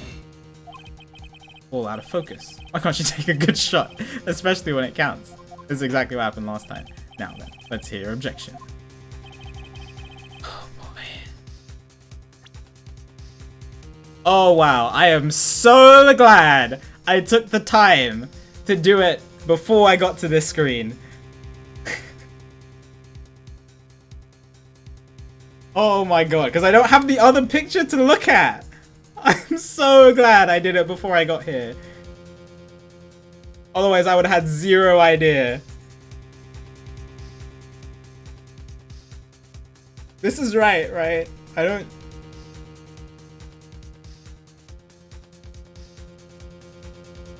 This has to be right. I didn't see anything else. Well, I can't go back now. So I'm going with this.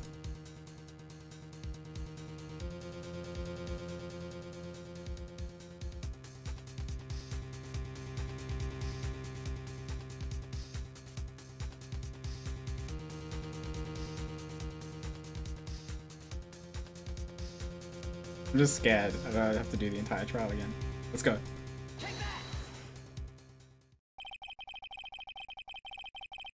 I would like to direct this court's attention to this one area right here.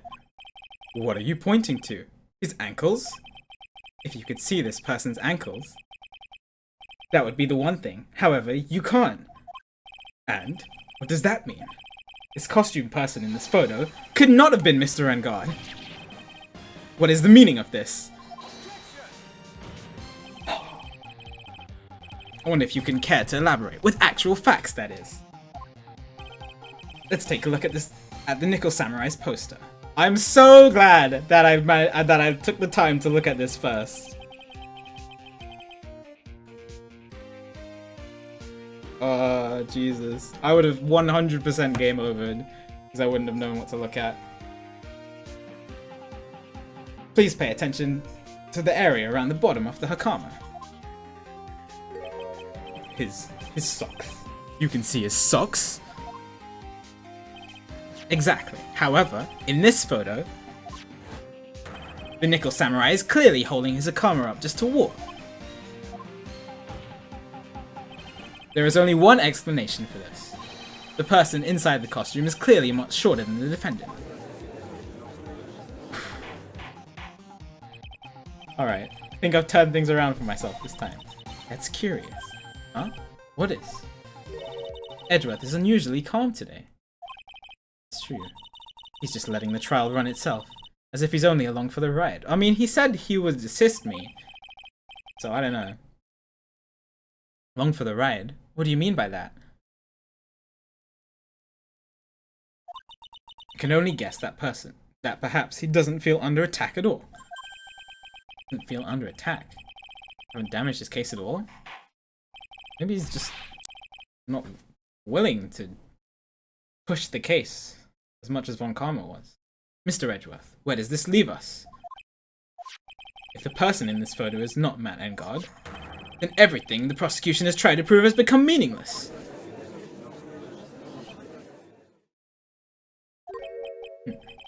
I figured it would come to this. What? Right. I have something I want to ask you. I think you have proven that the person inside this costume is not Matt Engard. In that case, who is this a photo? Who is the person wearing the Nickel Samurai costume? Don't stress out over this, Phoenix. It's very simple. What you should be focused on is Edgeworth's attitude, don't you think? Has to be Adrian, right? Nobody else is, like, they made a point to comment on a small stature. I don't know how short Old Bag is, I guess, but...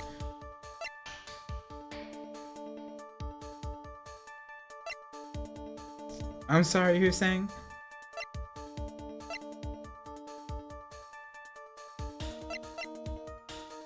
And it's not Lotta, because Lotta took the picture. So it must be... yeah. And also the fingerprints were on the wine glass as well. So Adrian was in that room at some point. Mr. Wright, let's hear your thoughts. Who is the person in the photograph?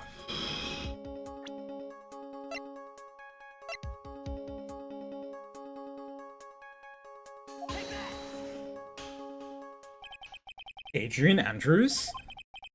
If you want to know who the Nickel Samurai is, it is none other than this woman. And why would you say it? Must be Miss Andrews. What in the world points you to her? For starters, she's short, and she can freely move in and out of Mr. Engard's room. Finally, she had dinner with Mr. Engard that night. And how does that all add up? It means that it makes very easy for her to get a certain item, the knife, yes. A certain knife with Mr. Engard's fingerprints all over it. The knife that was used as the murder weapon? Why don't you just say what it is you want, right? Oh, what? Yeah. I have to do this now. This is my last chance to turn things around.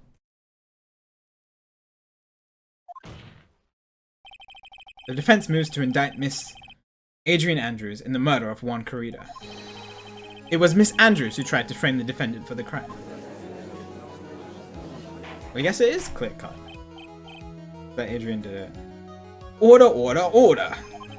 It looks like this trial has hit a most unexpected development. Yo, Adam, thanks for being sub for 2 months, dude. Much appreciated. I hope you're doing well today. Appreciate the support. Well, there you go. You can share it twice. Mr. Retro. Yes, Your Honor. This court is issuing a subpoena for Miss Adrian Andrews. A verdict cannot be passed without first hearing a testimony. Alright, this is it. This is kind of bad for us, huh? What do you mean? Adrian Andrews is summoned to the court as a witness. It means that the trial will go on for another day. One more day. Oh, yeah. We don't get a verdict today. But Maya isn't... She escaped, right? Right? Now then. We shall set Miss Andrews' testimony for tomorrow. What am I supposed to do? The judge is about to adjourn the court. I can't wait and see. Well, okay, if Maya did escape, then it should be okay to wait and see. But I know that, and Phoenix doesn't know that.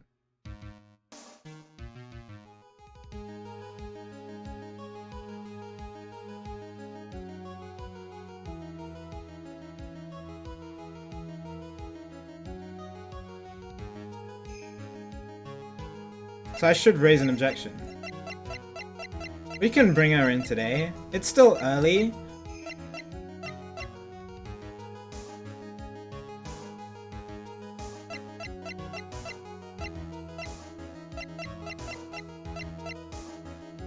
Yes, it's still early enough.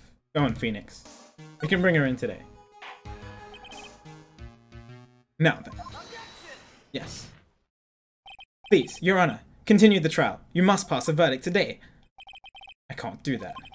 We cannot hear Miss Andrews' testimony if she's... Oh, is she here? Oh, Edgeworth objected. I abhor wasting such valuable time. Edgeworth? Edgeworth objected. Interesting. Your Honor, I request that you please continue with today's trial. But... We cannot continue due to this unexpected development. Unexpected development? I think you underestimate me, Your Honor. And what do you mean by that? That Mr. Phoenix Wright would slave his way to subpoenaing Miss Adrian Andrews is all happening. It is all happening according to plan, even if Wright was a bit slow to catch on. What? Edgeworth is the true. Yeah. What is the meaning of your statement, Mr. Edgeworth? Miss Adrian Andrews is currently waiting in the prosecution's lobby. Nice. Good old Edgeworth. Knew this was gonna happen. She is the next witness. Everything was planned out in advance by that man? Somehow, I knew there was no way Edgeworth would overlook Miss Andrews. Looks like this battle is far from over. Exactly. Very well. We will call the next witness. However, before we proceed, we shall take a 10-minute recess. Alright, please prepare your witness in that time, Mr. Edgeworth. The court will now take a 10-minute recess. Alright. Okay. This is interesting. We had 2 opportunities where I just lose all my health. That was kind of freaky. It makes me nervous. And this is just the first part of the first trial. Oh, if there is a second trial. Right. I have a feeling it has to be more. I doubt that the game is gonna end after this trial. Or the case will just end after this trial.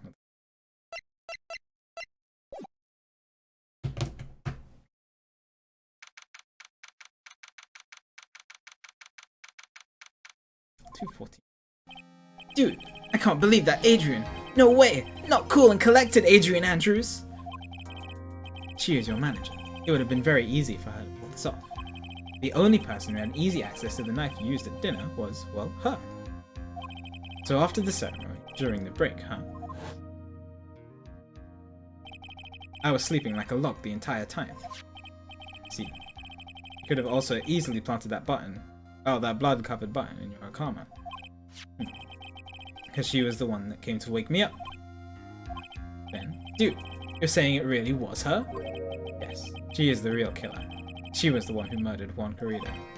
But why? I thought she was buds with Juan. She has her own agenda. Her own agenda? What are you talking about?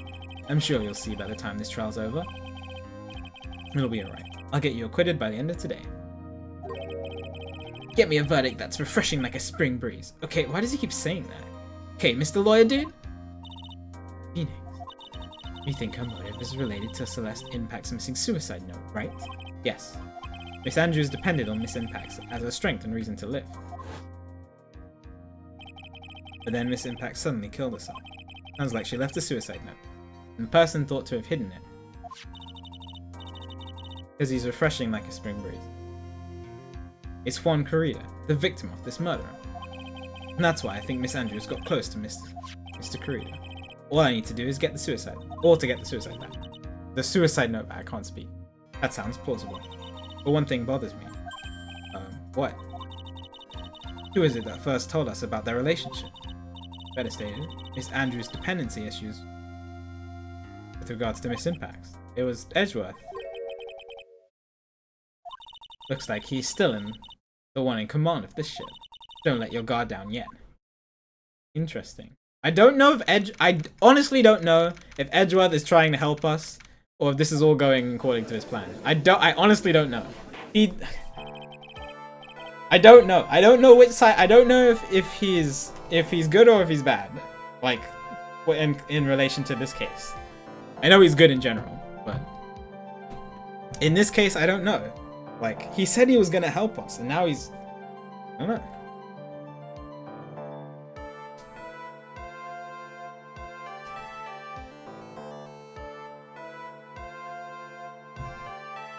Court will now reconvene. Now then, Mr. Edgeworth, if you please. The prosecution calls the witness subpoenaed by this court, Miss Adrian Andrews, the person who discovered the crime, in Juan Corrida's room. Hi, you're still holding that card. What is your occupation? I am the manager of the defendant in this case, Mr. Matt Engard. I see. Now then, before we begin, Your Honor, I have one request. Yes, sure. What is it? I'm sure everyone in this room is wondering the same thing. I would love to find out more about my relationship with the victim, after all. It was the topic of a certain weekly magazine recently. Oh no, I have no idea what you mean. I've never even heard of Gossipland. Nobody mentioned the name of the magazine, Judge. If the judge was ever a prosecution witness, he'd do all my work for me. Anyway, I was wondering if you could please tell us about your relation to the victim. Yes, I was seeing Mr. Corrida. I was also aware of the rivalry that existed between Matt and Juan, but this was a private matter between Juan and myself. So it was a bait matter. That bait. This judge dude, I feel like he was not this derpy in the first. He was derpy in the first game, but he was not this derpy. But I didn't kill him. No one is accusing you of that. I think there's someone who would beg to differ. I think we all understand your relationship with the victim now, Miss Andrews. Very well then. Witness, please testify to the court about what happened when you discovered the murder that had taken place.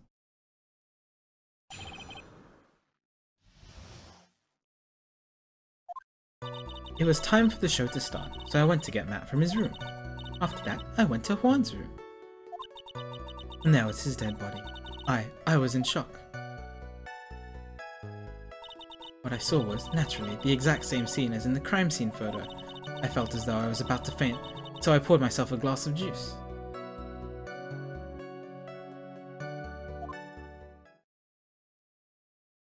Oh.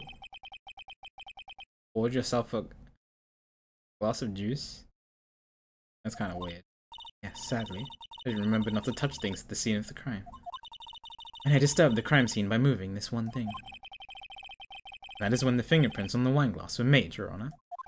I see. Something about this is just weird. Oh, I mean, yeah, it is. It's covering something up. Phoenix, she is one cool and collected customer, but she has the brains to match. Yes, I know. In order to catch a person like her, you have to avoid a head-on confrontations. You should disrupt her pacing. Disrupt her pacing? She's the type of woman who is easily thrown off by things inconsistent with her thinking, so you have to attack when she least expects it. The instant you let up on your offense is the instant this trial is over. Understand?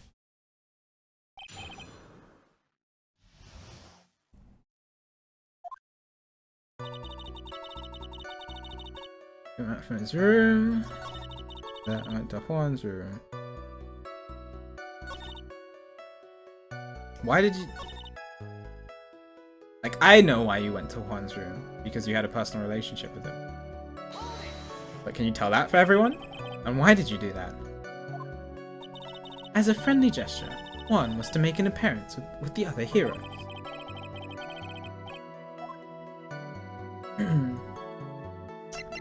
Press further. Is that the only reason? I beg your pardon, what are you implying?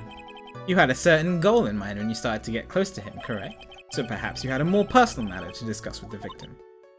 Sorry, but I didn't have any such intentions in mind at that time. I'll get it to talk without a strong piece of evidence, I guess. May we continue now? Witness. What did you see when you got to his room? Alright, I guess I won't do stuff about that yet. There was his dead body. I was in shock. Fair enough.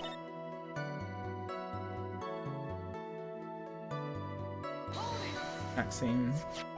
This is the photo you're referring to, correct? Yes, the one with the knife lodged in his chest.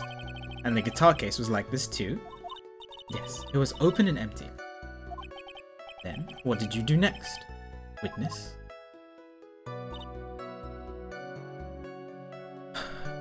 This is just weird. Juice? Yes, there was a bottle of tomato juice on the table, so I helped myself. But you didn't drink any of it, did you? Huh? There were no lip marks left on the wine glass to suggest that anyone drank from it. I wasn't feeling terribly great, so I set the glass down without drinking it. This is... doesn't sound like there's any glaring contradiction. Keep it down, yeah, not that up. Alright. Just weird.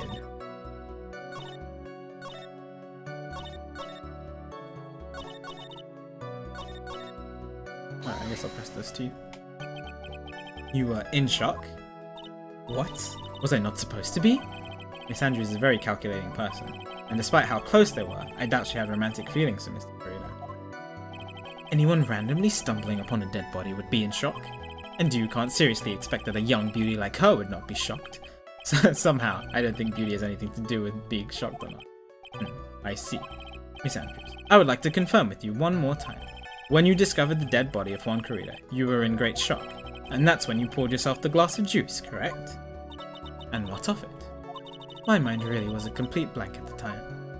Your mind was a complete blank? I didn't think that was possible for you. Aren't you rude today? I was so dazed that I made one careless mistake. That one thing. What one thing? Never mind. It's no big deal. What was she starting to say just now? Yeah, press further. Miss Andrews, I'm convinced that, as you said, you made a mistake at the scene of the crime. What I really want to know is what this mistake was. Actually, so would I. I'm sorry. It's kind of embarrassing. When I set the glass down on the dresser, I accidentally knocked the flower vase over. She knocked it over? No, this is a lie. It had to have been knocked over during the struggle. She's trying to lie. She's trying to lie. No, but why would she lie about this? This is weird. Flower vase? Are you talking about the one on the floor in the crime photo? Like, why would she bring it up in the first place? It's a mess of glass shards. It was originally on top of the dresser, but when I bumped into it with my elbow, it fell onto the guitar case. Why did you withhold such an important piece of information? I'm sorry. I thought that since the crime scene was already in disarray, that people would simply assume the vase was just another part of the mess. Looks like yet another fact has come to light here. Please add this and anything else you have to reveal. Anything else you have to reveal to your testimony. I'm sorry, but I have nothing more to add. I didn't touch anything else.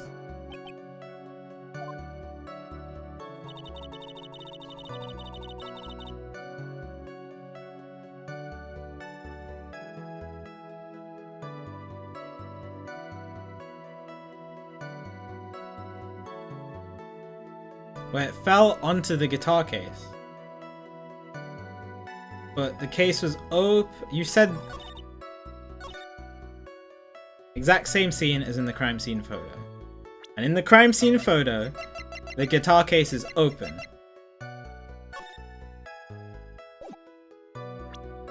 But she said she knocked the vase onto the case.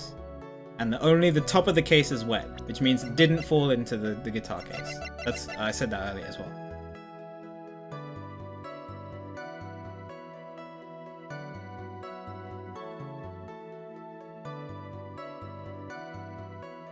Pretty sure I have to present the guitar case. But do I present it here? Or in this one? I feel like I need both the statements together.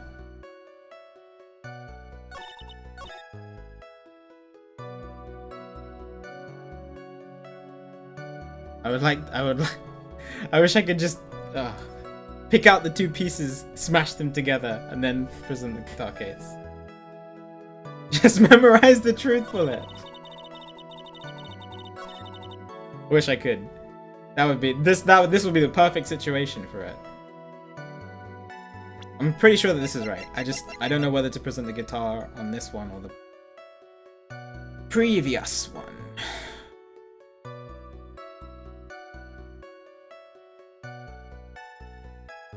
I have a feeling if I present it here, they're just gonna say, well, yeah, it fell onto the guitar case.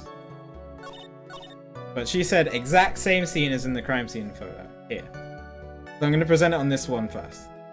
I think that's fine. There's something similar about the vase in case 2, and I ended up being wrong. We'll see. The vase, no, it was like between the vase and the ball, and my theory, my thought process was wrong. So let's see what happens.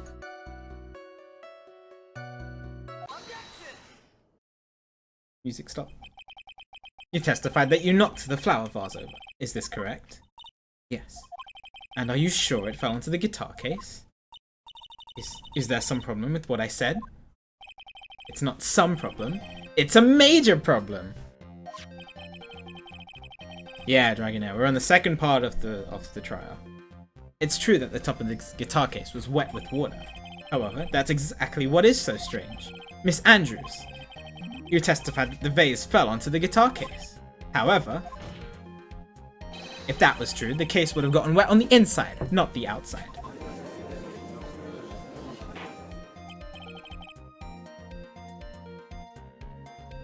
Oh, you could do it on both? That's good to know, DBG. Interesting.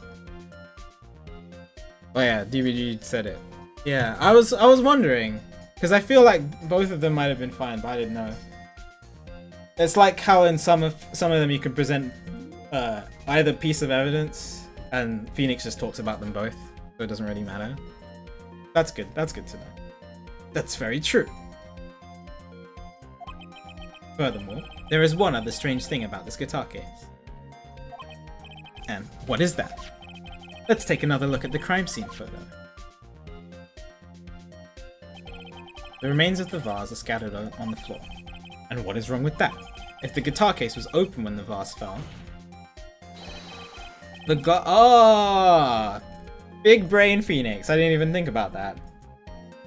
This is why Phoenix is the galaxy brain.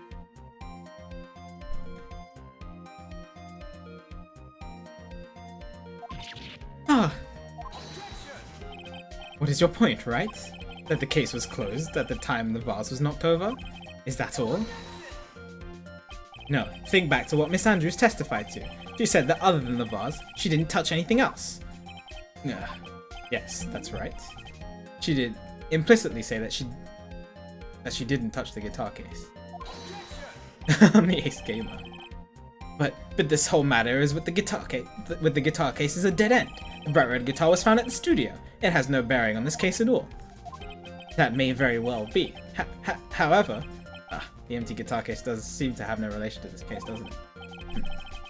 Seems there's no deeper meaning to the guitar case. Well, Mr. Wright, do you think we need to hear more details about the guitar case? Ooh.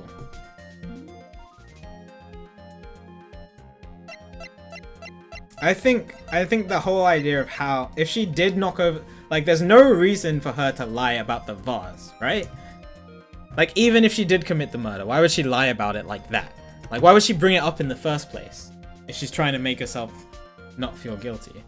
So, I'm guessing that's a truth? Maybe? I don't know.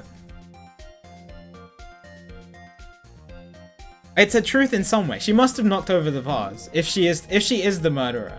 See, the only reason I don't think she's the murderer is because of this whole thing with the killer.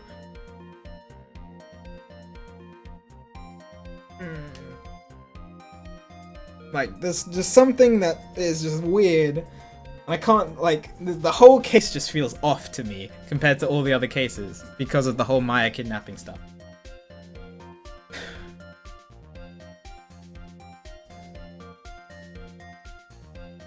No, that's not what I'm saying, Dragonair.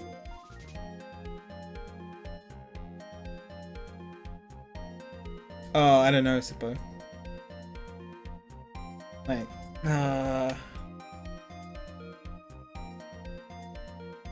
so is she okay? So if she isn't the murderer,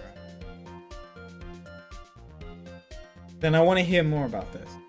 But if she is the murderer, if she is the murderer, I want to hear more about this anyway. Regardless, I need to find the truth of what's happening. I'm not convinced on both. The empty guitar case. I believe this is a crucial piece of the puzzle. I can't believe anyone would reach for straws like this, but it is you. But it is you. I think he wanted to say it like that. I can't believe I'm doing this either. Alright. I'll follow along, for now. Miss Andrews, please testify to the court about the guitar case. Yes, Your Honor. Yeah, the screwdriver did help, actually. I don't remember too clearly because I was a bit dazed. I suppose I must have opened the guitar case after I knocked the vase over.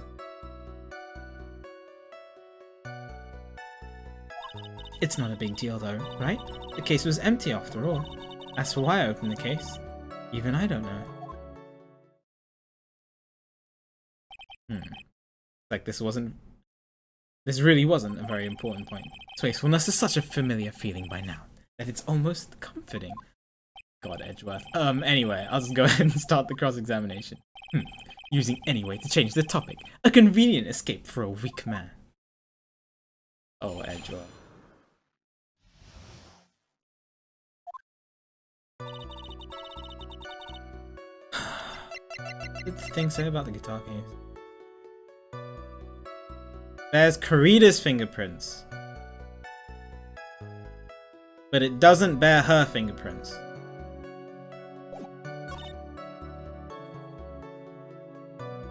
Doesn't bear her fingerprints. Now, will Phoenix say that if I present this? That's the thing.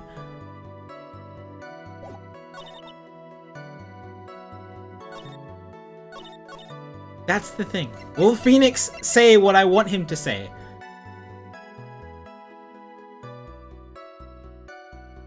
Okay, let me press the statement first, and let me just see what he says about it. So, you opened the guitar case then?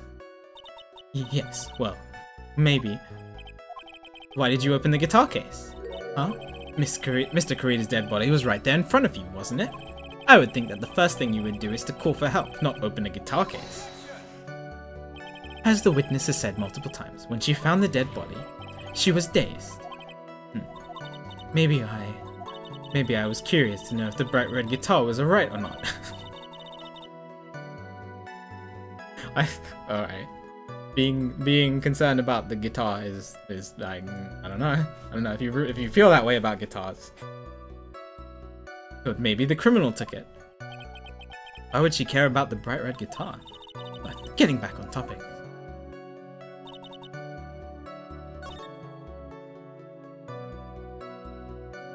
Yeah, right, Mariah? That's what I'm thinking. Is the guitar safe? Oh no! Yeah, if I ever discover a body, I'm gonna look around for musical instruments. Make sure they're okay. Alright, I'm gonna present the guitar here. And hope that he talks about the fingerprints.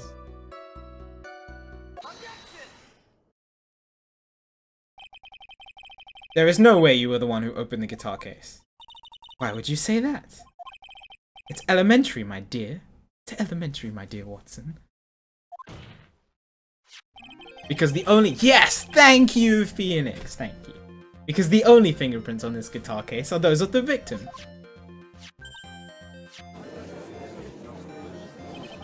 What is it, Miss Andrew? You shouldn't assume that I must have left prints just because I touched the case. What do you mean? What if I were to tell you that I was wearing gloves at the time? Gloves? But why would you be wearing gloves at the time? That's, You know what else has gloves on it? It was the night of the award ceremony. So of course I dressed up for the occasion. Yes, now I remember. I'm almost sure I was wearing a pair of thin gloves. No, no murderers. This is samurai. The police are coming for Adrian, not for me. I see. Well, Mr. Wright, it seems the witness is wearing gloves at the scene of the crime. That's strange, you know? You were wearing gloves. Isn't that a little strange? Why is that strange? Do you have something that would prove I was not wearing gloves at the time? Oh, right, because your fingerprints are on the dumb wine glass.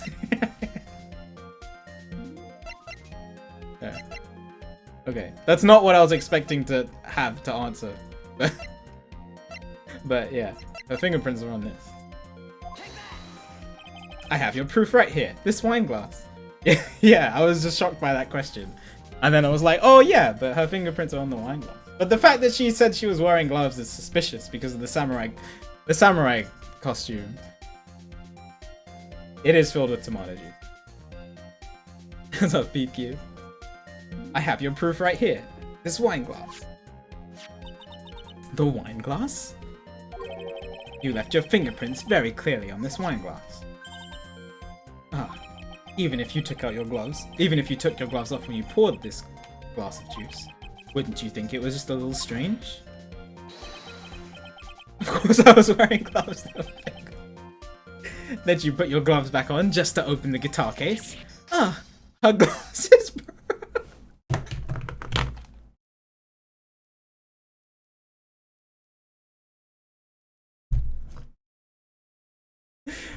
Alright, well, that's, you know.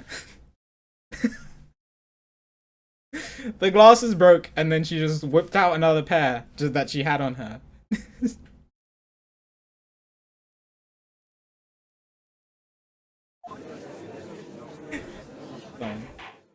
Yeah, they just exploded and she was like, alright, that's normal. I'll just put on this other pair that I have.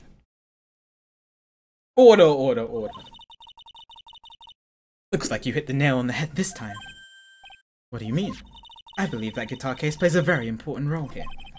It's just an empty guitar case. It really was empty though. But the bright red guitar was at the studio. Phoenix, drop all of your presumption. What was in the guitar case? What was in the guitar case was not the bright red guitar. It was a... Take back everything I've said about, about Phoenix's Galaxy.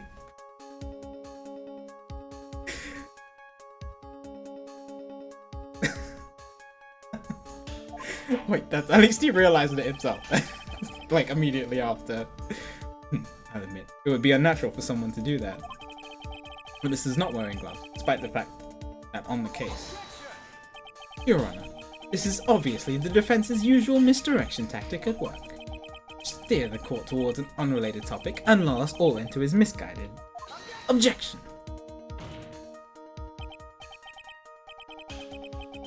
No, Your Honor, please recall that Miss Andrews had testified that this vase fell onto the guitar case, which means that the case was closed when the crime took place. However, it is wide open in this photo of the crime scene. I am sure this guitar case has some relation to the murder. If you're so sure, right? Then I'm sure you can somehow substantiate your outrageous claim, correct? Please, enlighten us as to why this guitar case has anything at all to do with this murder. Can you do that, Mr. Wright? Well, let's suppose for a second that the bright red guitar was not the only thing that could have been in the case.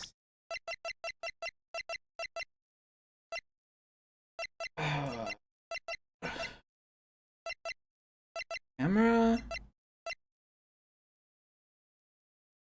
No. What? I don't have anything. I'm just seeing if it's gonna ask me to present evidence. Okay. Right, red guitar was not being the only thing. You don't mean to? Oh my god! So you intend to push your theory that the case was not empty? Is that it, right? I wouldn't say something I didn't intend to prove. Deflate that head of yours. You haven't proven anything yet. Now then, let's have it. What was inside the case at the time of the murder? Oh wow. I do have something?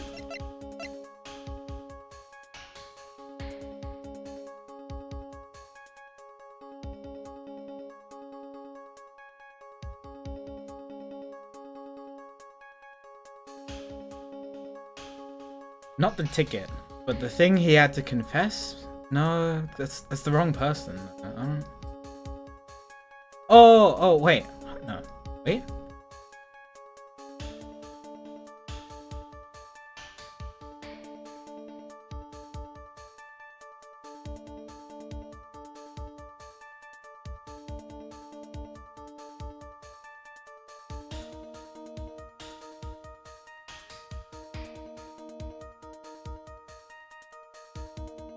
The Nickel Samurai didn't know about this press conference.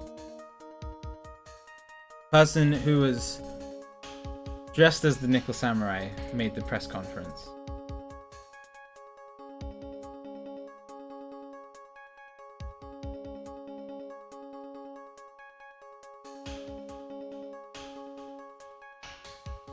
But it wasn't Juan, it was Adrian in the costume, right? It couldn't have been Juan. Because he was in his own costume.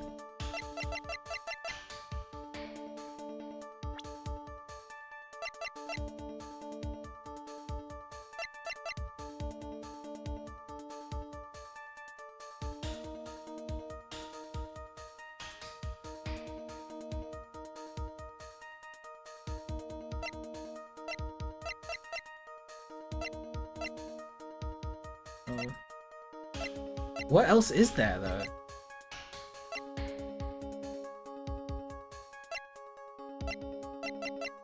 Like, I don't think I have anything else to present, as far as I can see. Like, this I got from Edgeworth. This I just got. And the knife, I mean, it was inside of him. Yeah, this was found on his costume, the photo.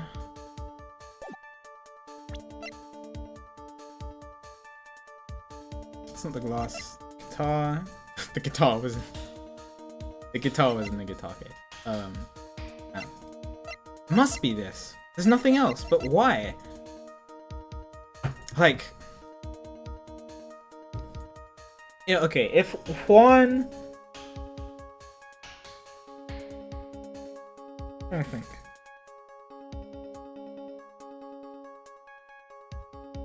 If Juan was the person who wanted to made the press conference, then maybe he had the thing he wanted to confess.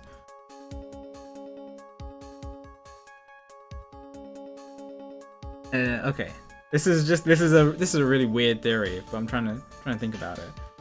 So if Juan made the press conference to embarrass the Nickel Samurai, and Adrian was in on it, I guess, because they were together as a couple.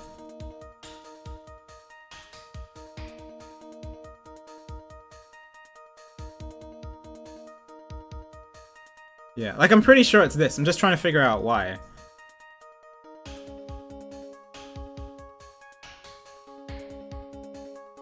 My only thing is that Juan had the thing to confess about the Nickel Samurai. Like he found some kind of evidence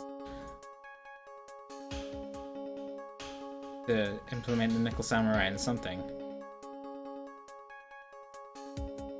I just can't figure out what it is.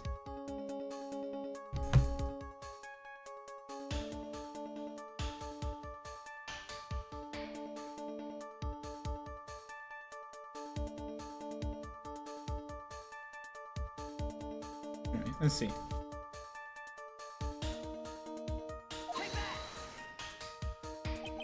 And why would something like that be inside a guitar case, let alone this one? Why, Mr. Wright? Why? Well, okay. Is this wrong? I have a suggestion. Why did you put that in the void where your brain is supposed to be? Alright, it was worth getting it wrong just for that line. Yes, and never bring it out again. Alright, can't a foolishly foolish fool get some love? Still think you can prove your theory? Can you prove that the guitar was not empty at the time of the murder? Wouldn't say something if I didn't intend to prove. Deflate that head of yours, okay. Okay, so that theory's out the window, never mind. It was kind of thin to begin with anyway. So what else is it?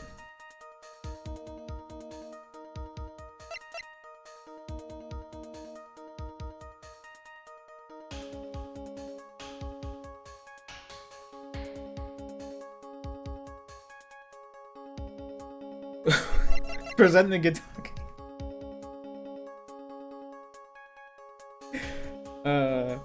Oh yes, the guitar case was inside the guitar case.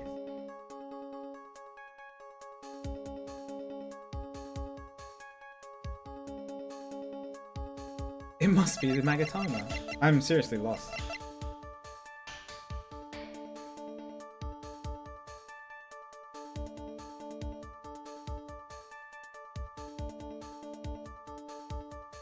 Okay, it's not my badge. It's not the Magatama.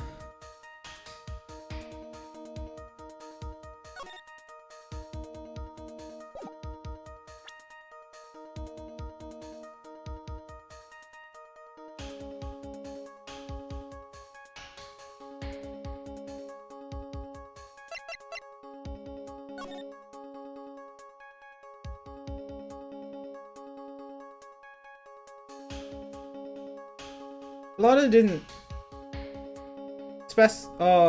yeah. I naturally assumed that this picture was taken before the crime happened. But what if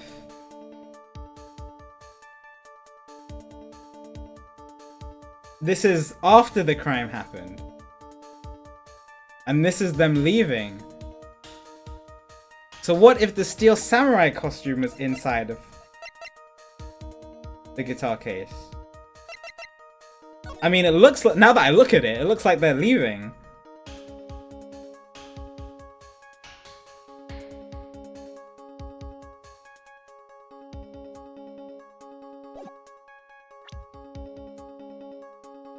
Oh, it does say after the murder. Okay, well, that's... well...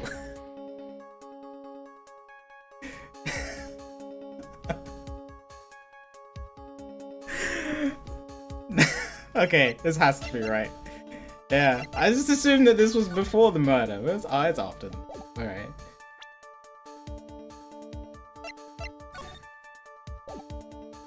Taken after the murder. So it's the Steel Samurai costume. So they... So, okay, Adrian, let's alright. Adrian went into the room Why did Juan have the... Okay, wait, no, then this theory might actually make sense. So Juan had the Nickel Samurai costume, started the press conference to try to reveal something embarrassing about the Nickel Samurai. Or to confess something about the Nickel Samurai. So Juan had it, and Adrian went in knowing that the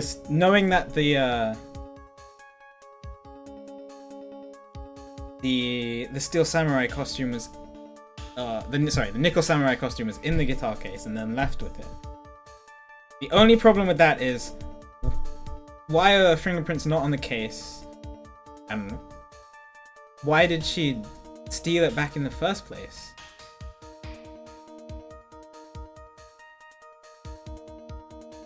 I think the theory of the Nickel Samurai costume being in the guitar case in the first place, I think makes sense.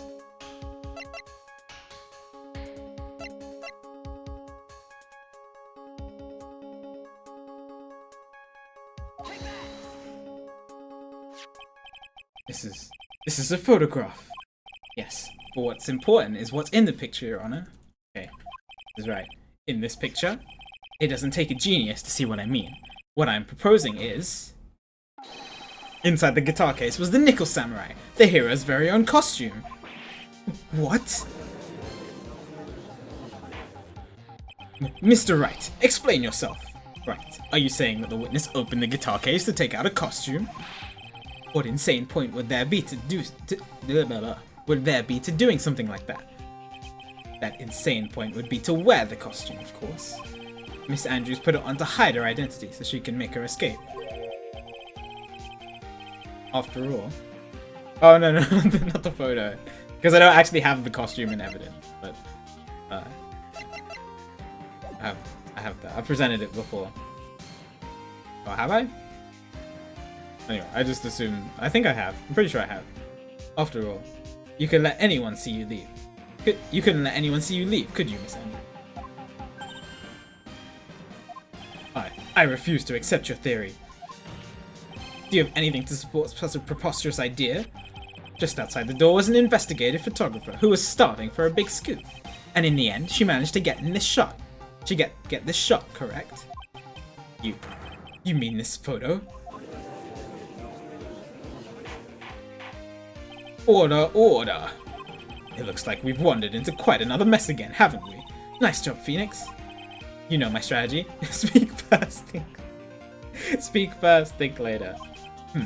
So the real murderer was hiding inside a costume. wait 1 second, Your Honor. The Nickel Samurai costume would have been Mr. Matt Engard's. Why would something of the defendants be in the victim's room? And inside the guitar case of all places? True.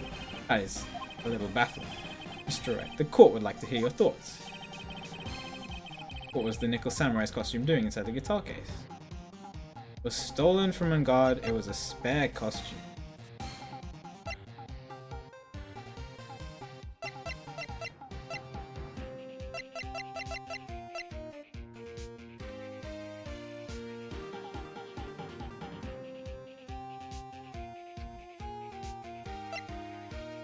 Engard said he was wearing his costume, right? The entire time?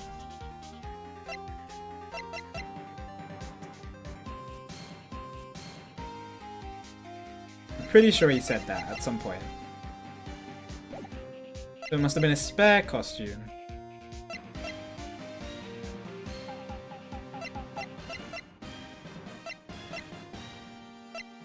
That's the only reason I'd go for spare over stolen. Mr. Engard did not take his costume off during the break period. Okay, good. In that case, the costume we are talking about was a spare one. What? Then, are you saying that on the night of the murder, there were 2 Nickel Samurai costumes at the Gatewater Hotel? Yes, that is what I'm saying. And how do you explain the costume that was inside the guitar case? It would mean that the victim had brought himself... Oh. It would mean that the victim himself had brought this spare to the ceremony on purpose. But why? The victim, Mr. Kurita, was the Jammin' Ninja. Why would he secretly bring the Nickel Samurai's spare costume with him? What could the reason What could be the reason behind such a peculiar act? I think I know this. Therein lies the sticking point. Oh, what are you mumbling yourself? What are you mumbling to yourself? I can't speak. What are you mumbling to yourself about now? Have you just been rambling all this time without any sense of inner monologue? Huh? No, I just... Mr. Wright, please explain yourself. Why do you think the victim had the Nickel Samurai spare costume? Phoenix, are you sure you can explain this one? I think so. I think I have a theory for this. Think carefully before you answer, and then answer with gusto. I believe in you. Alright, this is what I think. The reason that the victim brought the Nickel Samurai's spare costume to the hotel was... I'm pretty sure.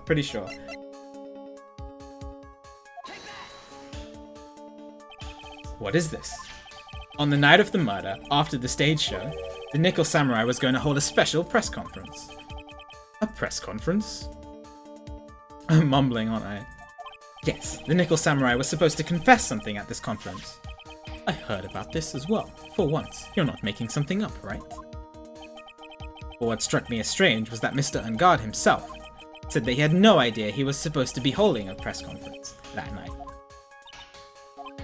But how can that be? The way I see it, that can mean only one thing. The conference was set up by none other than the victim, Mr. Juan Corrida himself. The victim? Yes. The spare Nickel Samurai costume was prepared for that very conference.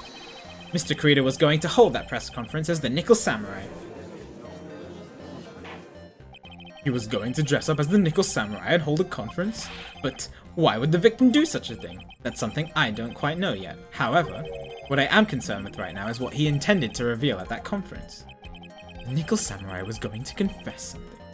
And by confess, I'd wager he was going to reveal something about himself. Which means that Juan Corrida, posing as the Nickel Samurai, was going to speak about Matt Engard. Yes, I guess that is what it would mean. But if that is the case, that's not a confession, that's public disclosure. Miss Andrews, I can see why you are pros at what you do. Pardon me? Yes, just as you say, the press conference was set up by Juan. She did know about it. I wasn't too far off when I presented the ticket in the first place. Miss Andrews, please offer us an explanation for this. I was the one he asked to help set it up. And the person who prepared that second costume for him, that was also me. Yo! I was right about it. Okay. You? Juan had bet everything on the Jammin' Ninjas this year. Am I familiar with Super Mario Sunshine? And if he lost the Grand Prix, he was going to make sure Matt was going down with him. That's what he thought anyway. You are talking about Super Mario Sunshine, right? Or are you talking about something else? Because when I see SMS, that's the first thing that jumps to my mind. Yes, I've run the game. I have 119 in any percent. And some 3 hours something in 120. He was going to ruin him, huh? It looked like somehow Juan had his hands on a secret so powerful that it would destroy Matt's acting career had it been revealed. What? Interesting. I wonder what the secret is. Do you know? Oh, maybe it's related to the killer? Because I don't know, maybe. And do you know what the secret of Mr. Engard is, Miss Andrews? Because they're related in some way. They are related in some way. The two of them.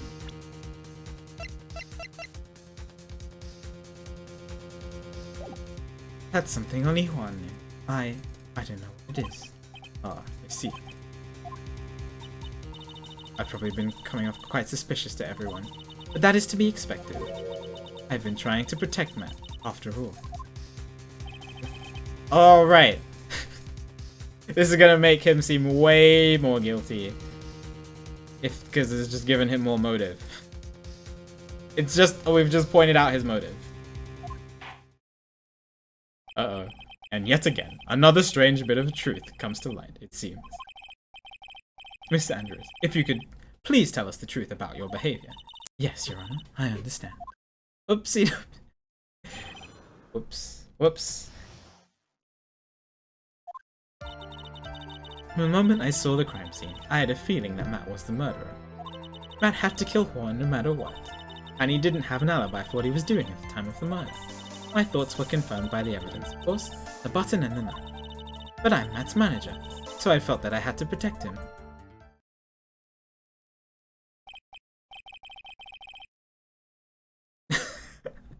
It happens, doesn't it? This does account for everything.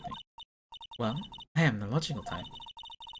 Finally seeing her true self, she is more nervous than a scared rabbit. If the defense can find no fault with this testimony, I am ready to make a ruling. Please keep that in mind as you cross-examine, Mr. It's like somehow everything has swung the opposite end of the scale again. It means I have to put my weight into this and turn our logic upside down. Huh. I guess this trial might be long enough. Just the end of case 4, then case 5 be a longer one. Feeling that much. Had a feeling? Would you say that was your intuition speaking to you? Don't confuse my methods of reasoning with your own. If you want to prove that someone did something, you need 3 things. 3 things? A motive, an opportunity to commit the crime, and finally, decisive evidence. And if you think these 3 things through, the answer becomes quite clear. Shush, Omega. You should have already known that, Phoenix. They didn't teach that to us in... They didn't teach that to us in law school. At least, not from what I remember. May I continue now? Had to kill Juan. No matter what. Alibi. The evidence, of course. The button and...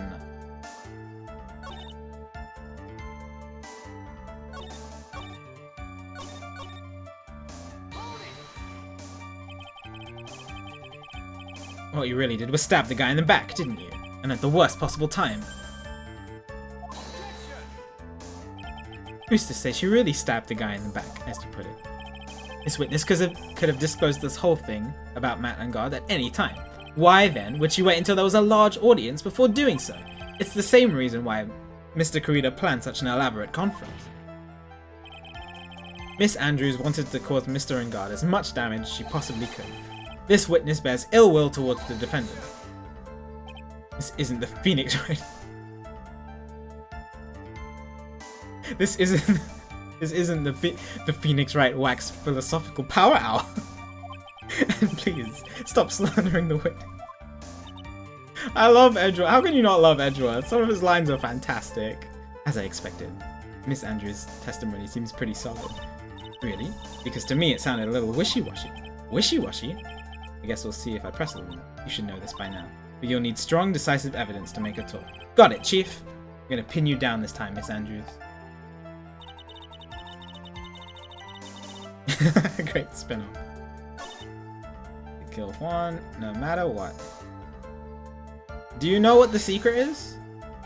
So would you say the need came from the press conference? Yes. Do you know why it chose that event and that hotel for the conference? Because that was when he could cause the most damage to the public's beloved Matt Engard. And you knew of this plan, didn't you, Miss Andrews? Yes, because I was the one who set up the conference and prepared the costume. But I'm sure Mr. Engard himself didn't know anything about the press conference. Oh, really? Can you show me proof that he didn't know anything about the press conference?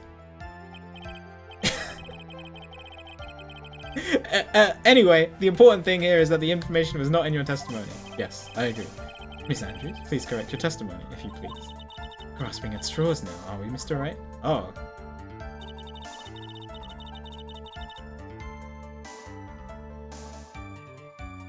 I know what his motive was, but I don't have any way to prove I'm right. Mr. Engard done something to hurt or betray you personally? Why do you ask? You were the one who helped Mr. Kurita with his press conference. That event was supposed to bring down Mr. Engard, yet you still helped out. This person on trial right now is Mr. Engard, right? What the witness was thinking, helping the victim with his plan, is none of our concern. In any case, this means that the defendant had a motive to kill. Keep doing this to myself. Have an alibi. Found by the evidence, of course. Button and... You can hardly call the knife decisive evidence. The fingerprints on the knife could very well be a clever camouflage. Then, what about the button? Oops. What was that? The button? It's clear from the crime scene that the victim and the murderer fought, and during the fight, the killer ripped off the button from the Jammin' Ninja's costume. You're talking about this button, correct? That button was found in the pleats of Matt's Hakama, isn't that correct? I would think that makes it very decisive evidence. Looks like you were outfoxed again, Mr. Wright. Anyway, the knife doesn't prove a thing. Please fix your testimony. I can't stand the sight of a man who can't gracefully accept his defeat. Goodness me, I can still look at me. An icy stare, yes. Okay. Miss Andrews, for Mr. Wright's sake, please add this information to your testimony. That button was torn off during...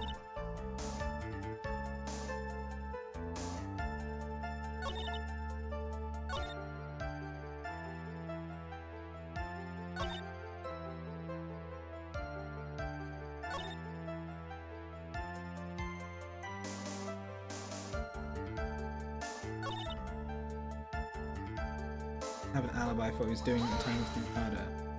It's the only one I haven't pressed yet. Didn't you already testify earlier that Mr. Engard was taking a nap in his room? Are you telling me now that that too was a lie so you can cover for Mr. Engard?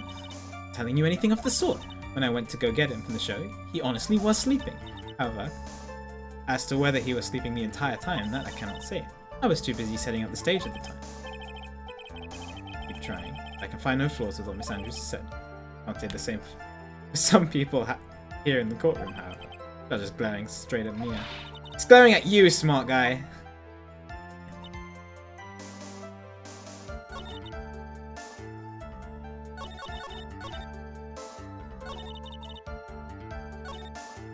I don't know here. I've pressed on everything.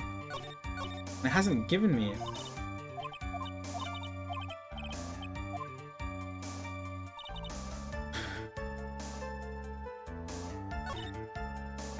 It's probably something to do with the revised statements, right? It has to be one of the two. I know what his motive was, but I don't have any way to prove him right. I don't know. Don't have the embarrassing piece of evidence.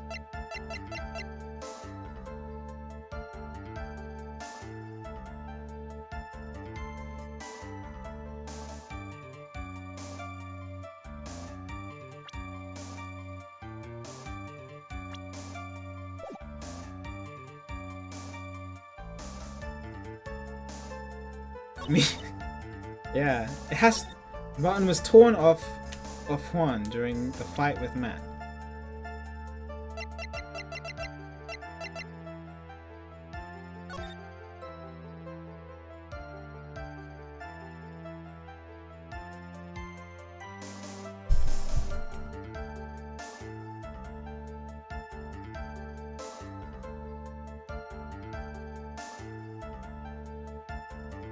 The knife got stabbed near the button, and then blood was on top of the stain, which means the button was torn off before the knife stab.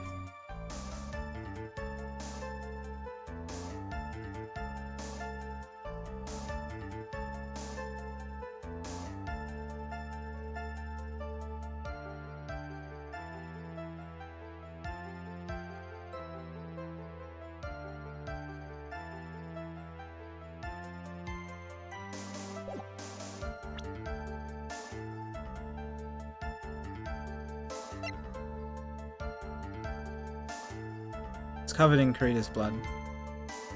Wait.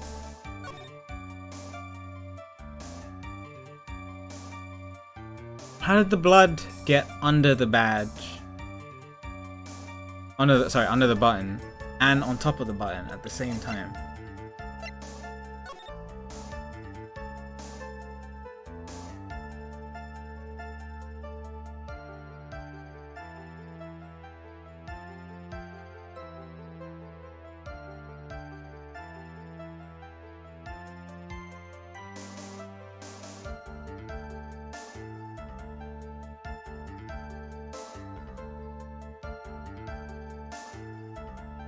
Has to be related to this, right? Maybe it's either the picture or the button. I think.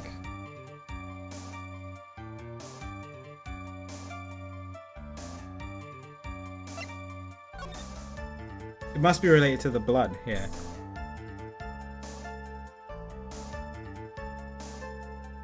Like the knife is stabbed in such a convenient place. Next to the button.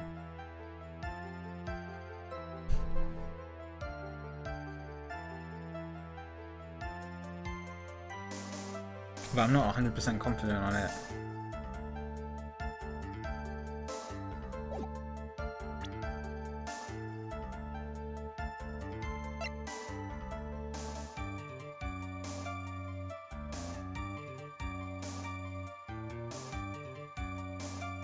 Right.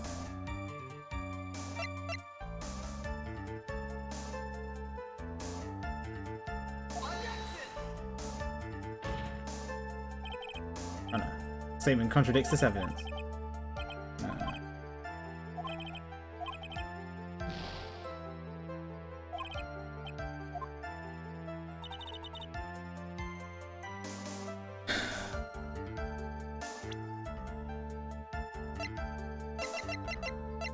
Picture then?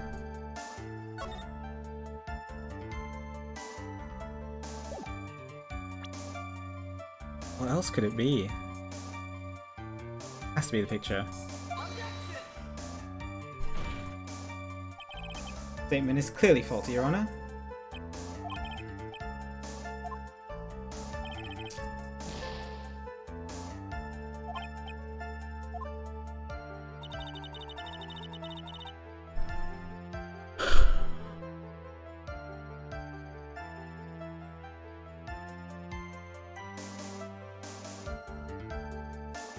I don't have the evidence for this. I don't see anything else I can...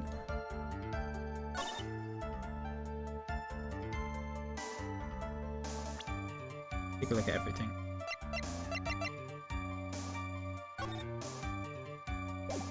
This one is difficult.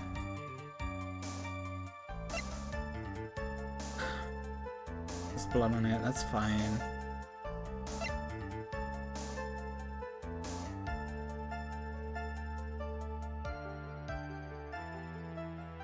Strangled with the scarf, and then he was stabbed with the knife.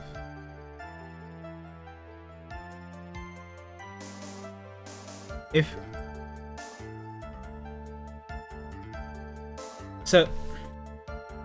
he was strangled, okay, if he was strangled with the bandana, then maybe the knife didn't come into play until after he was like asphyxiated.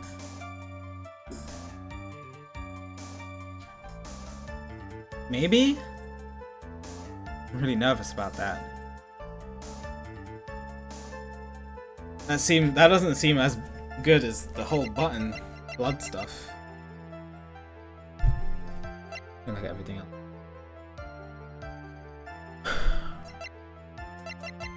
Hi Gab, good to see you. I'm struggling in this one. Lost full health in this one.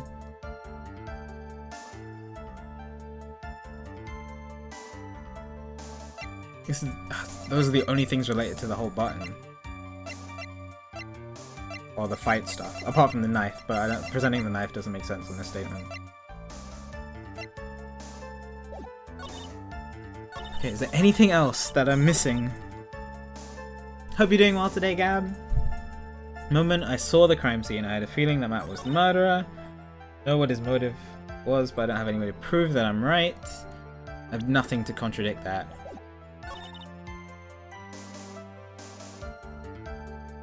I have nothing to contradict that, right? Welcome back, Flutter.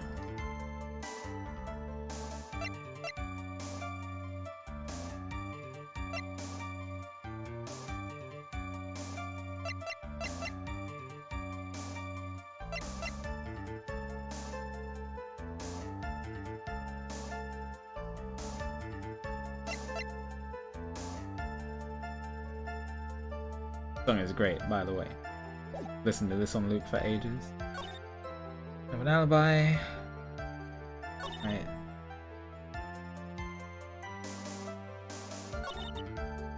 This is the best thing I can think of. If this is wrong, then I have to look even deeper with only 1 health and only get 1 more try.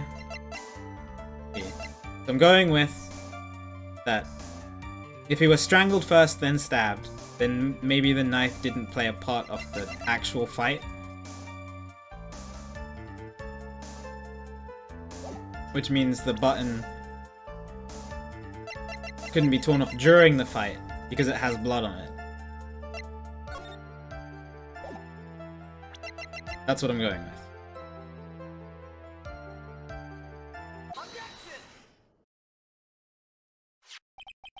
This is the victim's autopsy report. It clearly states that the cause of death was strangulation by a scarf. Strangulation? The knife stab to the victim was done after the victim had already died. And what does that mean?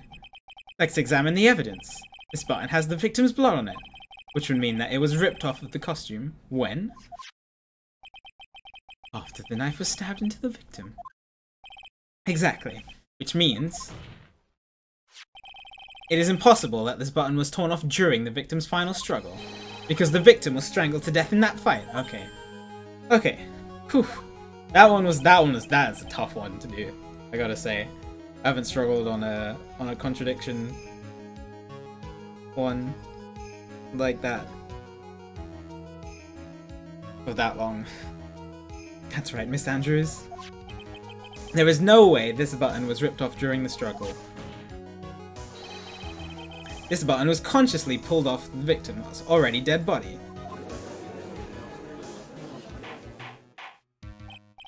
Wishy-washy, yeah. Oh, I didn't even see what the jump said. Have a good sleep, Joey. See you tomorrow. What is the meaning of this, Wright? So what if the button was torn off of the body after the victim had already died? What does that change?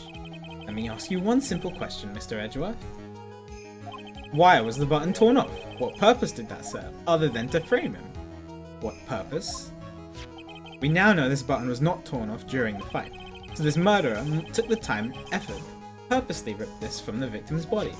That would mean that the murderer had something in mind, wouldn't it? Mr. Wright, does this mean you know what the murderer wanted to do with this button? What was it? I thought that said to pin the crime on Edgeworth for a second. And I was about to flip out and 100% choose that.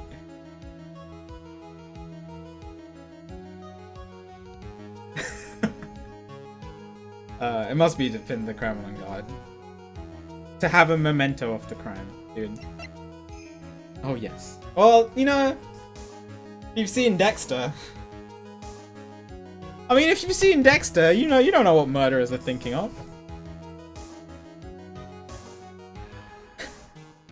Stream value? Is that a good idea? And only have 1 health left? I don't think that's a good idea. I don't think that's a great idea.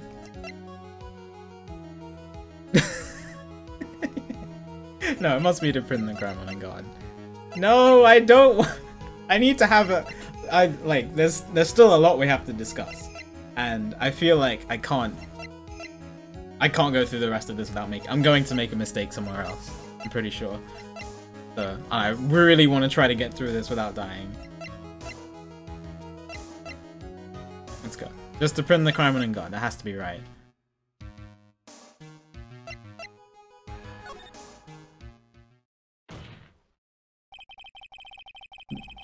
That's true PQ, but let's just play it safe, just for now, because usually presenting wrong is just two bars. There's only one logical reason for doing something like that. It was to pin the crime on Mr. Engard. There is no way anyone would put a bloodied button in their own pants. That's right, Mr. Engard was set up by the real killer, of course. And the real murderer is? Well, Mr. Wright, who in the world is the real killer then? Finally. I can't believe I managed to bring this trial all the way up to this point. Phoenix, you can't let your guard down yet. Not until the very end. The real killer, the person who planned to frame Mr. Engard is... Adrian? Right? This I shouldn't galaxy brain this too hard. I hope.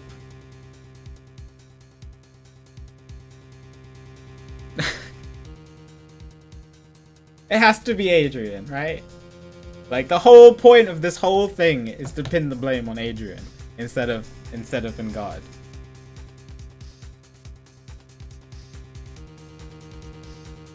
I shouldn't think about this too hard. That's what I would say in real life.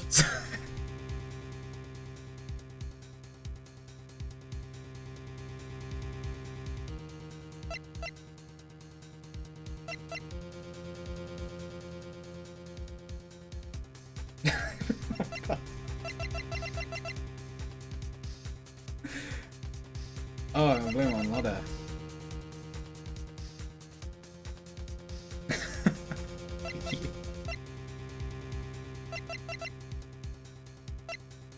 Yes. The person who planned to frame Mr. Ingard is... Mr. Ingard! Right. Adrian.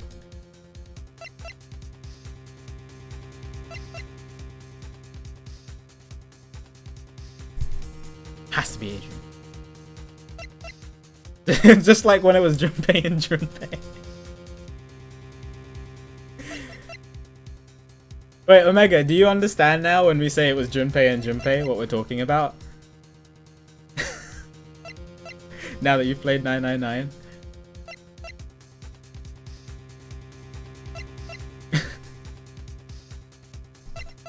If not, I'll tell you, but I'll give you more details after. Alright, it's Adrian. It has to be Adrian. There's nobody else. Don't think about this too hard, Talon. It's Adrian. This is wrong, and I have to do the whole trial again. I'm just gonna go to bed because this has to be right. I choose you. You are Mr. Kurita's killer. Yeah, I'll message you on Discord later. What? Oh, they broke again. Rip. Does she have another spare pair? Order, order, order, Mr. Wright. This is a very grave matter. Do you have any evidence that supports your charge? Any evidence? Choose you. All of the evidence points to Miss Andrews. Oh, she has another pair. How preposterous. You can't stick any of that on me. I can't, can I? Would you care to test me? Then what about this knife? The knife was used to stab the victim after he had already been strangled to death. It was used to throw suspicion on onto Mr. Ingard, naturally. A knife covered in the defendant's fingerprints could only be taken from his room. And the only one who had dinner with him and knew which knife to take was you. Oh, they broke again. Alright. Oh, she has another pair. Alright. She has 4 pairs of glasses with her. She's super prepared for any situation. Then, what about the button that was found in Matsukama? We already discussed that. This button was removed from the victim's body after he'd already died. Where's she keeping those? She's in a skirt.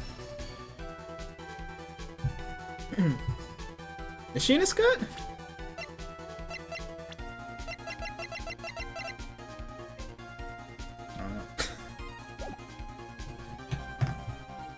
The only people who could have done so were the persons who found She's wearing teal trousers. Oh, okay. But she's not in a skirt. There you go. She has 10,000 pockets on her trousers. The only people who could have done so were the person who found his body or the killer. However, if Mr. Ingard was the real killer, there is no way he would have put such incriminating evidence in his own Hakama. Ugh. Alright, well that's her fault. Oh, no, she has 5, dude. The only person who could have put this button into Mr. Ingard's Hakama is the person who went to wake him up from his nap, which is you, yet again, Miss Andrews. I see. What about the empty guitar case? That is also another piece of evidence that incriminates Miss Andrews. The costume is used to hide the real killer's identity as they fled the crime scene. Now, who could have known that there was such a costume inside the guitar case? It could only have been the person who prepared the costume for the victim. And that person is you, Miss Adrian Andrews. No, I... Come on, Edgeworth. What are you gonna say to this, huh? But Miss Andrews' fingerprints were nowhere to be found on the guitar case. And it was you who proved that she was not wearing gloves at the time. That's right, she could have kicked it open. That's because she did not intend on leaving any prints. If anyone had found out that she had touched the case, they would have asked her why. So to avoid leaving any prints, she used a towel or something else to open it. That's a kind of a thin theory as well. Well, I mean, I said kick it open, but so either way, it's a thin. But the glass of tomato juice is a different story. Miss Andrews purposely left her fingerprints on the glass to show that, yes, indeed, she was the classic dazed discoverer of a dead body. Ah, that's 5. Surely this is it. Surely she doesn't have 6. And to top it all off, there is this photo. A photo of the killer as they exited the scene of the crime. No reasonable person on Earth can believe this nickel samurai is Mr. Ungard. He would be much too short for his own costume if it was him. She had another pair, dude. This has to be the last one. Speaking of how tall people are, Miss Andrews, you're also kind of short in stature, are you not? Please, stop. Well, how about it, Miss Andrews? What at this time? She's not acting like a guilty person. Usually the guilty partners say something by now. I refuse to testify. What was that?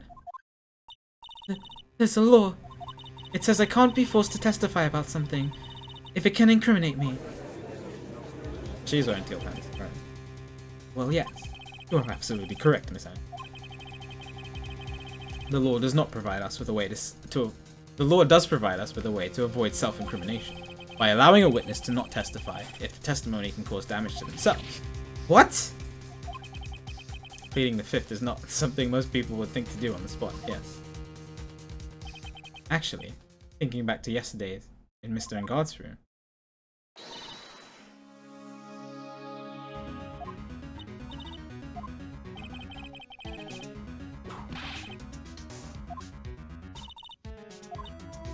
oh, okay. The Von Karma told her to do that. That's when Francisca planted this idea into her head. She must have told Miss Andrews to not testify if things look bad. You did a good job proving everything up to this point, Phoenix. But there is still one thing you haven't done. Something I haven't done? Yo, Ace! Thanks for being subbed for 60 months, dude. Holy poop. I hope you're doing great. You're awesome. 5 whole years. That is super great. You are awesome. It is cool that you've been around for so long. Hope you still enjoy the emotes. I appreciate the support very much.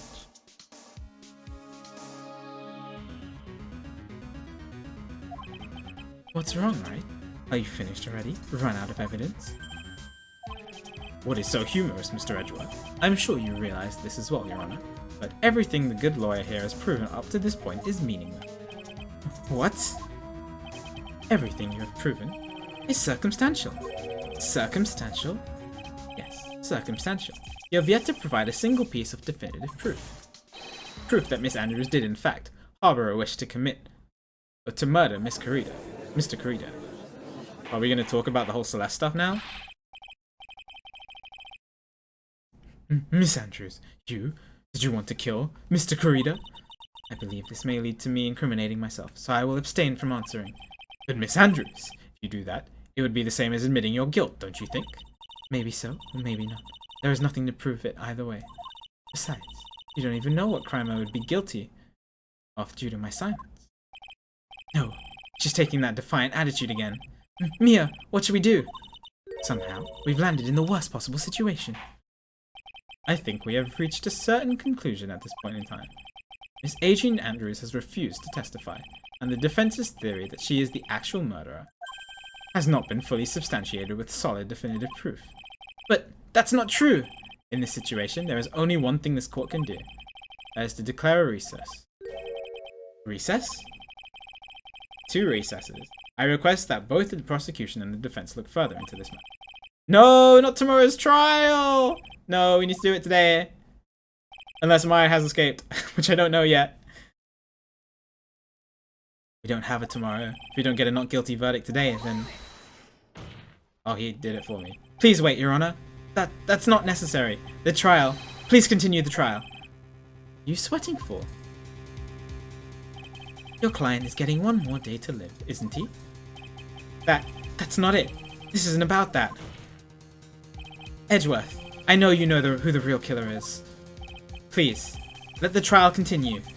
If I don't get the verdict, then Maya... Edgeworth doesn't know anything about this. Kondo, please. But it's impossible to continue as long as the witness refuses to testify. Now then, this court is... That was Edgeworth. It is not impossible for this trial to continue.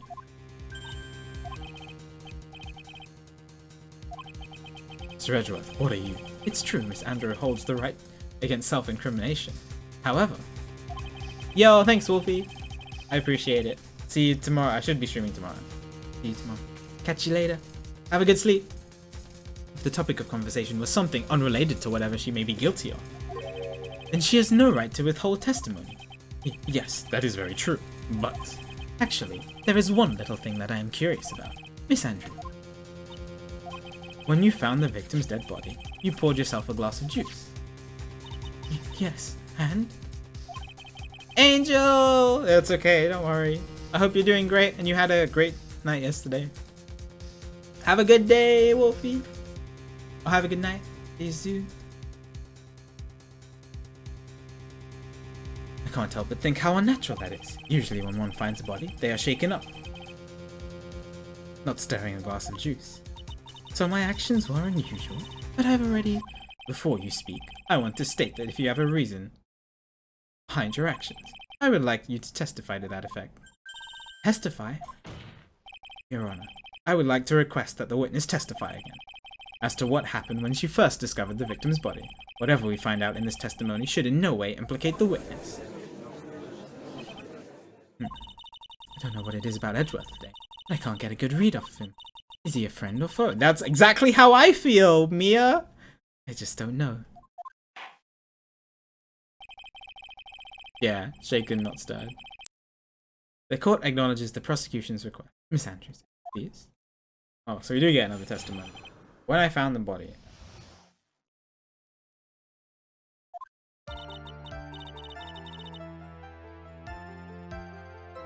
That glass of juice. I didn't really pour it for myself. I was surprised when I walked into the room and saw it in that messy state. And Juan, he was sitting slumped over and looking tired in the corner. When I saw him sitting like that, the thought that he was dead didn't cross my mind. To be honest, I thought he had just fainted or something, so I went to pour him some juice. Oh, she said that she poured it for herself. When I realized that he was dead, that's when I knocked the flower vase over. This is interesting. This is different. So you poured that glass of juice for the victim. Why didn't you say so in your earlier testimony? I didn't think I needed to include something so trivial. She said she poured it for herself. Phoenix, please be careful here. Can't find anything wrong with this testimony, and there's nothing left. Edgeworth, what the heck is going on in that brain of yours? It's alright. You may begin your cross-examination.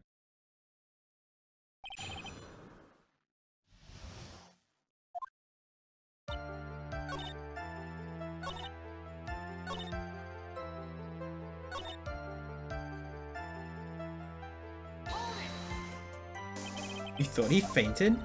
I thought he was asleep at first, but then the room was in such a messy state.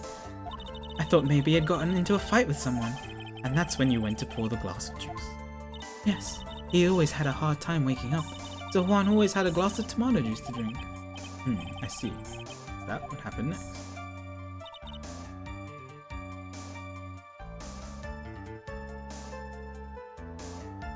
I knocked the flower vase. How did you come to realize, in fact, he was dead? I shook him over and over, but I never got a response. So I set the glass down on the dresser and tried to take his pulse.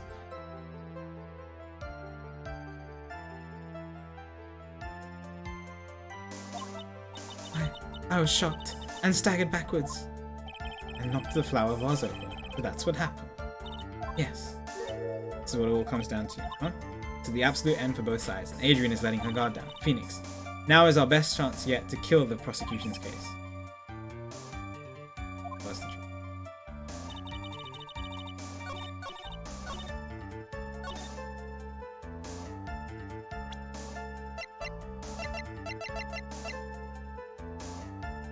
Fingerprints, best Karina's fingerprints.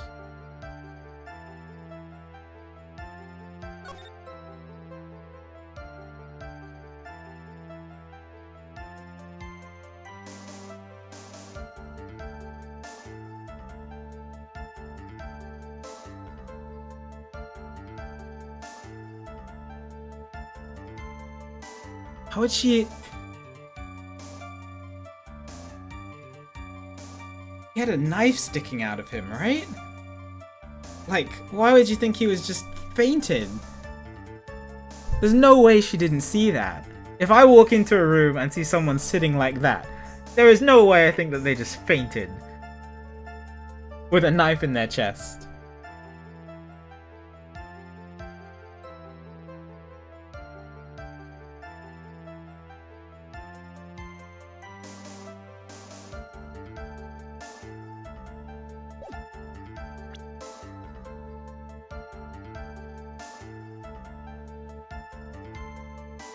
This has to be it. It has to be it. Think he just fainted or something? Like, there's no way that she was in an angle where she couldn't see the knife.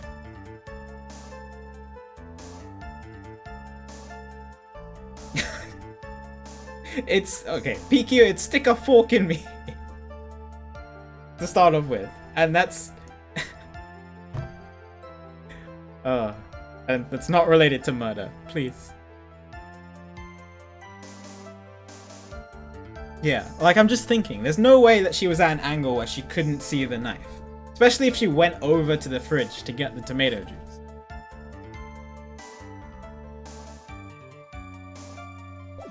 This has to be it. It has to be it. It has to be it. It is it! Let's go! Alright. So you honestly didn't think that he was dead when you found him? No, not at all. Even though this is what you saw when you discovered the body. Ah, what is the meaning of this? Yeah, that's also the first thing I thought of when I saw the photo. I just didn't say it out loud. Like, look how shallow, look how shallow the stab is with that knife. Like, the center of mass is like here. I don't know. Let's go. Isn't it obvious, Your Honor? There is a knife sticking straight out of Mr. Kurita's chest. Anyone who saw this scene would have immediately thought that he was a dead man. That's... well, you see... I doubt a single person in the world would mistake this for someone who fainted. And then so nonchalantly go pour something to drink. Your point is, Miss Andrews, your testimony just now, it was all one giant lie. Oh, that's her last pair of glasses gone for sure. And your lie has proven one thing very clearly. Well, it's supposed to be a steak knife, because they had T-bone steaks with it, but it looks like a butter knife. They should have made it a little sharper. It's fine. That's nitpicking. I don't really care that much. And your lie has proven one thing very clearly, that you are the real killer. Oh, she had another pair. No.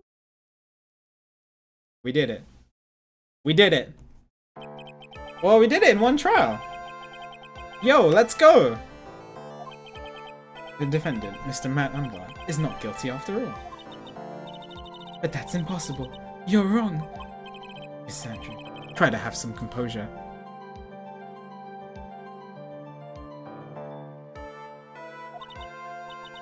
It wasn't me. It wasn't me, I tell you. It was Matt. I swear it. He's the one who killed Juan. But you were the one who refused to testify. In her eyes as well, yeah. And your reason for not doing so was that you might end up incriminating yourself. That's because... Miss Andrews, I will give you one last chance. What exactly are you hiding that may incriminate yourself? I refuse to testify. There is no need for this court to continue any further. Mr. Matt Engard's innocence has clearly been demonstrated. Is it over? Have we found the truth at last? What's wrong, Phoenix? Usually the real killer confesses his or her guilt. Now that I think about it, this is the first time someone hasn't. It's not how it usually works in real life, Phoenix, though. Like, it's weird in this game, but in real life, you know. Now then, I would like to hand down my verdict for Mr. Matt Engard. No, Edward, don't object this time! Just shush.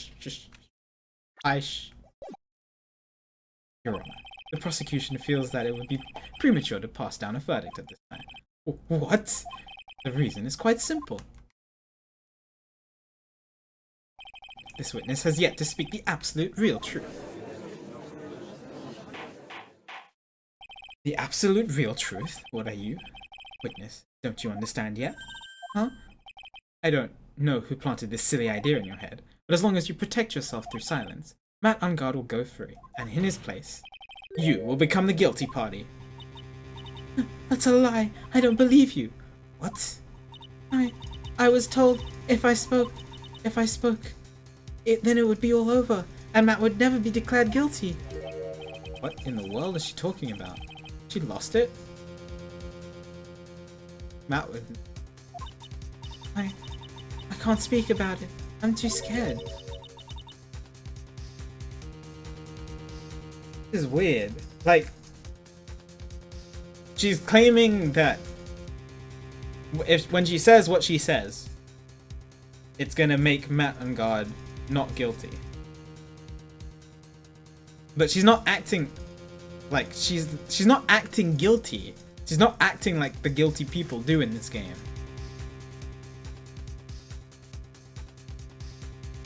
It's Francisco von Karma. Huh? Don't you remember Phoenix?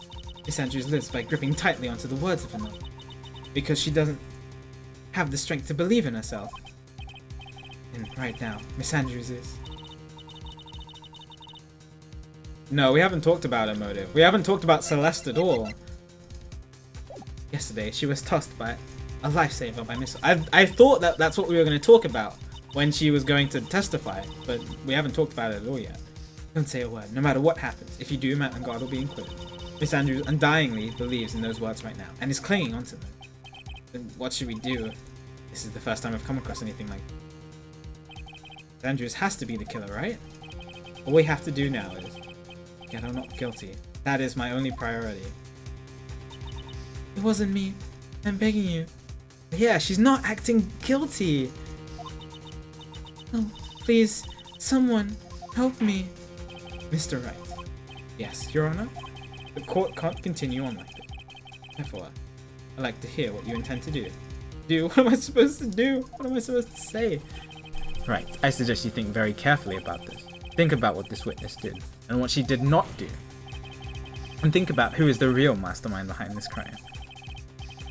Isn't that obvious? There's no one else it could be except the woman crying over there, right? Come now, what will you do? What kind of man are you, Mr. Phoenix, Wright?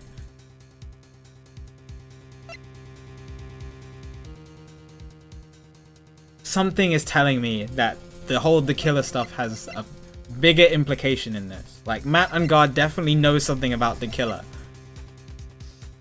And she is acting really not like she's blue, like she's not guilty.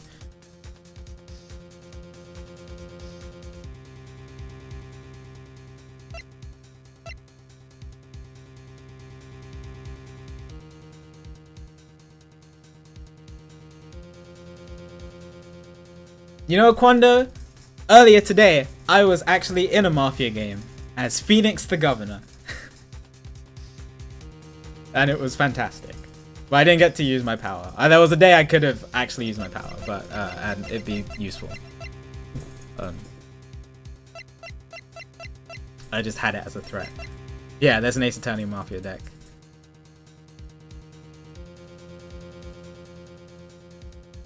I was the Gov. I rode or die with Pi.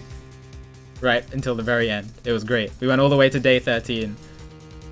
It was fantastic. That was a really fun game. Really good game.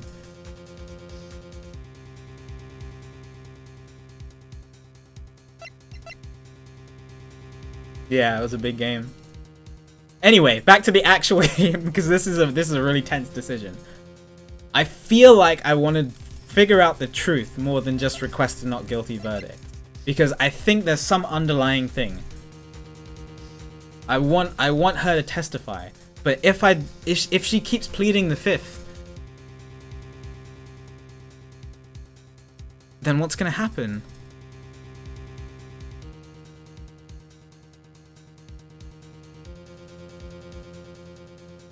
I went to Red right before day 2 happened. Oh yeah, it was good. It was a good game. It was a good game. When you watch the game, PQ, there were so many times when the gov timer kept ticking down because all I wanted to do is overthrow onto Gan. that's what I'll say. But so you know what the gov was thinking. Can I not save and try both? That's not how I play games. I haven't saved since the recess, and I don't plan to. Yeah. Either way, I don't want to spoil it for you if you actually want to enjoy and watch it. I want to find out the truth. I want to find out the truth. Let's do it. And hope that I don't get a guilty verdict. Just doing this. I want to find out the truth. I have to win a complete acquittal today. There's no way around that. But I can't bring myself to do it like this. Not when she's making I'm not just going for the puppy dog eyes because it's a cute girl. I want to find out the truth. I swear. Miss Andrews, I would like to know what you were really hiding. Mr. Wright, are you sure you know what you're doing? Sure, Mr. Engard would get an acquittal, but in his place, you would be found guilty.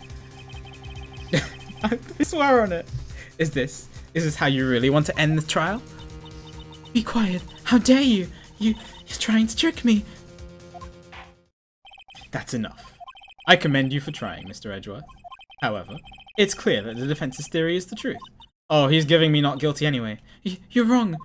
You have to testify. He's gonna get a not guilty, and we'll never know the truth. What a shame.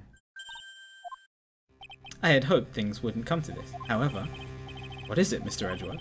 Miss Andrews, since you absolutely refuse to testify, it falls on my shoulders to disclose this to the court. Stop. What do you know, Edgeworth? Mr. Edgeworth? Oh. Yo, this remix!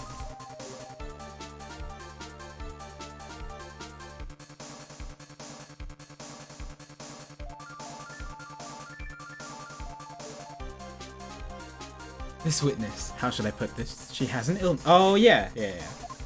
We know this. The suicide stuff. And because of this illness, she has tried to commit suicide in the past. Stop. Please stop. No matter how much you want to hide it, it's no use. I have the evidence right here. Oh, that's the second part of the suicide. Oh, and we did make her a promise that we wouldn't say it. We wouldn't tell anyone. We did. What will you do now, witness? You know what I'm about to do, don't you? I will now reveal to the court the true nature of the pitiful woman known as Adrian Andrews. The secret of her dependent nature. Other people knowing about it. Having other people know about it scares her more than anything else in the world. Yeah, Edgeworth is... Yeah.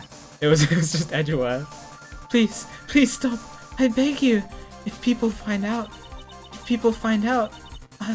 I'll... If you're going to say you would choose death. That's a really scummy thing to say, dude. Oh.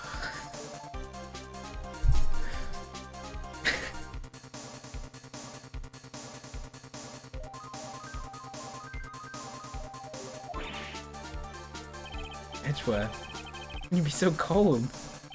However, before you die, I will pull...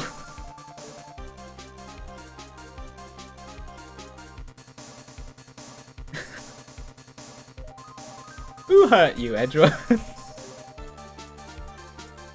I will pull the truth from your still breathing lips, no matter what I have to do. So, will you tell the court yourself? Or shall I? Either is fine with me. He has to be doing this for a reason, right? I'll talk, but please, help me. Alright. Nothing matters anymore.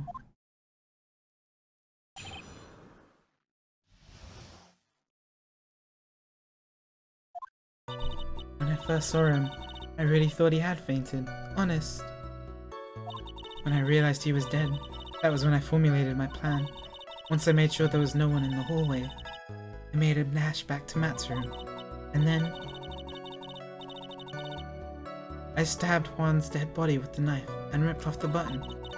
Just when I finished and was returning to Matt's room, I had a bit of an inconvenience. And that's why I ended up using the nickel samurai costume. Bit of an inconvenience. So she's admitting to planning the evidence and fabricating. Okay.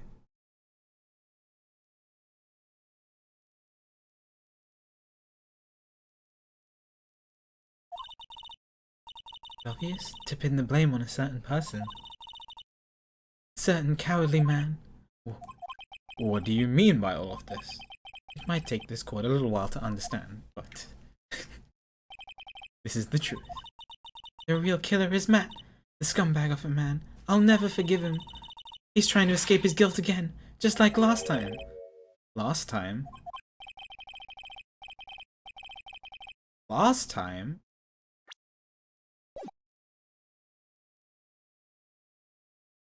That's the first time.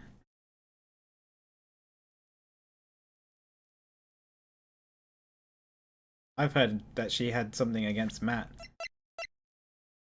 I know she had something against Juan because of the whole suicide stuff with Celeste. Against Matt? Interesting. Okay. So, Mr. Andrews stabbed the victim, Juan Carida, in the chest with a knife. However, she didn't do it with murder in mind. She did it with the intent of framing Matt and God for the murder. She was the one framing Matt. She is admitting to it. But she's claiming that she didn't kill him. And this is her crime. How is this possible? I mean, wasn't Miss Andrews supposed to be the real murderer? Mr. Wright, please get over your shock and commence the cross-examination. I mean, I'm surprised, but I'm not that surprised. There's, like I said, there's a bigger truth here.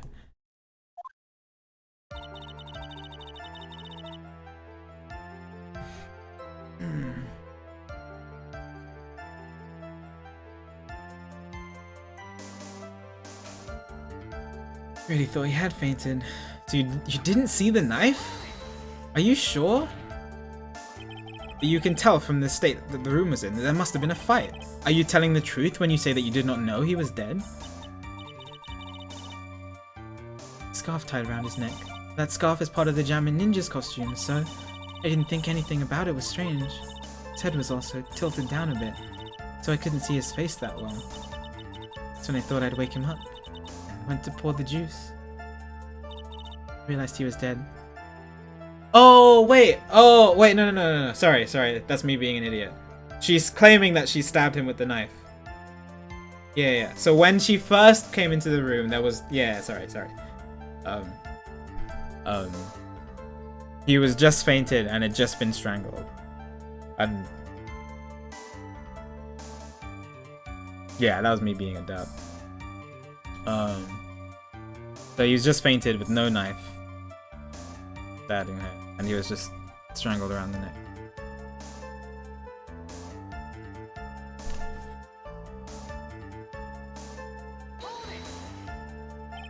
What is this plan you had? What's up, Callie? Thanks for the good luck. You're gonna need it if the trial isn't over yet. I knew right away the murderer was Matt. I knew because Juan, he was going to expose Matt's weak point to the world. Matt did this to stop Juan and silence him for good. That's when I thought I should forge some evidence and pin this crime on Matt. So the forged pieces of evidence were the knife and the button. The first thing that came to mind was to plant the knife. This is the fourth case. Once I made sure there was no one in the hallway, I dashed back to Matt's room.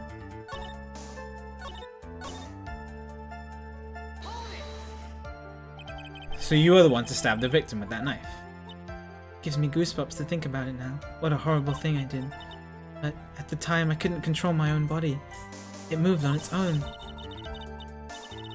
That's when I stabbed Juan's dead body.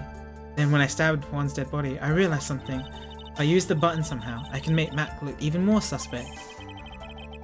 So you thought to rip off one of the buttons up, and then plant it in Mr. Enguarde's Akama. Yes, that's what I had planned to do.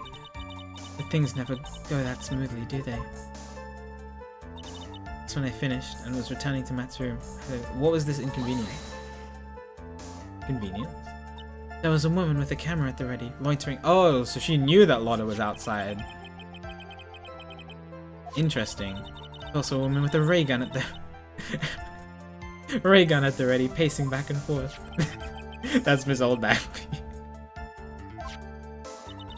I had already been caught and made into a big scoop for a certain weekly tabloid once, so I couldn't very well go out looking like myself and get caught again.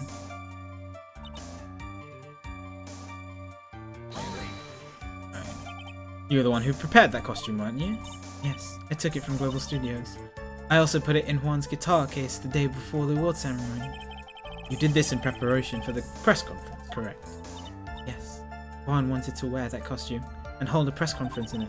He was going to disclose Matt's big secret. Can you tell us what the secret is, please? What is the secret? That... Oh, she actually doesn't know. I thought she was hinting that she did know. I got it. Oh, to leave Juan's room in this nickel samurai costume. People would think that Matt was the real murderer. I was very careful not to leave any fingerprints when I opened the guitar case. I absolutely did not want anyone to know about the costume.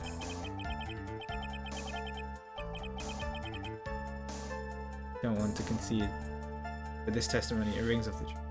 Yeah, but she said in the previous testimony that she claims that she didn't know. But I was wondering if she was just hiding that, because she was hiding a lot of other things. So she could have just been hiding the whole motive and like the whole secret as well. I thought that she might have known. When they conceded, but the testimony, it rings off the truth. Sorry, Phoenix. No, please, don't apologize to me. Both taken by surprise. Still, sorry. Interesting. Pressed everything, apart from this one. So you can get the knife, correct? The knife Matt used at dinner had his fingerprints all over it. Thought if I used that, then the police would certainly turn their eyes towards him. Matt was napping with his costume on at the time. I slipped in, took the knife, and returned to the scene of the crime. Oh, think we've heard enough. So, after that, you went back to Mr. Enguarde's room and planted the button? Into Matt's Akama? Yes. After that, I folded up the costume I was wearing and put it into a bag. Then I snuck it out of the room. Oh, snuck it out of the hotel and got rid of it. My word. What does all this mean? Mr. Edgeworth, is it? The real criminal is Matt Enguarde. Yesterday, that woman prosecutor sat me down for a talk. Francisca, huh? Said that I should, under no circumstances, confess to what I had done. That if I just kept quiet, then Matt would be found guilty for sure. I had no choice but to believe in her words.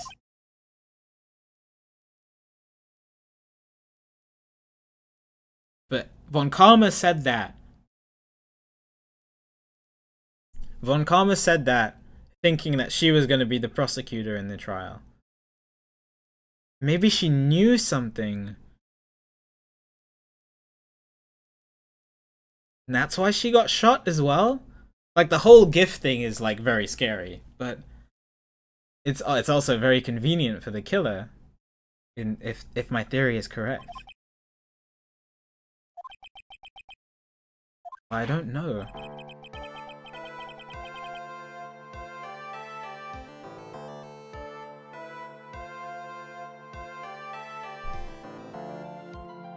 This witness has done is clearly unlawful. However, as long as her testimony stands, we can be certain she is not the real killer. Wait, Your Honor, the defense still... Right. It's pointless. At this point in time, it is not possible to indict Miss Andrews on anything. Yes, exactly. There isn't a single piece of evidence that points to her as the murderer. The cross-examination of this witness is over. And so is today's trial. You couldn't establish that the witness was the culprit. Please let it go, Mr. Wright. But... Mr. Edgeworth, please place Miss Andrews under arrest for further questioning. Understood, Your Honor. The prosecution will arrange for a detention immediately. That is all. Court is adjourned for today. I really, really hope Maya escaped. Oh no. And that wasn't just a debate. And that the killer was bluffing.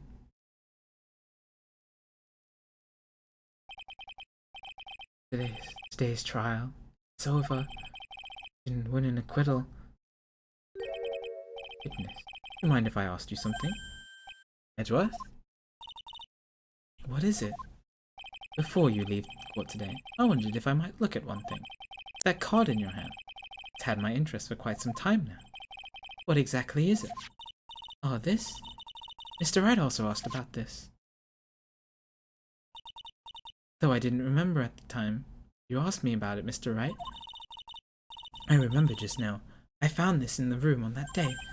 The room? That day? Yes. I found this card when I discovered Juan's body. It was lying there right next to him.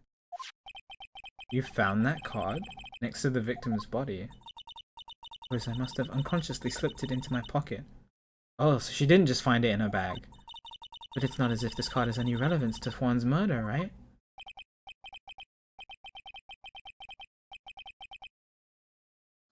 It's got huge amount of goosebumps. That card was also... There was also a card with Maya. Is that the killer's calling card? You know how serial killers have like marks they leave on crime scenes? Guess not. But it's still a strange card if you ask me. As far as a click to this case, I don't see why. Witness, that card! Give it to me! Hurry! Edgeworth? You have any idea what you have stupidly yet inadvertently done? This. I can't believe you hid this from me all this time. I didn't mean to. What is this all about? Never seen Edgeworth so emotional before.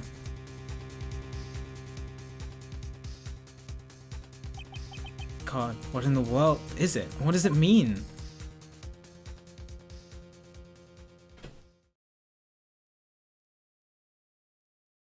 That is the biggest cliffhanger.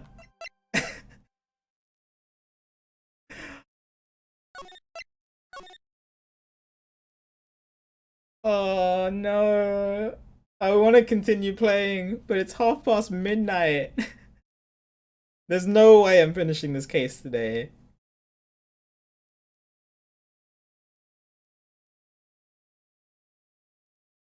There is no way that entire thing, investigation 1 and trial 1, took me 6 hours. There is no way I am finishing this case today. Let's just assume, because usually the second half is longer than the first half.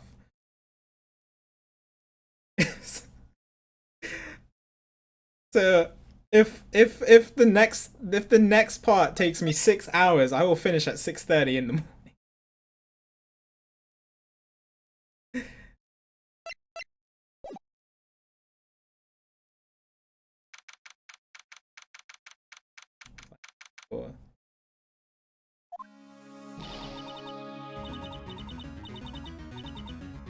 My exams aren't even over.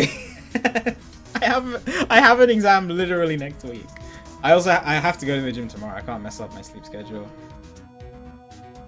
I know you guys really want me to play on. I know that. Especially a lot of you who are in the American time zone, because it's like not as bad for you. But I will 100% finish this tomorrow. Yeah. It's not so much sleep, it's my sleeping schedule. It's not the amount, like I'll still get the same amount of sleep, but I want to be able to wake up in the morning. Yeah. I think it's better to stop here. Although I have so many questions, and this case is so unique compared to all the others. I did say it, right? Yeah. Oh, whoops, no.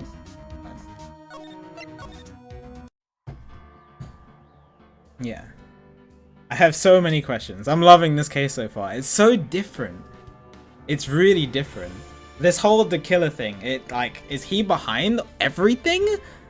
What is his relationship to Engard? And what, these are all rhetorical questions. What is that his like calling card, his trademark serial killer card? Does Edgeworth know? Why does Edgeworth know about it and nobody else? Or maybe Von Karma knew about it too? Maybe Von Karma knew and that's why she got shot? I don't know. Maybe. I have so many questions, but I don't know. Yeah, it's better to stop now because especially I want to also be able to enjoy it, and I know within the next 2 hours I'm gonna get tired. And I want to fully experience it and enjoy it. I think you guys will enjoy my experience of it more if I'm not tired. Yeah. So we will